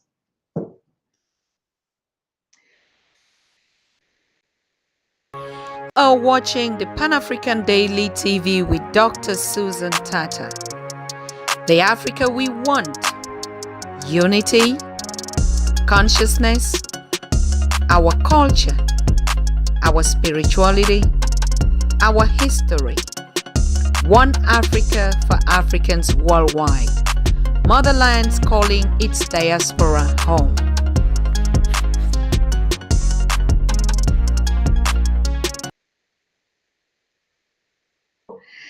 Good. We are back here on the Daily TV, Pan-African Daily TV, and I can see King Shilongo saying this is our time. Yes, particularly today, this is our time, ladies and gentlemen, dear African people, my brothers and sisters out there. This is our time, and this is the day. This is the day that our ancestors have made. At this particular time, we have Dr. Wade Nables on the Pan-African Daily TV, sitting here on this page. Wow, I feel like exploding. Dr. Wade Nables, look at how he's looking majestically, the king, the everything. Whew, these are the kind of things that I can explore. Good evening. Good evening. It is a pleasure to be with you. Oh, he sounds more like Professor James Small, the voice, everything. How are you doing, my king? I am doing well. And maybe we sound alike because the ancestors are speaking to us both and speaking through us. Wow. Oh my God. Thank you so much for being here with us, Dr. Wade Nables. It feels like, I don't know, on the continent now, all your ancestors on the diaspora are waving and watching you. We're so happy to have you share this space with us and your experience, your life, your everything, even just seeing you. I see you, I follow you, but now being here on this space with you, it is a wonderful experience and a blessing, of course. So tell us a little bit, Prof, what is it that we expect to learn to hear from you? What is it that we should be noting down on this session with you? Well, I think that we can be brief with that. What we should expect to hear is our truth, and that it's hard to hear Africa truth because our ears have been filled with European wax. And so we have to clean out the wax of our European ideas so that we can hear and understand Africa's beauty. The work that I've been doing as an African psychologist has been an attempt to liberate the mind. We have to liberate our minds, because even as we build, as we free ourselves politically from colonialism or politically from enslavement, if we don't stand in the world as authentic Africans, we replicate what we try to get away from. Mm-hmm. And so it really is a kind of courageous, divine conversation. I don't believe we should mimic or model the Aristotle notion of finding some smart person that sits under an olive tree and the rest of us just sit in awe of them and listen to what they say. I think we have to engage each other's minds. We have to talk about what it means to be Black, what it means to have an African consciousness. And that's a conversation. That's not me as Baba Wade Nobles dictating that. That's me as Baba Wade Nobles quieting my spirit so I can hear the voice of the ancestors. And then as I speak, your spirit is equally quieted so that you can hear the voice of the ancestors. And together we will replicate the sound of greatness that our ancestors stood on. Wow. Who stole our brains and how can we get them back? Who stole our brains? Actually, we have to be careful, at least I try to be careful with the concepts we use. It was not, you know, we on the continent were disrupted by colonialism. We in the diaspora were disrupted by enslavement. But and we think about that as being like a brainwashing, but in some sense that's true, but it's really more that they stole or they tried to damage our spirit. It is our spirit that infuses every single cellular structure of our physical bodies, including our brains. And so if you can take control of someone's spirit, you can let the brain be free to do whatever it's doing. You can let the body be free to do whatever it's doing, because that body and brain will do what the spirit tells them to do. If we don't enliven the African spirit, which we are, then everything else we do will be an abomination to being a truly authentic African. It is spirit damage, it is spirit assault that has been the problem.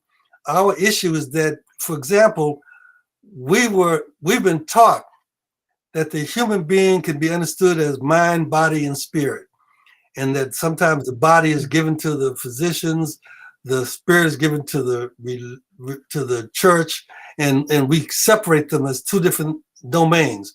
But in actuality, we are spirit beings. I think you've heard this before. We are spirit beings housed in a physical container having a human experience. What is permanent and real is the spirit. Our physical container, depending upon how crazy we've been made, can change. I can go to surgery and have my African nose narrowed and my thick African lips thinned and my kinky African hair straightened. I can change my physiognomy. That's the physical container. I can also change my experience. The way they've assaulted the idea of Africa as a place is that Africa as a place is a jungle. It is primitive. It is a place that only Tarzan rules. Well, if that's the case, I can change my place by getting the hell out of Africa, and I can move away from Africa. So, some of us didn't have that choice. Some of us were taken from Africa. But in contemporary times, there's a lot of mentality about the best thing I can do is go to England. The best thing I can do is go to France. The best thing I can do is go to Germany. The best thing I can do is go to America, because anything but Africa is a better place. So you see, the mentality of this mind, body, and spirit confuses us when we are spirit beings. And so from a spirit being in America, that I have to make the physical place America bow down to my spirit as an African. I have to make the physical place called Germany bow down to my physicality as an African. I have to make the physical place of wherever I find myself be obedient to the nature of an African spirit. That's a big problem because we don't even see ourselves as spirits. We see ourselves as physical beings. And once we're brainwashed, we think our physical being is a kind of tainted or a mutated being, is a less good being. So we do all this cosmetic stuff to change our being, our physical being. See, that's a mistake. Our beauty, our physical being is in actuality a reflection of the elegance of our spirit. Our spirit simply, like a flower, simply blossoms open, and it opens in divine blackness. But we were taught that blackness is to be demeaned. So we kind of walk in the world upside down on our heads. We have to turn the world back upside right and really speak to ourselves as the divine beings we are.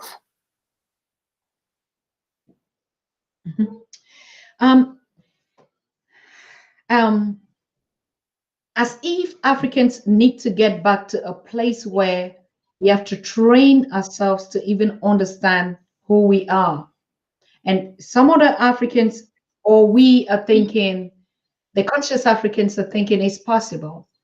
But the non-conscious Africans, and this is the majority, are thinking, well, let's just do it. After I'm here for what will I change? What difference would it make? Where do we need to start from being in that spiritual being? Like steps to walk through, train it. I think that spirit is contagious. It's like when you stand up in the glory of being African, that infects other people. Sometimes the first reaction is fear. How can you be a proud African? I'm afraid. I've been taught that nothing of value that's African. And here you come into the room and you stand up as a proud, elegant, illuminating African. For the non-conscious African, their first response is fear. I'm afraid of that. And you were taught with the European model, anything that you are, did we lose us? No. Okay. My skin went black, so I don't know. So I said, we're seeing you and we're listening to you very well. Yeah, just go ahead. I also we're not seeing you in a couple of minutes, but I can hear you. Can you hear me? Yes, I can hear you. All right, just go ahead. What we're taught in the European brainwashing or the European indoctrination is that which you fear, you destroy, or you fight against. So you have Black people who are unconscious fighting against other Black people, and literally the Europeans can go on vacation. They can sit down and say, we don't need to do them because these Black folk will kill each other.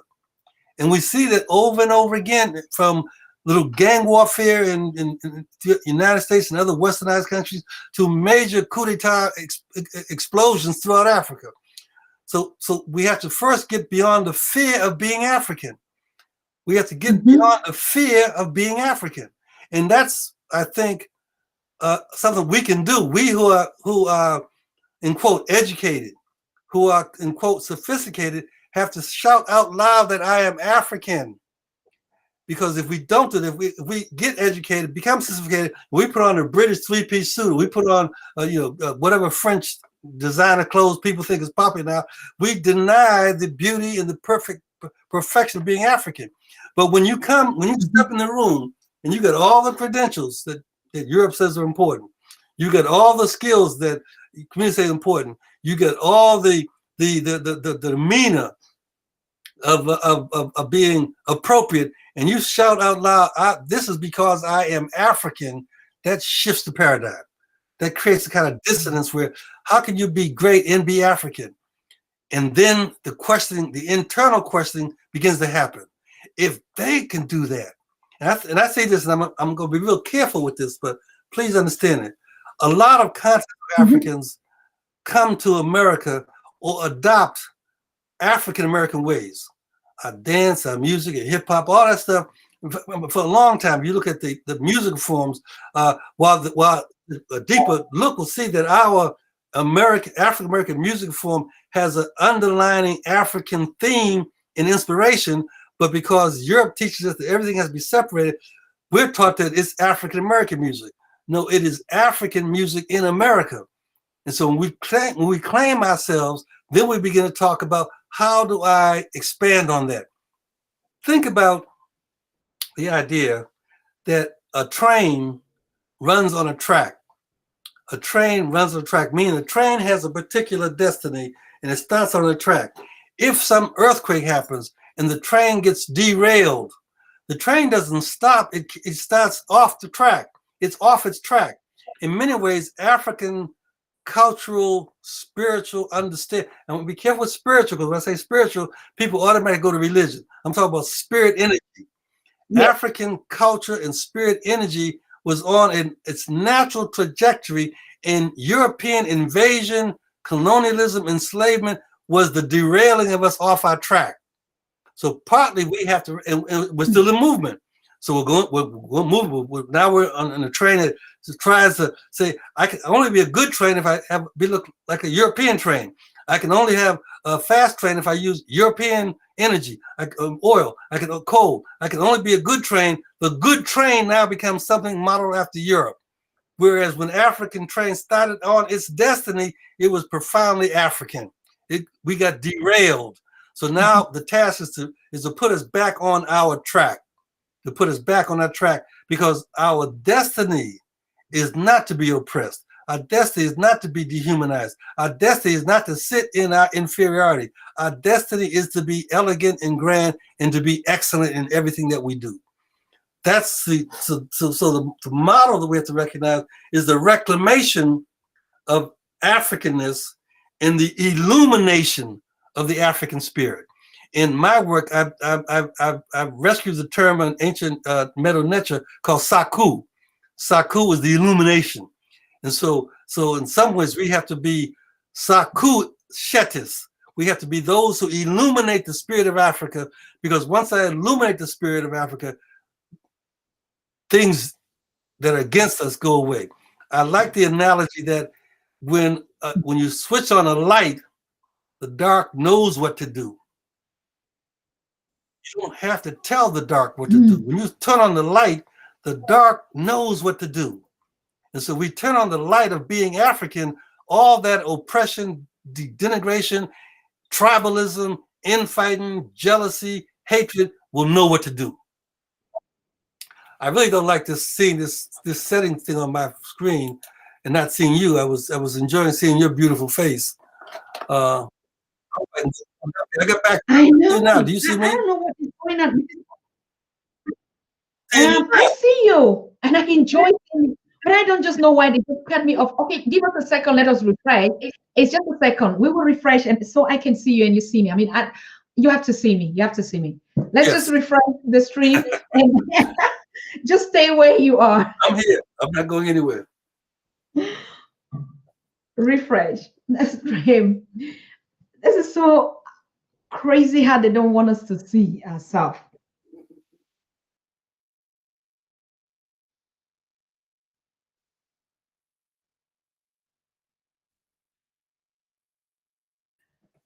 Okay. Can you hear me now? Yes, I can. It is better. Exactly, because you said when the lights switch off, so darkness will just know what to do, isn't it? Yes. And you see, it is the African face that is what introduces you to the world. It is our African face. And so part of the destruction of African beingness was to demonize our face, to make mockery of our face. And then everything else trickled down as being less than good. Even our physicality of being stronger and better and bigger became an example of savagery. So they associate that with being a gorilla, you see. But we're introduced to the world, to reality with our face. So we are spirit beings with an African face. And so you cannot hide your face. And you can see all the difficulties, all the pathologies that we go through because of our oppression, because of white supremacy. We believe, some of us have different tones in our color. That was not a choice. The evil ones raided our villages and raped our mothers and daughters and sisters. And because of that raping, we produced a range of African complexions. Even though being the original human form, we started with different complexions. So it's not that we just were all pure black and then we get diverted to other colors. No, we have every kind of being in us. See, we can produce any kind of human being in the world based upon our genetic code, based upon being the original form. But in that train ride where we were derailed, part of the derailment was the raping of our mothers and daughters and sisters. And through that raping, they created what they call mulattoes, mules. And I want the audience to understand that a mule is an important phenomenon. A mule is the result of breeding a horse and a donkey. That's how you get a mule. You breed a horse and a donkey. But when a mule is born, the mule is incapable of producing itself. I want that to resonate with you. Mm-hmm. The horse can get together with another horse and make a horse. A donkey can get together with another donkey and make a donkey. A mule, when they breed a donkey and a mule, and a donkey and a horse, and they produce a mule, the mule considered the prettiest mule in the barnyard. Pretty mule, long, pretty mule hair, good, pretty mule coat, mule thighs, mule breast, and the mule can't produce another mule. It is incapable of producing a mule. So the evilness of white supremacy is that they thought about it. It was no accident. They thought about, how can I produce something that's only value is in working for me? That's what a mule does. The only value is working for the farmer.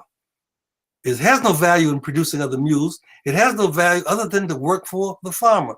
So creating a mulatto class, creating a class that they now hold up as being a mixture, was a demonic attempt at preventing us from reproducing the glory and the genius and the beauty of who we are.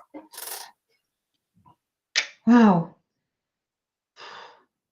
And then we take that on, and then they marketize beauty. They say beauty, the standard of beauty is white, blue-eyed, long hair, thin nose, flat butts, and no breasts. And they said that's beauty. And then we come into the room and say, oh, we got to be beauty. So I got to figure out how do I take a rope and tie my breasts down. Get mad at somebody says you got to find behind. Make my hair straight, not kinky. We start doing the revisions of our own physiognomy by choice.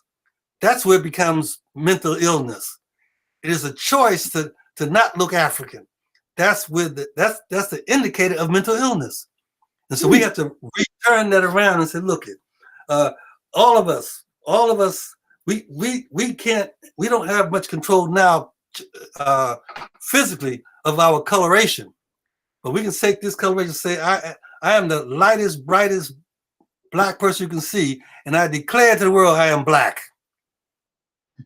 I am the darkest blue-black person you can see, and I declare to the world I am black, because black has to do with our identity. Identity, how you literally, black is how others are aware of you. That's what identity means. How do I identify in time and space? So a black identity should be how others see blackness. So we got to fight about that. We got to change that around. I'm not going to allow you to see blackness as something devious, something demonic, something negative, something evil. You know, all that stuff they do, everything black becomes some negative thing. We got to turn that around and say, no, that's not the case. I have a black identity, meaning I want the world to see me, to recognize me as black. Married to my black identity has to be an African consciousness. Consciousness literally means how you are aware of the all. When you are conscious, meaning you are aware, you have a sense of awareness. You are aware of the all. So an African consciousness means I am aware of the all through an African lens. Everything I do has to be filtered through the meaning of being African, as the not the European the definition of being African, but the divine definition of African, what the all created. The all created the first human being prototype as African. Even the white folks have to admit that now. They walk around and say, "Oh yeah, we know the first human being was a little African woman in Africa, in Ethiopia." They and everybody else came there. They said, "Oh, so the mother of humanity is Africa." I have to ask the question, not because I'm a male, but sister couldn't produce the world without a man. She didn't just go somewhere and sit and lay an egg. She looked across the beginning of time and saw her counterpart, her complement, which was African maleness, and they got together and produced all of humanity. Let me say that again. African woman, beginning of time, looked across reality and saw African maleness, and as her complement, not her opposition, not her contradiction, not her stolen rib, but as her complement. And together they produced humanity. It was male energy and female energy, maleness and femaleness, man and woman, all African, that produced all of humanity. So all I'm doing is going back and saying, I'm going to sit in my seat from where I began, looking at the all. If I can use this metaphor, I looked out as the first human beings, which really were spirit beings, but the first human beings looked out at the all as African. So the only thing I can do as an intelligent person is to look at all through an African lens, like my glasses. These are African. This is African lenses. So I take my glasses off. I don't see clearly. I don't see your beauty. I'm looking. If you look at the screen, I see someone over there. I put my African lens on. Say, "Oh, look out, Dr. Susan. Take that. That's a fine sister there. That's a beautiful woman there. My African lens helped me see the world properly in its proper perspective." You see. So I'm trying to give analogies here, but I want you and the audience to understand is that these two things are important. Consciousness and identity are important, but it's an African consciousness and a Black identity that we got to raise up high and hold up as how we operate and walk in the world. You know, I saw just a tidbit of your previous guest conversation about capitalism and economics. I won't get into that debate because I try to stay in my own lane, but I know that whatever is the exchange of resources, we call it capitalism or social, whatever is the exchange of resources that we invent or adopt, we have to use those with an African lens. Yes. If we don't do that, then we just replicate, we commodify and we monetize everything the same way Europe has taught the world to modify and commodify everything.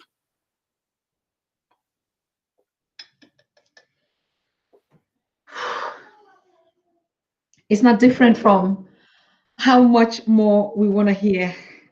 You're talking, and I'm seeing Professor James Moore, the same truth, the same identity, just like Professor Baina was here, the same truth, the same identity. But we have to remind ourselves because we automatically default. So we have to always remind ourselves that am I making a choice? Am I taking a chance? Because every behavior action you do is the result of a choice or a chance. Everything you do. If I make a choice to turn my head and walk out this room and there's some assassins at my door, that choice might have been the wrong choice.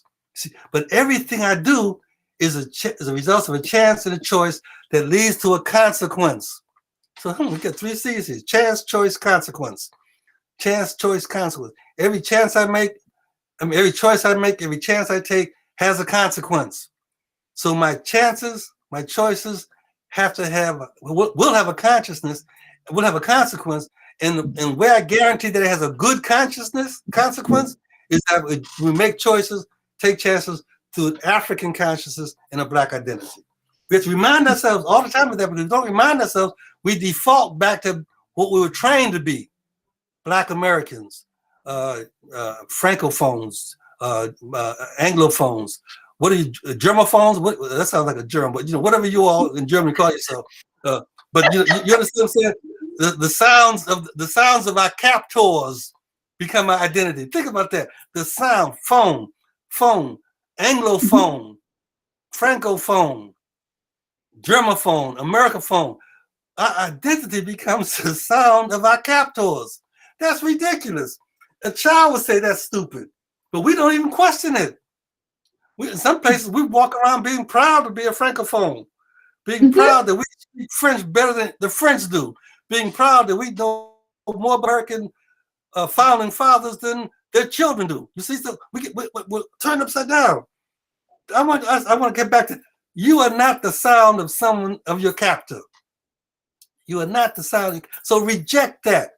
That's the default. We default back unquestionably, unknowingly, to being a replication of our tormentors, and don't even see that we're in torment. We think that we made it. I got my degree. I got my this. I'm the director of that, the supervisor of this, the boss of that, and don't realize that you are a vulgar imitation of that which tried to destroy you.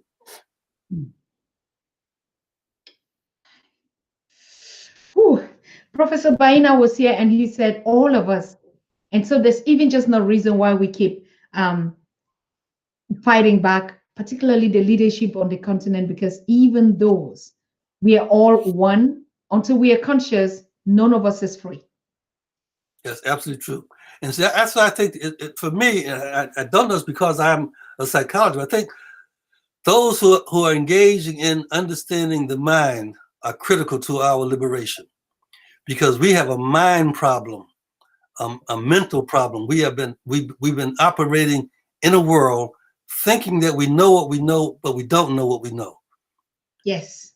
And so we end up doing things. We end up doing things as best we can, as perfect as we can, and don't realize the very act that we are engaging in is self-destructive.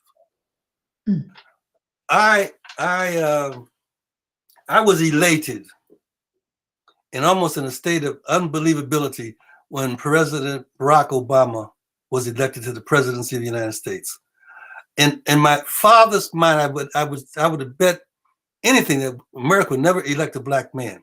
But once he was elected, and there's a whole analysis of why he was elected, but once he was elected, my mind said, what could he have done if he sat in the seat of the Oval Office and had an African consciousness and a black identity? What decision, what choices would he have made? What chances would he have taken in administering the world? You know, the fact is true, without any egos, America is the most powerful country in the world, even though it's rapidly slipping and it's turning on itself now. You saw with the attempt at a coup d'etat in America on January 6th. The white folks are trying to overthrow themselves and actually kill each other. That's their savagery. That is example. That's the best example. In fact, we Pan-Africanists might do a good job of beginning to show our world clips from that moment and saying, these are the white folks you want to be like. These are the people you want to be like. And look at how they disregarded their own sacred space. That's savagery, you see? And so we have to begin to talk about understanding, are we going to be, are we going to model savagery, or are we going to model divinity? Are we going to be savages, or are we going to be divine? That seems to me to be our choice. So as we come out of this this COVID pandemic, you know, we're talking here in America about there's not only the COVID pandemic, there's a dual pandemic in America. There's the COVID pandemic, COVID-19, and then there's a white supremacy 19 pandemic. 19 being 1619, when we were first captured and brought to the United States. At the moment of our captivity, white supremacy as a pathological disease spread throughout the United States. And it is an airborne virus. White supremacy is an airborne virus. It's in the air in America. And so we have to recognize scientifically that we have to protect ourselves from this 1619 virus, we have to wear the mask. We have to do social distancing. Don't get too close to white supremacy. Don't try to be amongst the white supremacists. Don't try to acknowledge that I know some white people that are good. That's too far of discrimination. We don't have time to decide who the good ones, who the bad ones. We know that white supremacy is the underbelly of everything that happens in America. So as a virus, as a pandemic, we have to figure out how do we protect ourselves. Now, watch this. I think it was Langston Hughes, I think, wrote a poem about "We Wear the Mask" in our historical poetry. We wear the mask, and he was talking about Black people have to pretend to be something else. We've always worn the mask in order to survive. So putting on the mask ain't difficult, but we should put on the mask as a way of strategizing. How do we not get revealed? So not know what our true identity is, because we cannot no longer dance for white folk. We can no longer shuffle for white folk. We got to put on a mask for them, but for ourselves, we got to show what I'm saying right now, the beautiful image of Black woman. And even that, if I can make that point, even our Genesis mythology, we've been taught about this whole thing with Adam and the rib, and taking out the rib and created a woman, and by psychological meaning, woman is the afterthought of God.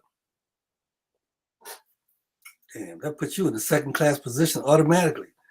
God wasn't even thinking about you. God created man, and then as an afterthought, he went and got a rib from Adam and produced Eve.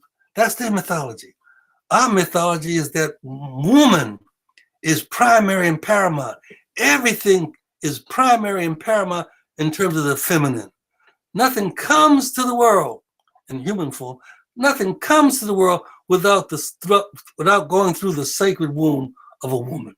So we have to hold up woman, feminine, as primary, not as a secondary rib afterthought, but as primary. Now be careful with the default here, because when you default, you might go to this whole gender domination thing. And we got gender. We need to have gender equity. No, I don't believe no gender equity. Be careful, Wade Nobles. People get mad at you. I don't believe in no gender equity because I know my mama's paramount. I can't be equal to the feminine. I can't be literally equal to my wife. I am a complement to her, but she is primary. I hope you'll follow. I hope I'm not being too esoteric here, because I'm trying to. Just go ahead. Please. I'm trying to show you how we shift the paradigm, how we shift the narrative. We've been living within their narrative about what it is to be and how it is to be. We have to shift the narrative and rescue our deep wisdom traditions, rescue our deep thought, and interrogate it. Don't let Tarzan write our stories. We have to go back and interrogate our story and then talk about what does that really mean? What I'm saying, if I don't believe there's gender equity, I do not believe there is gender equity. I believe there is gender complementarity. You are my complement. Mm-hmm. You are my complement. I used to tell my students about this story about a woman that the man is the head, and the woman is the neck that turns the head. And my students, particularly young Black people, get mad. Say, I ain't no neck. I don't want to be no neck. You're going to be the head. I'm the neck. Then I ask them, think more deeply. Where can the head go if the neck is not directed to look that way? My neck turns my head to tell me you can go that way. So in terms of their confusion about which is superior, it's not a question of the head being more superior than the neck. It is not the head is more superior than that. Is that the head and the neck complement each other. You are my complements. I can't do nothing without the neck, and the neck can't do nothing without the head. Man and woman are complements. And so I say, I say that in the United States, when I was growing up, brothers were fond of saying, this is my old lady. We get all tough on it. Talk on it. Hey, that girl, that's my old lady right there. And Prince said, she ain't your old lady. You don't own her. I said, no, that's my old lady. She's mine. And I have to help again, think deeply. It wasn't ownership, it was belongingness. It wasn't ownership, it was belongingness. And I would say to them, my wife, my woman belongs to me. She belongs to me like my eyes belong in my head. I can't see without my eyes. My wife belongs to me like my mouth belongs on my face. I can't speak without my mouth.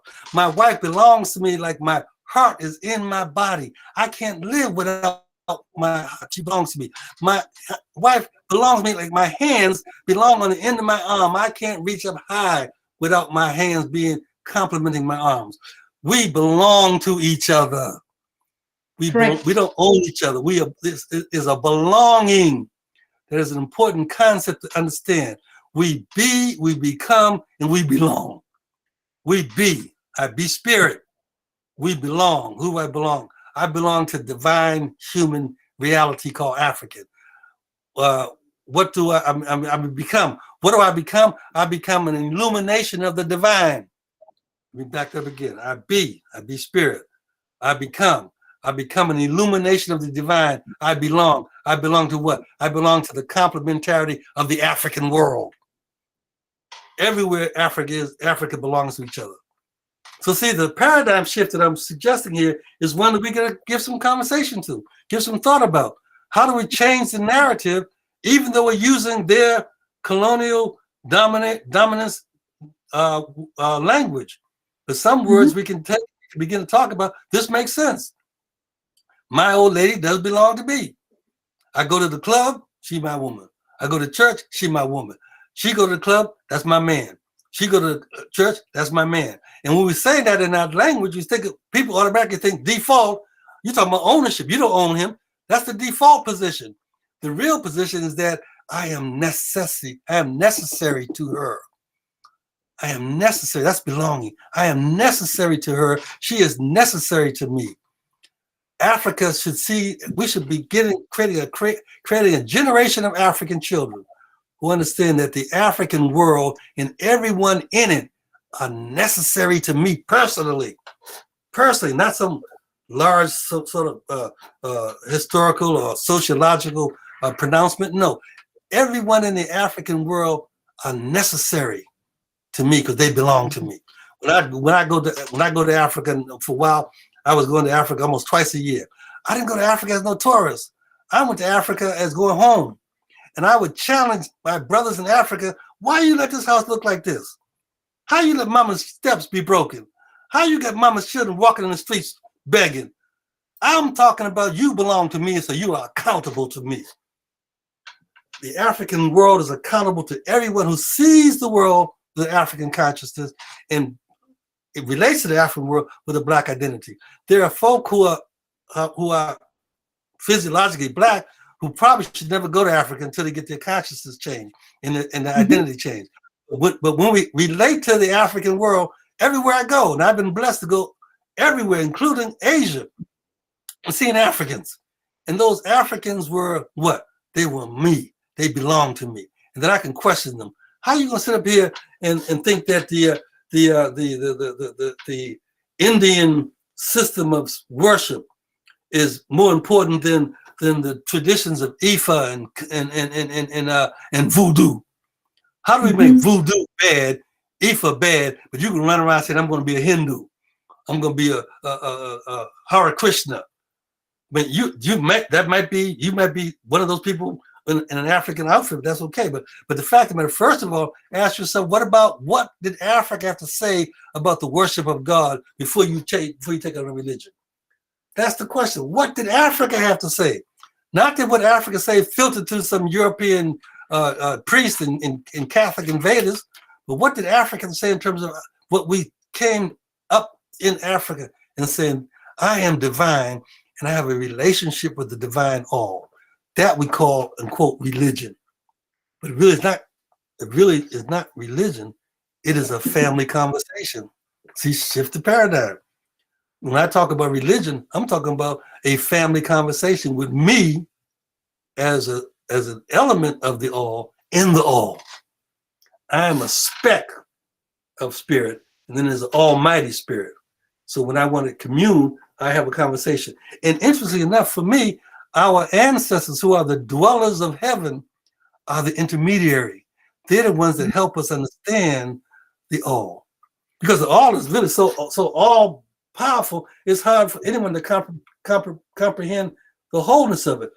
But our ancestors, as dwellers of heaven, are ones who whisper in our ears, who put a thought in our minds, who help us see something that we hadn't thought about before. The ancestors are always whispering to us and guiding us. So again, we have to quiet ourselves, being push away all the European, Asian chatter, European, Asian, Islamic, Arabic chatter.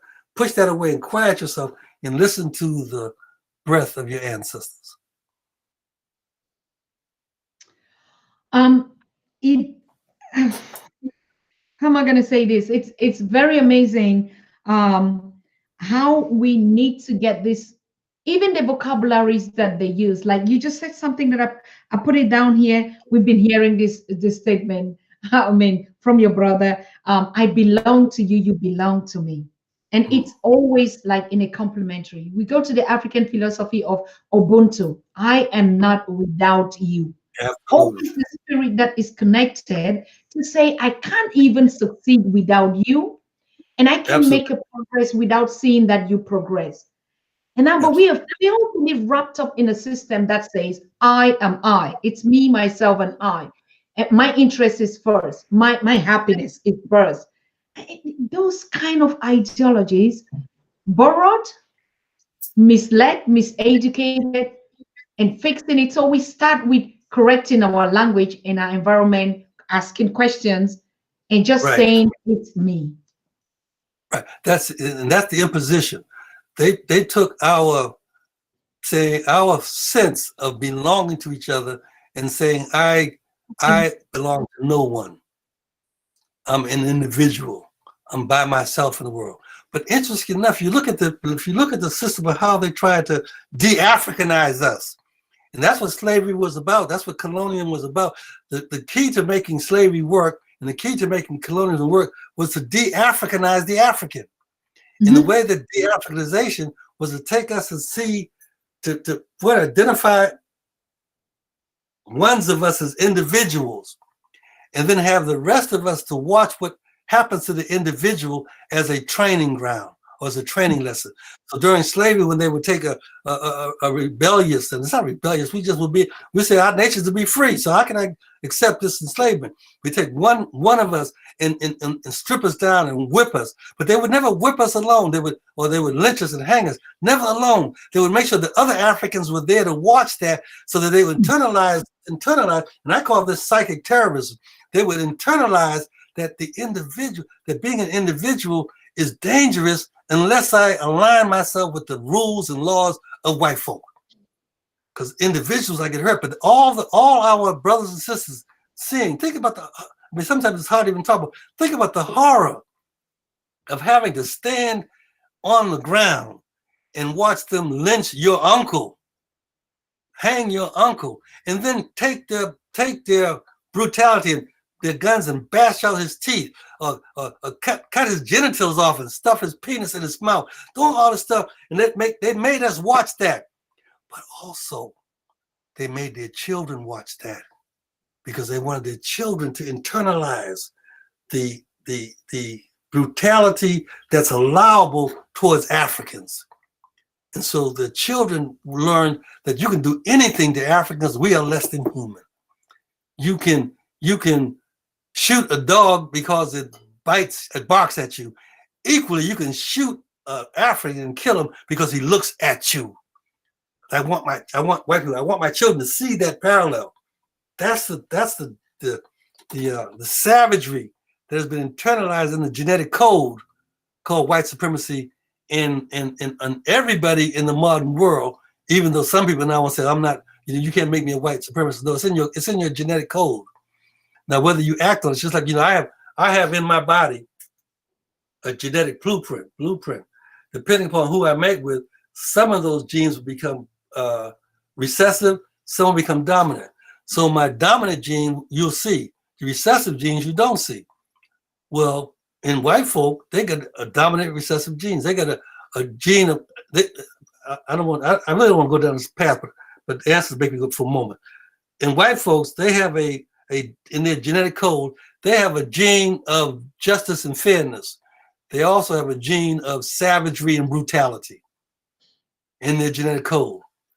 Which one is expressed as the dominant characteristic depends upon the environment and what people socialize. What we saw in America on January 6th was the expression of dominant gene of savagery. And if they do that to themselves, think about it. I've always said to my students that the treatment of African people is really collateral damage.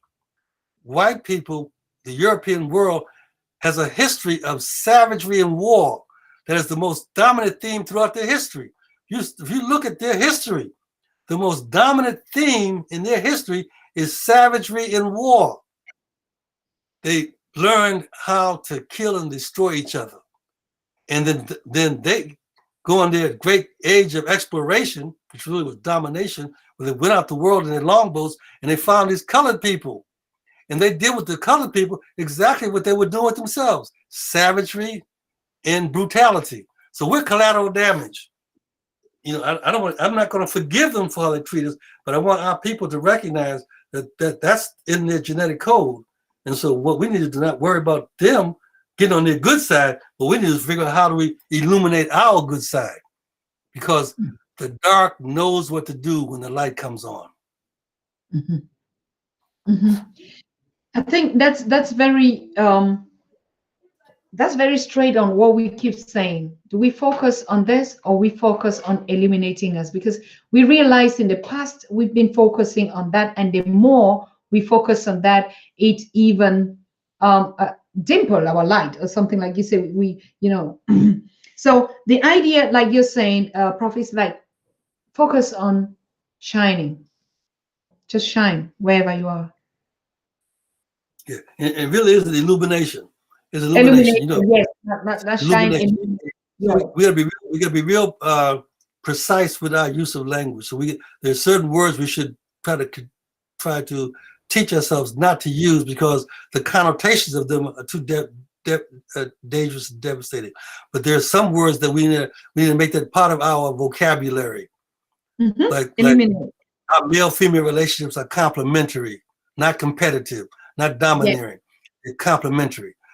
That I am a spirit being. So spirit being, I am energy. I vibrate, I radiate. And when I vibrate and radiate, you vibrate and radiate, because it's electromagnetic energy.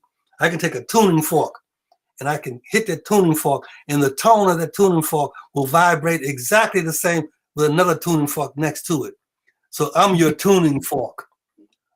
When I vibrate and radiate, you vibrate. So if I vibrate and radiate excellence, you have no choice as a child. When I'm teaching children, when I come in the room as a teacher that's vibrating, radiating excellence, those children have no choice but to step up to be excellent. If I come in here thinking that I'm better than them and they're less, or they come from the projects, they come from black, really dark-skinned people, our children reflect that. So we are energy, and we vibrate and radiate. So I have to walk around the world, vibrate and radiate. I'm gonna give you an example. I was doing some work out in California with some young brothers who were killers. They had gone to jail for shooting and killing somebody, but they were released for whatever reason, and they had us as elders sort of have these conversations with them, but trying to help them to see them as differently. And it was a good program. They were resonating to this conversation with these elders. But one day I was walking into the recreation center where the beings were held, and there was these sisters on the sidewalk, young sisters, and they were cussing and talking about they're gonna take off my earring, I'm gonna whip her ass. They were doing all this really rough talk. And when I got close to them, they said, "Oops, excuse me." They didn't. They saw And I was sort of stunned by it because I was saying, now do I correct these girls because they took across the bed? Because they may cut me. So I said, I'm having that conversation about what should I do as this elder. But when I got close enough for them to see me, they stopped and said, oops, oops, oops, excuse me, Baba, excuse me. They understood the radiating energy, and their energy shifted. They didn't understand that, but their energy of destructiveness shifted to the illumination of wellness, of being greatness in them.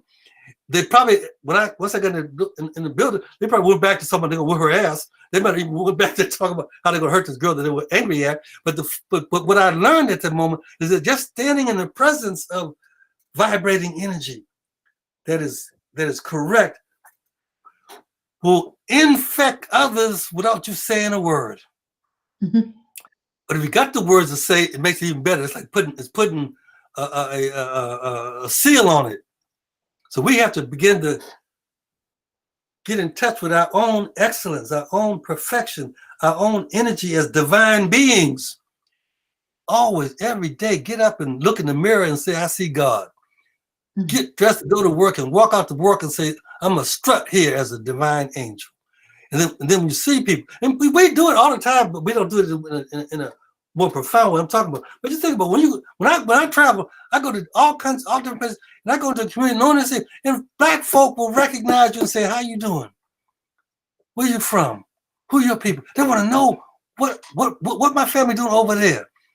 We know we're connected. We know we belong to each other. We know that. When we used to go to Ghana and go to the slave dungeons, we had a big conversation with the big brothers in Ghana who were managing the dungeon. They're running around, these are castles. So let's stop right there. This ain't no damn castle. How is it a castle when all the horror and damage to our people occurred in there? Ain't no Snow White up in there. This is not a castle. This is a dungeon. And so once we get them to change the language and see this as a dungeon, then they can interrogate what really happened there. Interrogate not only that we were stolen and put in long ships and taken to America and believe that there was these doors of no return, but we had returned. So we told, so first of all, we made a lie to the first lie, that once you were captured and taken from Africa, there's no going back. No, we can go back because it's our mama's house. And we can go back and claim our mama's house. But in those castles, one day I was sitting there and these little kids were all around, they're taught to beg and look for pennies. And they see us as these rich American tourists coming with money. So they get it, when the bus pulled up, they all get around hoping to get something. And this little girl came to me and she started asking me about who we were. And I told her who we were, and I told her about how we were stolen from one of these forts to take it to Monrovia. And she began to cry and said, I'm glad you are back home. Oh. That's her spirit. No European teacher taught her to say that or to think like that. You see, once she knew that the spirit of her ancestors had manifested and come back home, she could not do but be overwhelmed with emotion. And I told her, baby, don't cry because you're sad. Cry because tears are a way that our spirit washes and blesses our face. So you just blessed yourself in recognizing that your people are coming back. So we have to always teach, but teach in a way that there's two things we have to think. We have to engage in the decolonization of our minds. The decolonization of our minds is everywhere. And secondly, we have to affirm being African. Those are twin responsibilities. Decolonize the way we think, the way we walk, the way we talk, the way we breathe. Decolonize, engage in the decolonization, and then affirm African being. Now, when I say decolonization, people automatically knee-jerk back to the period of colonialism when Europe went in and took over. No, colonialism literally means, the word literally means to rearrange. So colonialism was an act of rearrangement, rearranging the African to be not obedient to their own spirit, but obedient to white folk. So colonization was an act of rearranging. So we have to decolonize the rearrangement, decolonize how we've been rearranged and get rid of that stuff, and then affirm our African people. I use, and recently I've been using, I don't know if you know about this this thing called stilt walkers. Stilt walkers, where people get on these tall poles and they walk on these stilts. Mm-hmm. There's a lot in the West Indies. Yes. They're called stilt walkers, but they really are something called Moko Jumbi. Moko Jumbi. Our ancestors created Moko Jumbi as this spirit being. They always have mask. We wear the mask. They're always a mask because the spirit mask itself so that it can do its work unimpeded. The stilt walkers are these spirit beings on these tall stilts, Mm-hmm. 2 legs, and we're amazed at how they can dance and move around on these stilts. They can dance, lift up 1 leg, do different kinds of dances. We're amazed at the physicality of it. But the Moko Jumbi were created to be spirit beings high up in the air, so they can see farther, and see when danger is coming. Mm-hmm. And the stilt walkers, the Moko Jumbi, will raise them high in the air so they can see what medicine needs to be brought to heal a community. So I've been telling psychologists here to think about Moko Jumbi as a task. One leg of the Moko Jumbi, one stilt, is that we have to decolonize, see the danger of the enemy of being African. The other leg in the Moko Jumbi is affirming African being. We have to rescue and recreate our medicine that heals ourselves as African being. So I think we should do, just as a catch term, I said we should do the Moko Jumbi dance. Everybody should do the Moko Jumbi dance. Everybody should do the Moko Jumbi dance. Hold up one stilt leg and say, I see the danger of trying to be like white folk. Decolonize your mind. Hold up another stilt saying, I see the importance of the medicine of affirming being African. I'm going to do the Moko Jumbi dance. I'm going to do left leg, right leg, left leg, right leg. I'm going to do the Moko Jumbi dance where I decolonize my mind and simultaneously affirm African being. Moko Jumbi dance. That is noted. Yeah, those are stilt walkers. We can raise yourself. Think about the symbolism here. Raise yourself up high. Raise your consciousness up high. Raise your Black identity up high. So you can see the fallacy of white supremacy. You can see trying to model any kind of models, family life, political life, economic life by white systems.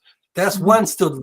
Secondly, raise up high, so your African consciousness can see that I'm a spirit being, I'm a divine being. I am God walking in the earth. Mm-hmm. Wow.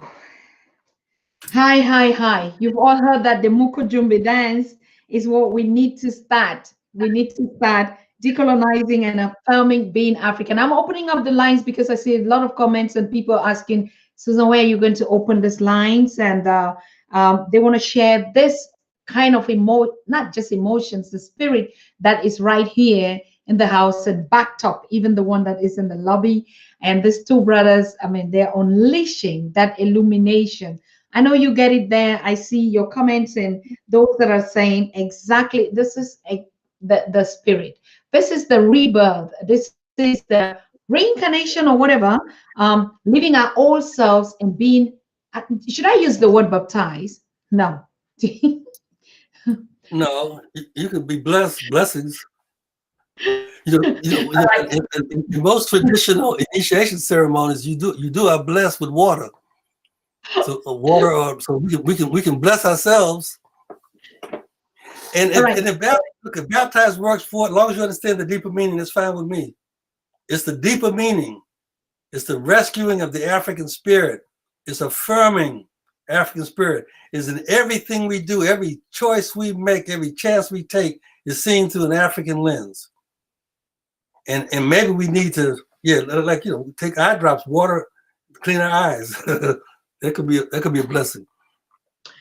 All right. So like we decolonize our minds. We dance today. Moko Jumbi dance. I mean the stick dance and be high up there to be able to see, to envisage like the eagle. And then we affirm our Africanness by just illuminating one another and saying we belong. I belong to you. You belong to me. We're so entangled we cannot even exist without one one person. And you made a point, Doc, and I'm loving this, that you say no matter where we are connected. Look at what is just happening around us now, and not even being to see ourselves like the physical, because we are not, we are the spiritual. So those of you that have been eager, please call in now. The lines are open. And let's take your comments, and Dr. Novels should catch some bread. Listen to your reactions out there. I see Paul Taylor has been asking, Susan, when you're opening the lines. The lines are open, and call +49 1578 211 2379 and share your comments, questions, reactions, and how are you feeling out there getting this spirit? Have you been transformed? Are you blessed? Are you Africanized now? We've been saying, how do we become Africans? Now, this is the time. This is a spotlight. We're so happy and honored to have our ancestors here with us and telling us the real dance. The Mukujumbi dance is what we should be dancing tonight. So we're getting the first caller, excited caller here. Hello. Good afternoon, my brother. Good afternoon, sister. Good afternoon. Thank you very much for taking my call this afternoon. Boy, touching a very interesting subject here.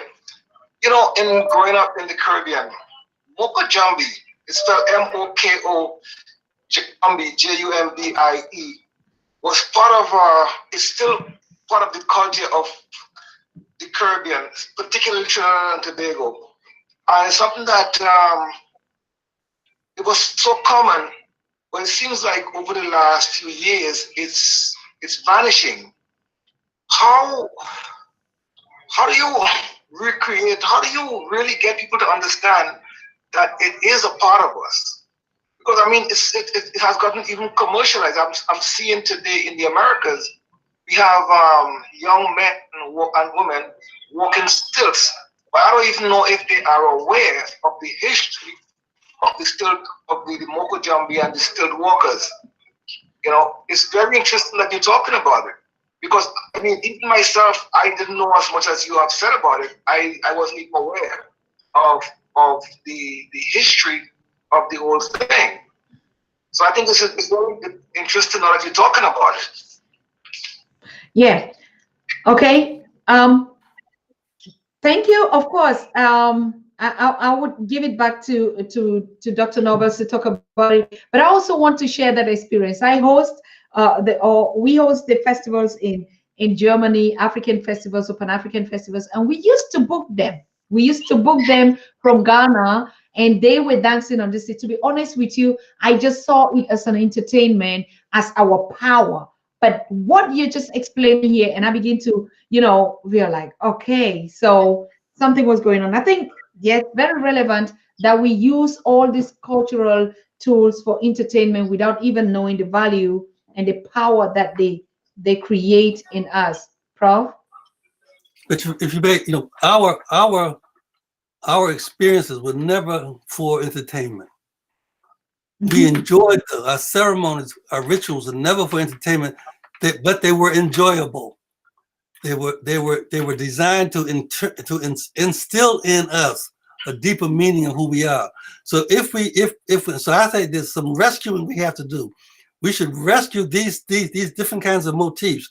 The Moko Jumbi is a good one, but there are others as well. But in rescuing the Moko Jumbi, then if we have a ceremony, it doesn't take much expense to have a little card on every single table explaining the deeper meaning of the Moko Jumbi.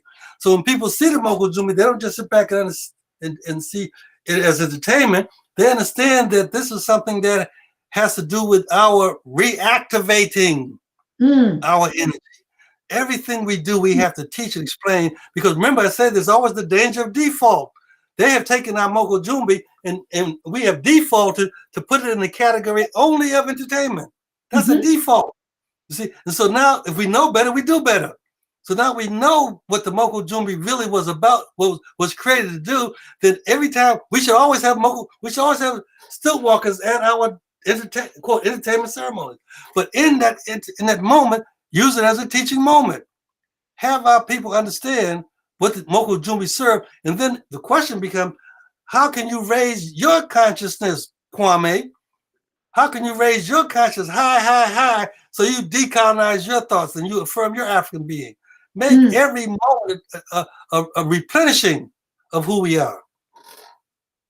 And as we can still do the stuff, even though it's couched in, now it's Moko Jumbe is couched in entertainment, but it doesn't take much to put on a little 2x5 card on the placemats on the tables, on the napkins that we use, print them out to explain what's really going on. I'm not hearing you. Yes, I was muted. Yes, I hear you. I hear you. I hear you on that point that we need to know. We need to know that. So I would be bringing in Professor James Small, joining us on this conversation tonight to celebrate exactly, like you said, the two big ancestors are here with us, and we cannot just not do one thing that we're supposed to do here tonight. We're so excited that, bringing the brothers together, we see the bond, the spirit, and the power that you're giving to us. Takes 2, 3, takes 1, takes 2, takes 3. But that connection, like I said, when the first time you just appeared, I was like, who's talking? And this is the power that we want to see. Please welcome Professor James Small joining us on this show tonight. Yeah. So we can get the conversation going. Exactly, that is the point where we should be taking this to the next level. The stream is active. Yes. My teacher and my elder. Always good to see you. It's good. You were beautiful, brother. I've been sitting with Susan for about 3 hours now. Yes. It's been a fantastic day, but I'm glad that you're the capstone on this pyramid. It makes the day. I mean, I just, what is going on? I mean, that like the stream, do you see what is acting there? I can't see them anymore. Oh yeah, now everything's so fine. Yes, Professor James Small has been here, Dr. Wade Nobles, to say, my brother, my professor, my lecturer, my everything. He's been sitting in the lobby here. My brother, my teacher, my spiritual guide. If you may allow, since we were talking about Moko Jumbe, and it brought a lot of sentiment to my heart, because one of my closest brothers was one of the finest Moko Jumbe dancer in North America and in the Caribbean. He was David Robertson. He was the grandson of Paul Robertson. We lost him some years ago. But David would come to City College and in that small ballroom, and to watch him duck his head to get in that door.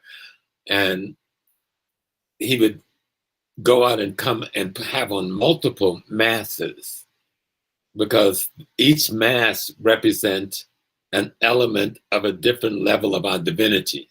That's right. One of the gods. And each dance would be to the quality and attributes of that divinity and the gift that it brought to the community that day. So it's such a very sacred thing. And I've spent a lot of time in Trinidad, so I hope we're not losing it. Matter of fact, I'm going to be making some phone calls to Pat and them down there today. Wait, let's get on it. 92 Springer and some of the others.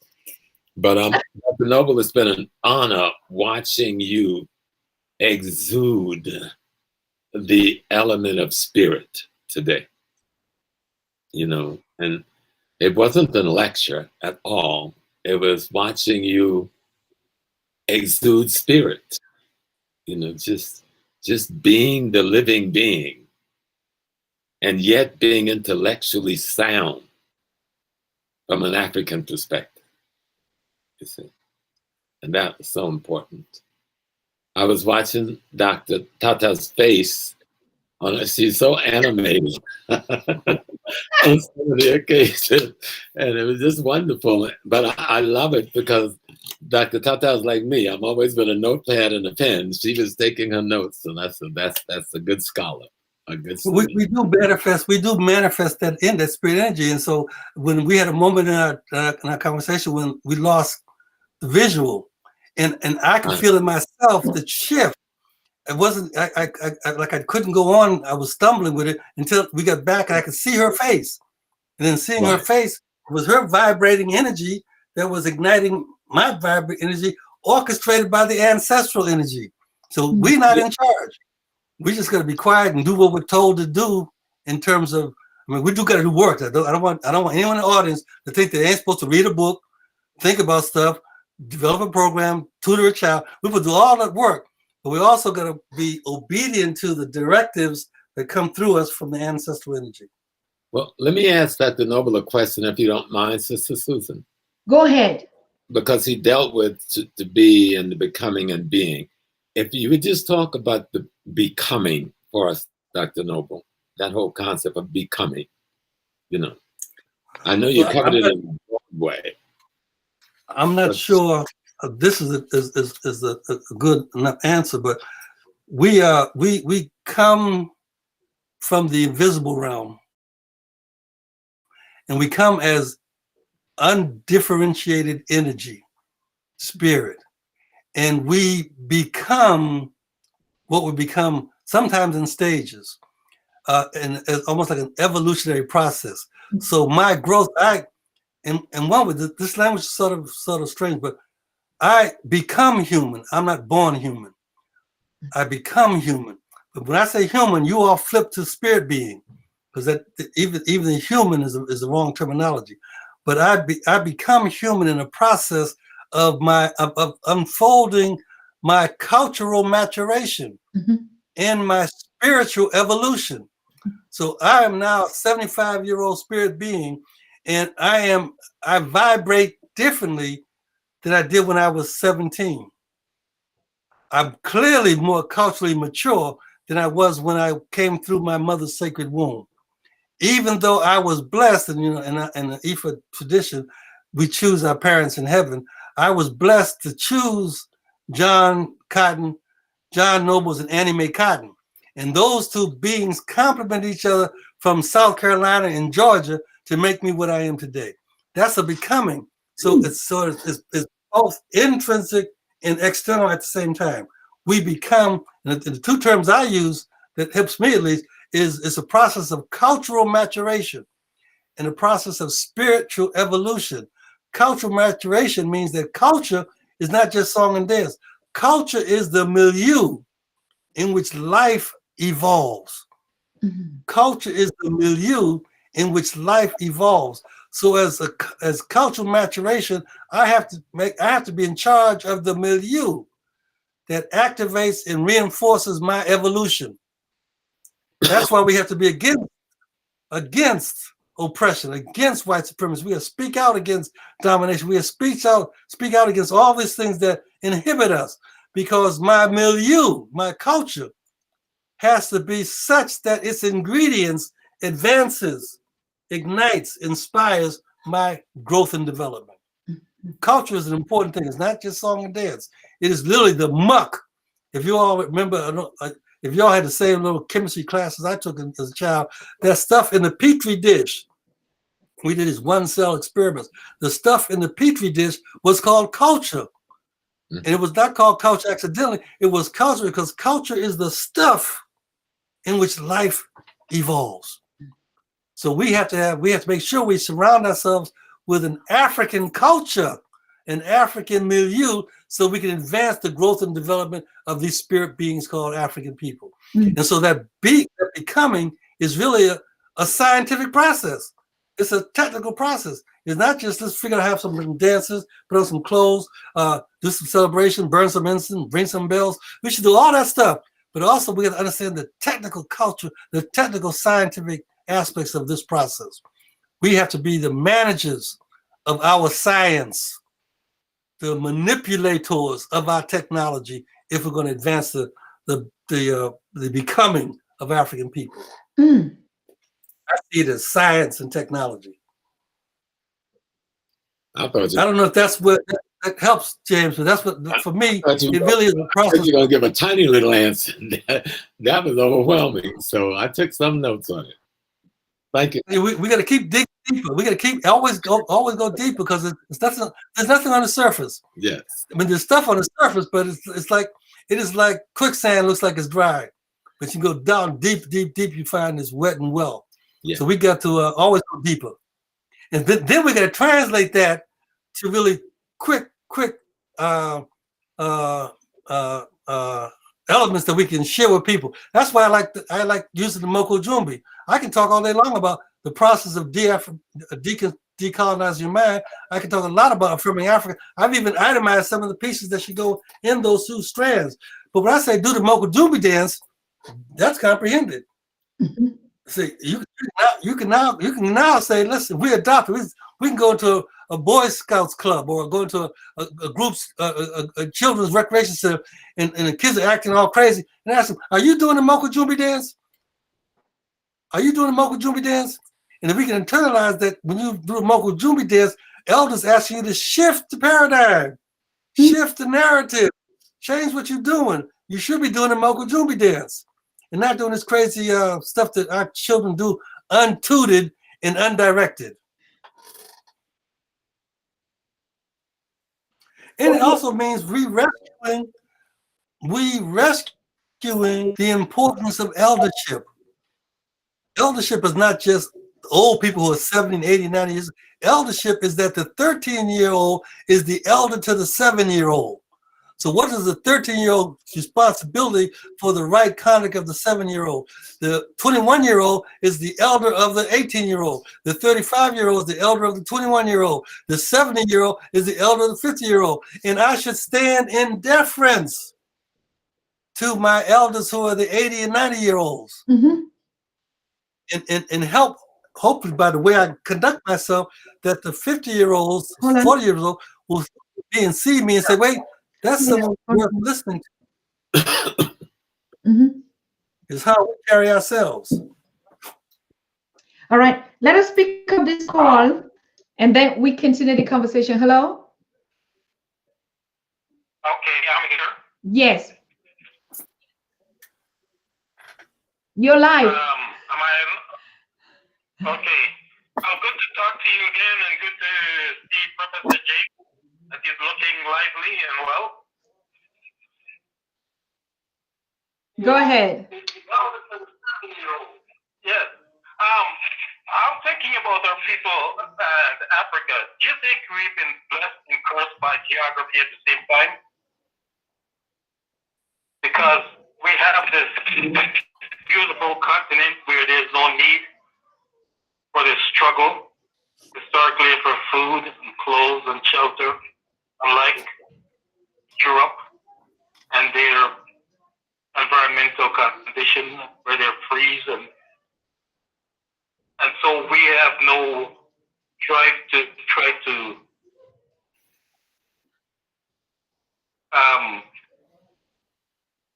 kill To struggle. and to do the things that no. So what was the question? His question was, are we blessed and cursed at the same time? Okay. Giving the value we have of the continent. If I might, Dr. Douglas, you're the elder, and may I just say something to that quickly and then I'll end. The answer to that is no. You know, because the European, when he came, we didn't resist sharing the blessing, you see. So what is clear is that we're not cursed, they're cursed. They said, I'm hungry, and we offered them bread. And they dropped it on the ground and stomped on it. They said, I'm thirsty, we offered them water, and they slapped the water jug out of our hands. And instead killed me, thinking he could steal the water of the river. But it was there for him to start with. So there is no curse associated with our situation in any context. There is the accursed that has come into our environment without knowing the nature of blessing.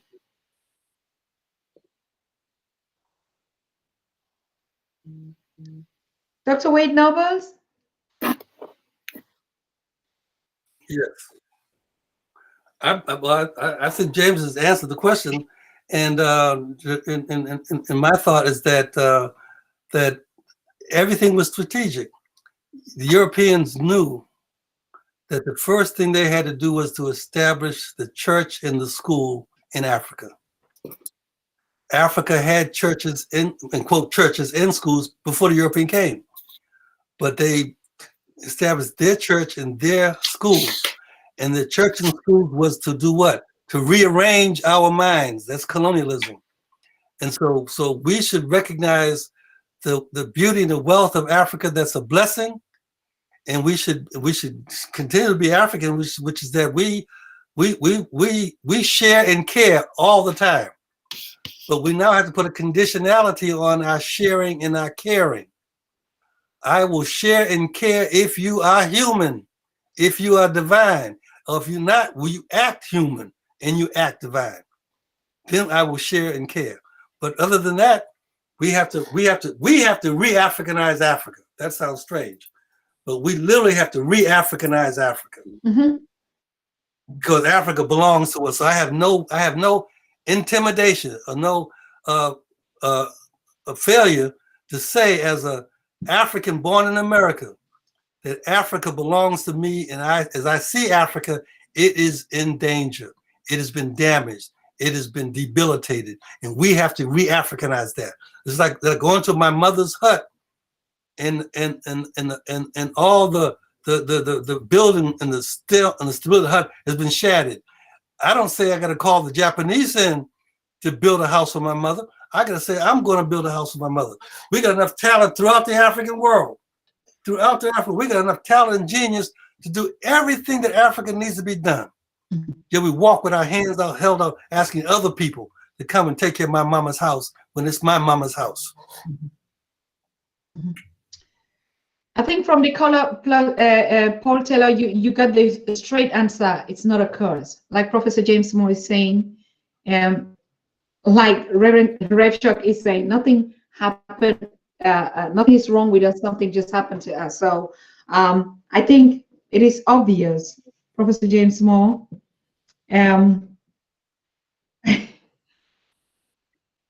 Look at me, Dr. Noble. Dr. Noble, I've been using it all over the world because most people know the look at me tradition as it manifests in Cuba, but they don't know the word means you belong to me and I belong to you. And you so profoundly laid that out in your lecture today that I typed in the box, look at me, because that's one of our language's word that says, you belong to me, I belong to you.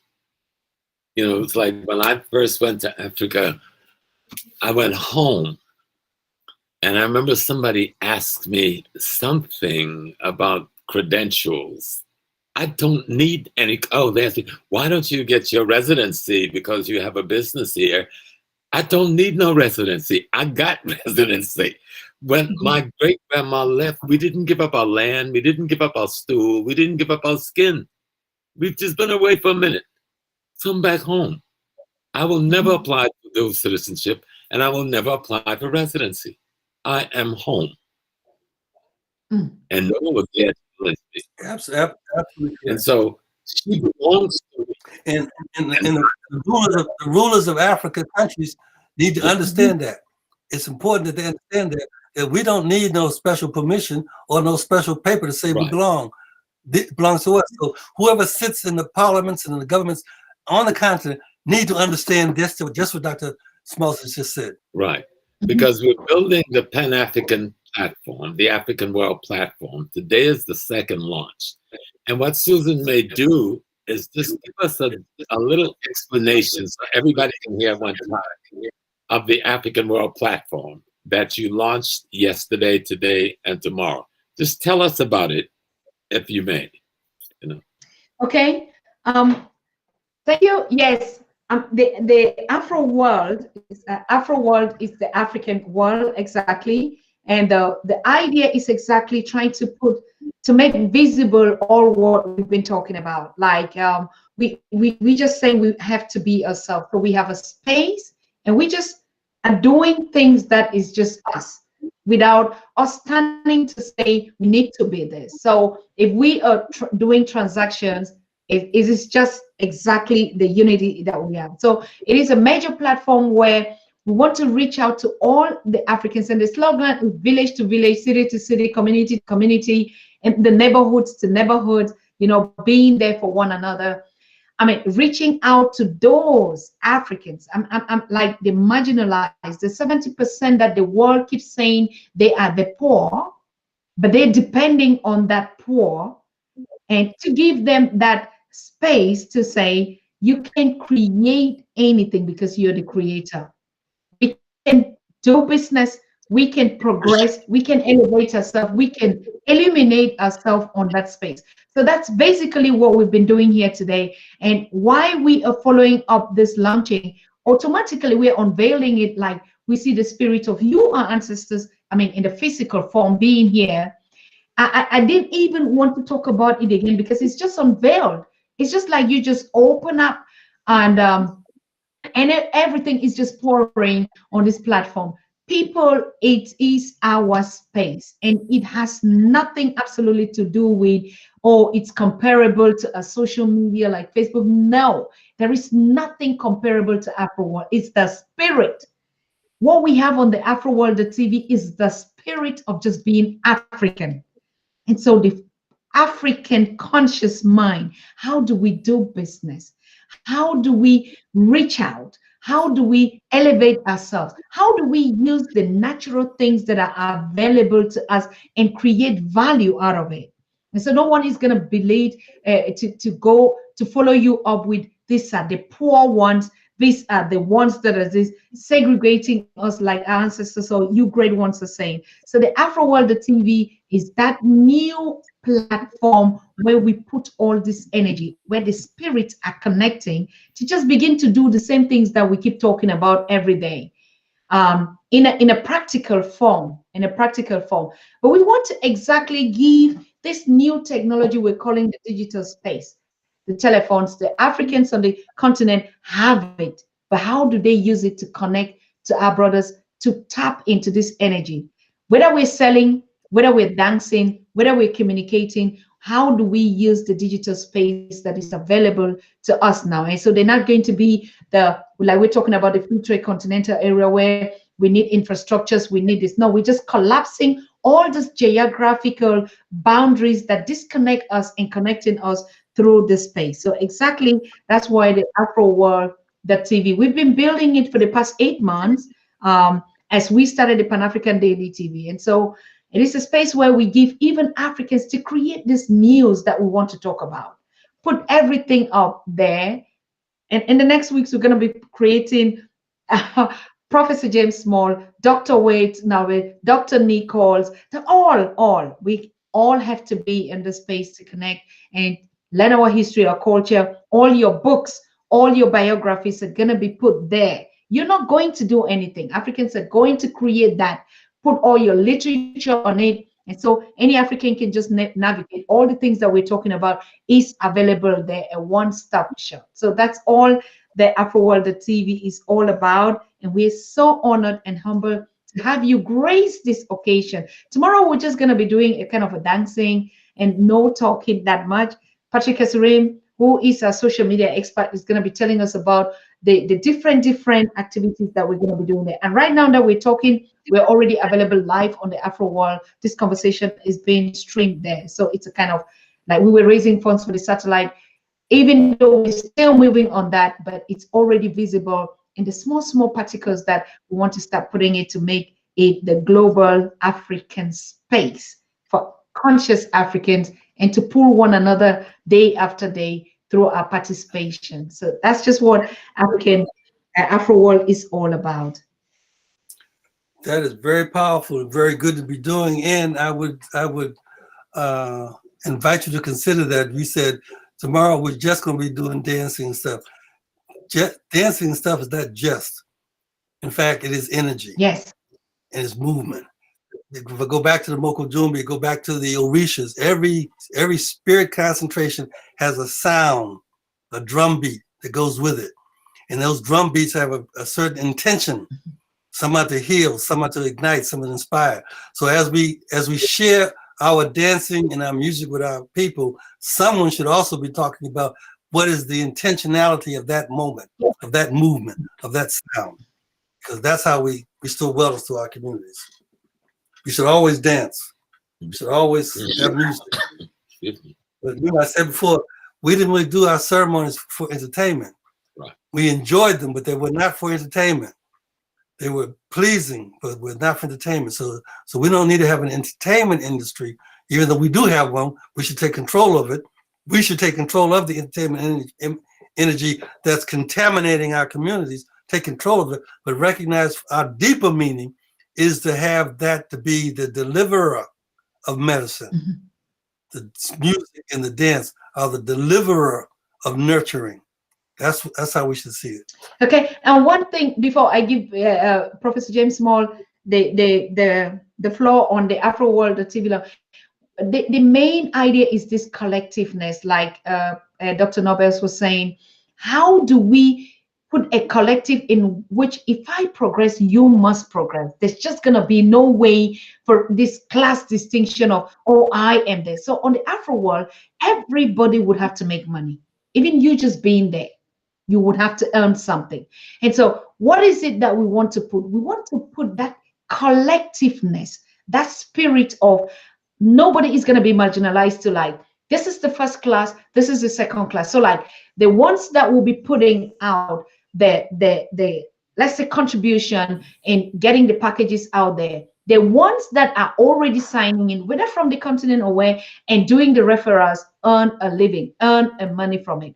If you have your mobile phone on the continent, you can just make a picture of a beautiful mountain and put it on the Afro World. So even things that the world is considering as trash, Africans are going to have that space for us to sell everything that belongs to us, and all of us would progress. It is not a property of Dr. Susan or the Pan-African Daily TV. It is a collective energy of all the guest speakers that have been here, or the time for ancestors to say we need a home and a space that connects us, because we know the COVID is coming. It's already there. We already know that one of the ways that they're going to disconnect us is, oh, you can't travel as we used to be. We cannot function on these spaces anymore. And now the marginalized ones on the continent that will want to meet their brothers in the diaspora could not. So the space is a collective connection where exactly what we're doing on the Pan-African Daily TV, but even just more than that. So yes, we look forward to that beautiful space. Professor James Moore. Well, Sister Tata, Dr. Tata, I don't know what I could say after that. You have just opened it to the communal, collective, cooperative spirit of what Dr. Nobles was talking about today, especially in the concept he was advancing on complementarity. Yes. That whole kind of complementarity. I think that just evades all of what the platform is about. And it allows access to someone in a cocoa field in a Sin Praso to have and view the same thing someone in Houston, Texas can view and can contribute as much as they wish. Someone doing the Kente cloth weaving in the Kente village near Kumasi can present their product to an African world on this platform using that phone from that Kente village and make capital for him and her family. Yes. And at the same time, advance the knowledge of African and Ghanaian textile knowledge that no one in the world can duplicate. This is so fantastic. It's the spider's web. So I am very proud of you. I think what you have done is extraordinary. And I'm glad. I was so happy when I know my big brother was going to be on, because I know there are a lot of people writing books about spirituality, but I know very few people, and I'm a well-traveled man, that is an example of spirituality. And I want spirituality to be seen in the African context that Dr. Nobles was talking about, and not to be confused with Western religious or an arm of Western religion, because that's not what we're talking about. You know, when I went downstairs during the break and I had some rice and peas, and that rice and peas grew up out of Mother Earth, of the minerals that's in the earth. but those minerals in the earth was impregnated by the energy from the sun and all the other stars that bombard this earth. I ingest all of that.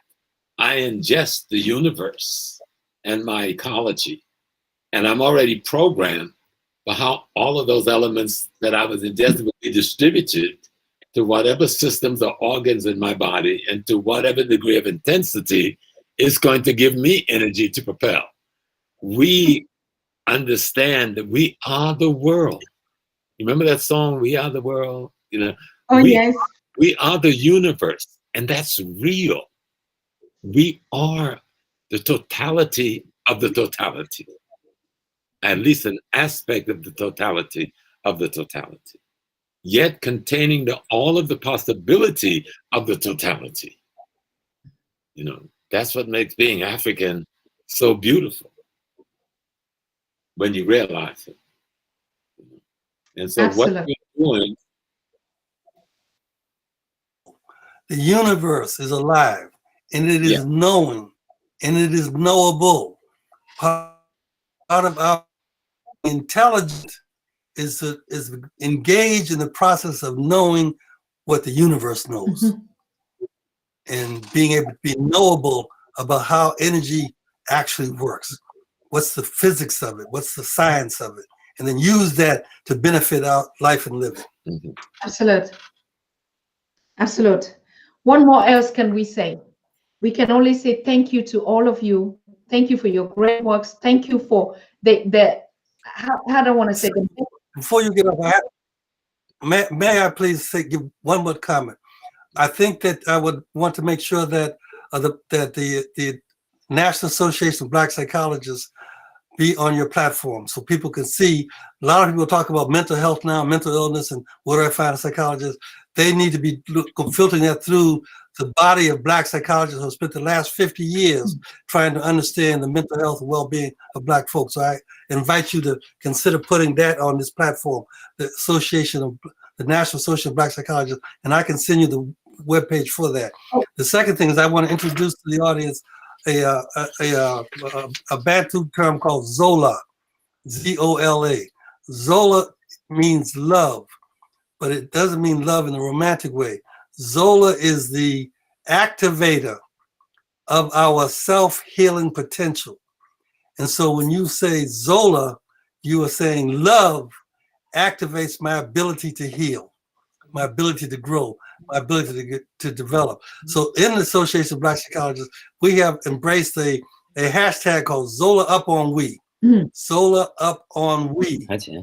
Because if we greet each other now with Zola Up on We, I am saying to you, Dr. Teta, Zola Up on We. I am literally activating the molecular structure of your body to heal itself, to be stronger. We need to begin to use the language that does in a sort of passive way the very medicine we need. Zola Up on We. Zola Up on We. If our children would in the streets would walk around and give each other, a hello, say Zola Up on We. The sounding of Zola Up on We is activating the molecular structure of their very being to reconnect, to reunite, to prosper. So we can take the science of our ancient ways and use it today. We could begin to say, I've been encouraging people to say to each other, Zola Up on We. Let me get back to listen. Zola Up on Me. Love. Zola literally means love. But by my loving upon you, I activate your self-healing potential. Somebody waving at me? My grandbaby. Let me see. Get Professor Miles out the camera. I want to see the beauty. Let me see the beauty, James. Yes. Shift so I can see the beauty. That's my I see the hand. I want to see the face. see it. They're just coming in for let's see her on your legs, Professor James Simone. We also want to see her. Oh, see her? That's right. Oh, he took off. Come here. He's a young man. A young man. Put him on your tour. We want to see him too. So he can give us the Zolo. And hi. I'm glad. And this is my daughter here. Wade, this is Nadja. Oh. There's Dr. Nova. Hi. And that's just. I think I saw her when she was 3. Hello. Okay. Hey How there. you doing? Y'all had a good trip? Uh-huh. Okay. I'll be down in You, your children take Yeah, care of your they're just daddy getting now. in from a couple of weeks That's in your Virginia job. with her sister. So All It's a right. lot to you, Zola, upon you all. thank you. Yes, Zola. And thank you for the invitation. I always enjoy talking Yes, to the sir. family. Peace and Sharing. blessings, Sister Susan. And Yes, peace and blessings to you all. But Dr. Wade Nubbers, you would give us the contact to the NASA, you said. To the National Association of Black Psychologists. Okay. Actually, there's a form of African psychology based in South Africa that are black psychologists trying to join with ABSI to begin to do this work. We don't need Freud in Africa ever again. We need to have black psychologists around the world: Brazil, Cuba, Haiti, Jamaica, Trinidad, Nigeria, everywhere in the world. We who are the crafters of the mind need to do it as through an African consciousness and a black identity, and that's what we're trying to do. And I'll share the link of we call it ABSI, but it is the National Association of Black Psychologists. Okay. I know Naisha is watching and Naisha is noting down everything, so we'll get back to you on that. Yes, we have to get them. Exactly. We don't need to go to any other person that would prescribe, even drive us even more crazy. We can go to that. Absolutely. Absolutely. That's all they can do. That's all they can do. And make us even go more mad. Thank you. So Thank you, Dr. Susan Teta. I've enjoyed this moment, and I hope you keep me in the of link. course. We Yes. got to connect because I belong to you and you belong to me. And together we will become more better. look on me. Dr. Nobles, we would like to have you again on the show. Professor James Small, thank you so much for paving this path, opening up all these doors here. And I want to thank also our big brother out there, Sir Marvin L. Gay, who actually gave me the contact to Professor James Small as well. So everything just keeps opening up and opening up. A big shout out to all of you that have been watching and all of you that have been contributing to this show tonight to bless us on this occasion. I belong to you, you belong to me. That is the biggest message that we've had today on the Pan-African Daily TV, launching the Afro World TV. I belong to you, you belong to me. There is no way we can function without each other. There is just no way. And we're going to be sharing what we have. What I have is what you have. What you have is what we're going to kill that spirit of me, myself, and I have this, and we have billionaires, and we have the most poor people. It's never going to exist again for Black people and our Black communities. We're going to share the little we have so that we become that collective. We have enough for all of us. So I want to thank you, my great elders and leaders. And I don't know how I want to say it. So much thanks to you, and we'll be seeing you all on this platform. It is your platform. You gave us the energy, you gave us the support, you gave us the spirit to continue to take the battle from where we're living, and we're also going to pass this battle to the next generation coming. It is a wonderful pleasure to serve our people and to serve ourselves. Thank you so much for being here. Peace and blessings. Thank you. Thank you. And thank you, Professor Thank you. Smalls. One more thing before you leave. Continue We're seeing ourselves in Ghana. We're seeing ourselves in Ghana in November. So you guys save that date out there. November 22nd to December 5th. We're going to be meeting all of us in Ghana, in Accra. Very good. Yes. So you know that. Professor James Moore, keep reminding us, but not at the last minute. No, that's why I'm already giving that save the date now. I'm going to share. I appreciate you. I love you. Thank you so much. Continue doing what we do. All right, good. So, people, yes, if you did not have the blessings here tonight, I know you would be watching and sharing this video because it's really long, almost 3.5 hours, 4 hours. We're gonna chop them into pieces and make it available so that we can share this wonderful moment. This has been the biggest blessings that we've had on this Afro World TV platform. But remember, as we said, it is not for any person. Nobody's gonna own that platform. It is the work and the gift of our ancestors. And so it's not about commercializing it. It's about the collective good of every African worldwide. So I look forward to dancing with you tomorrow with DJ Sweet. DJ Sweet is a Pan-African DJ that is doing DJ Sweet program on the Pan-African Daily TV. And he's going to be starting tomorrow, 18 o'clock. It's just going to celebrate the sounds and rhythms of Africa. And we're going to dance to it to close up this first edition of the launching. But remember, there's still a lot of guests that we started the Pan-African Daily TV, like Dr. Jaja, Professor PLO Lumumba, and all of them are saying, hey, this milestone, we are part of it. We started it. We put on the stone together, and we're going to unveil it together. So yes, they're still going to be coming on the next weeks that are going. So the launch is not yet over. This was just the cornerstone of it, and so the different guests will be coming up at every time. We want to give the space to everyone to celebrate this milestone for us, and to know that yes, we are now available. You can create an account and you can begin to connect and share our spirituality and our unity and love and progressiveness. Particularly, we want to give that kind of class of people that they say they are not worthy to be seen as Africans anywhere on earth. No, we're going to create that space. We all agree that it is over with us saying, oh, they did this to me, that is this to my ancestors. No, we're saying we are creating that. Yes, if they did that to us, we are saying we're doing it to ourselves now. So that is the main idea and the ideology. You heard Dr. Tata, for those of you that were here, gave you the vision, something that is created with you in mind. It's not something that is created to do just another thing, or an African that is breaking whatever, I don't even know, like the Pan-African Daily TV. It's nothing new about this, but it's the spirit that is here. That is the difference.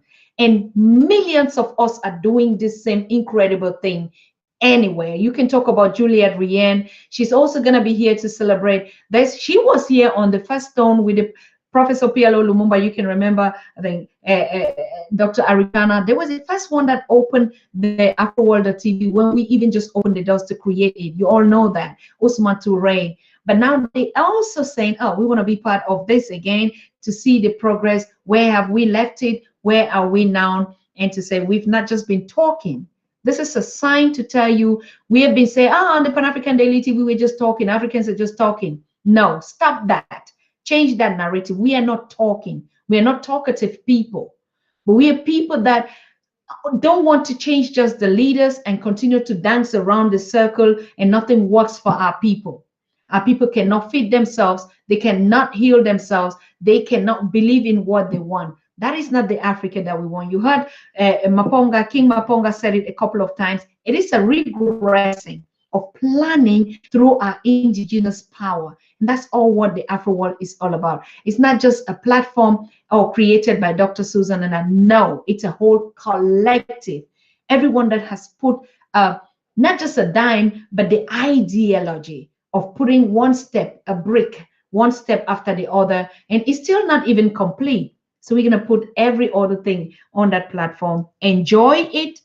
Use that space to educate one another. Use that space to unite and to connect and to stay strong. Use that space for us to celebrate our oneness, our Africanness, use that space to be the Mokonjobi dance. We're going to climb up that steps and feel high and look at the world beneath us and illuminate one another and elevate ourselves, yes, to the rightful place that was given to us, God the Creator, just like all our brothers and sisters, humans, and even nature.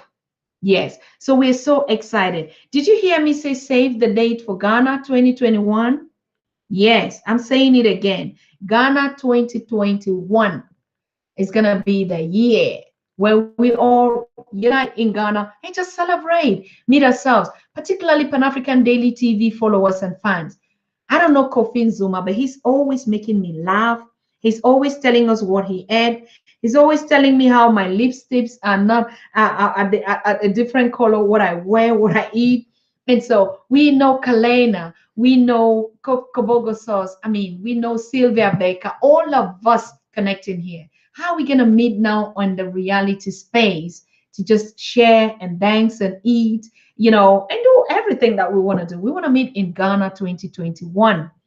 Yeah, we want to meet in Ghana 2021 and continue that dance of Muchoko, Mukojombi dance, Mukojombi dance. I know it in my dialect differently. Yeah. And so I want to thank you. We're seeing ourselves tomorrow. 2, 3 guests might be on the show to end this one, but we, like I said, DJ Sweet is going to be on 18 o'clock. So, but we're going to have Patrick Kasarim, who will just give us again how the AfroWorld TV platform looks like. What are the apps available? What is moving on there? All the challenges that you had logging in is all gone. Everyone is just giving us the comment. Oh, Susan, now I get it, because they have refurbished it. They've taken your questions. They have worked on it, and that's how the AfroWorld, the TV functions. We have all other platforms. You know about the ATDI. You know about Social Africa. You know what other platforms. You know about Black Set. Yeah. You know about PLO Lumumba Foundation. We know about United Africa. We know we have all the major platforms. Everything, we are celebrating our unity. No one is better than the other. But now we have the diversity. You know, who offers what is what we're going to be talking about. Okay. So yes, we are one, we are united, we are strong. We are not doing that kind of toxic kind of business and like, oh, we are fighting each other, we're competing, we're doing the same. No, no, no, no. We're all together and we're all progressing together. So we see ourselves tomorrow. Good night. Be blessed. Bye-bye. Yeah, what happened?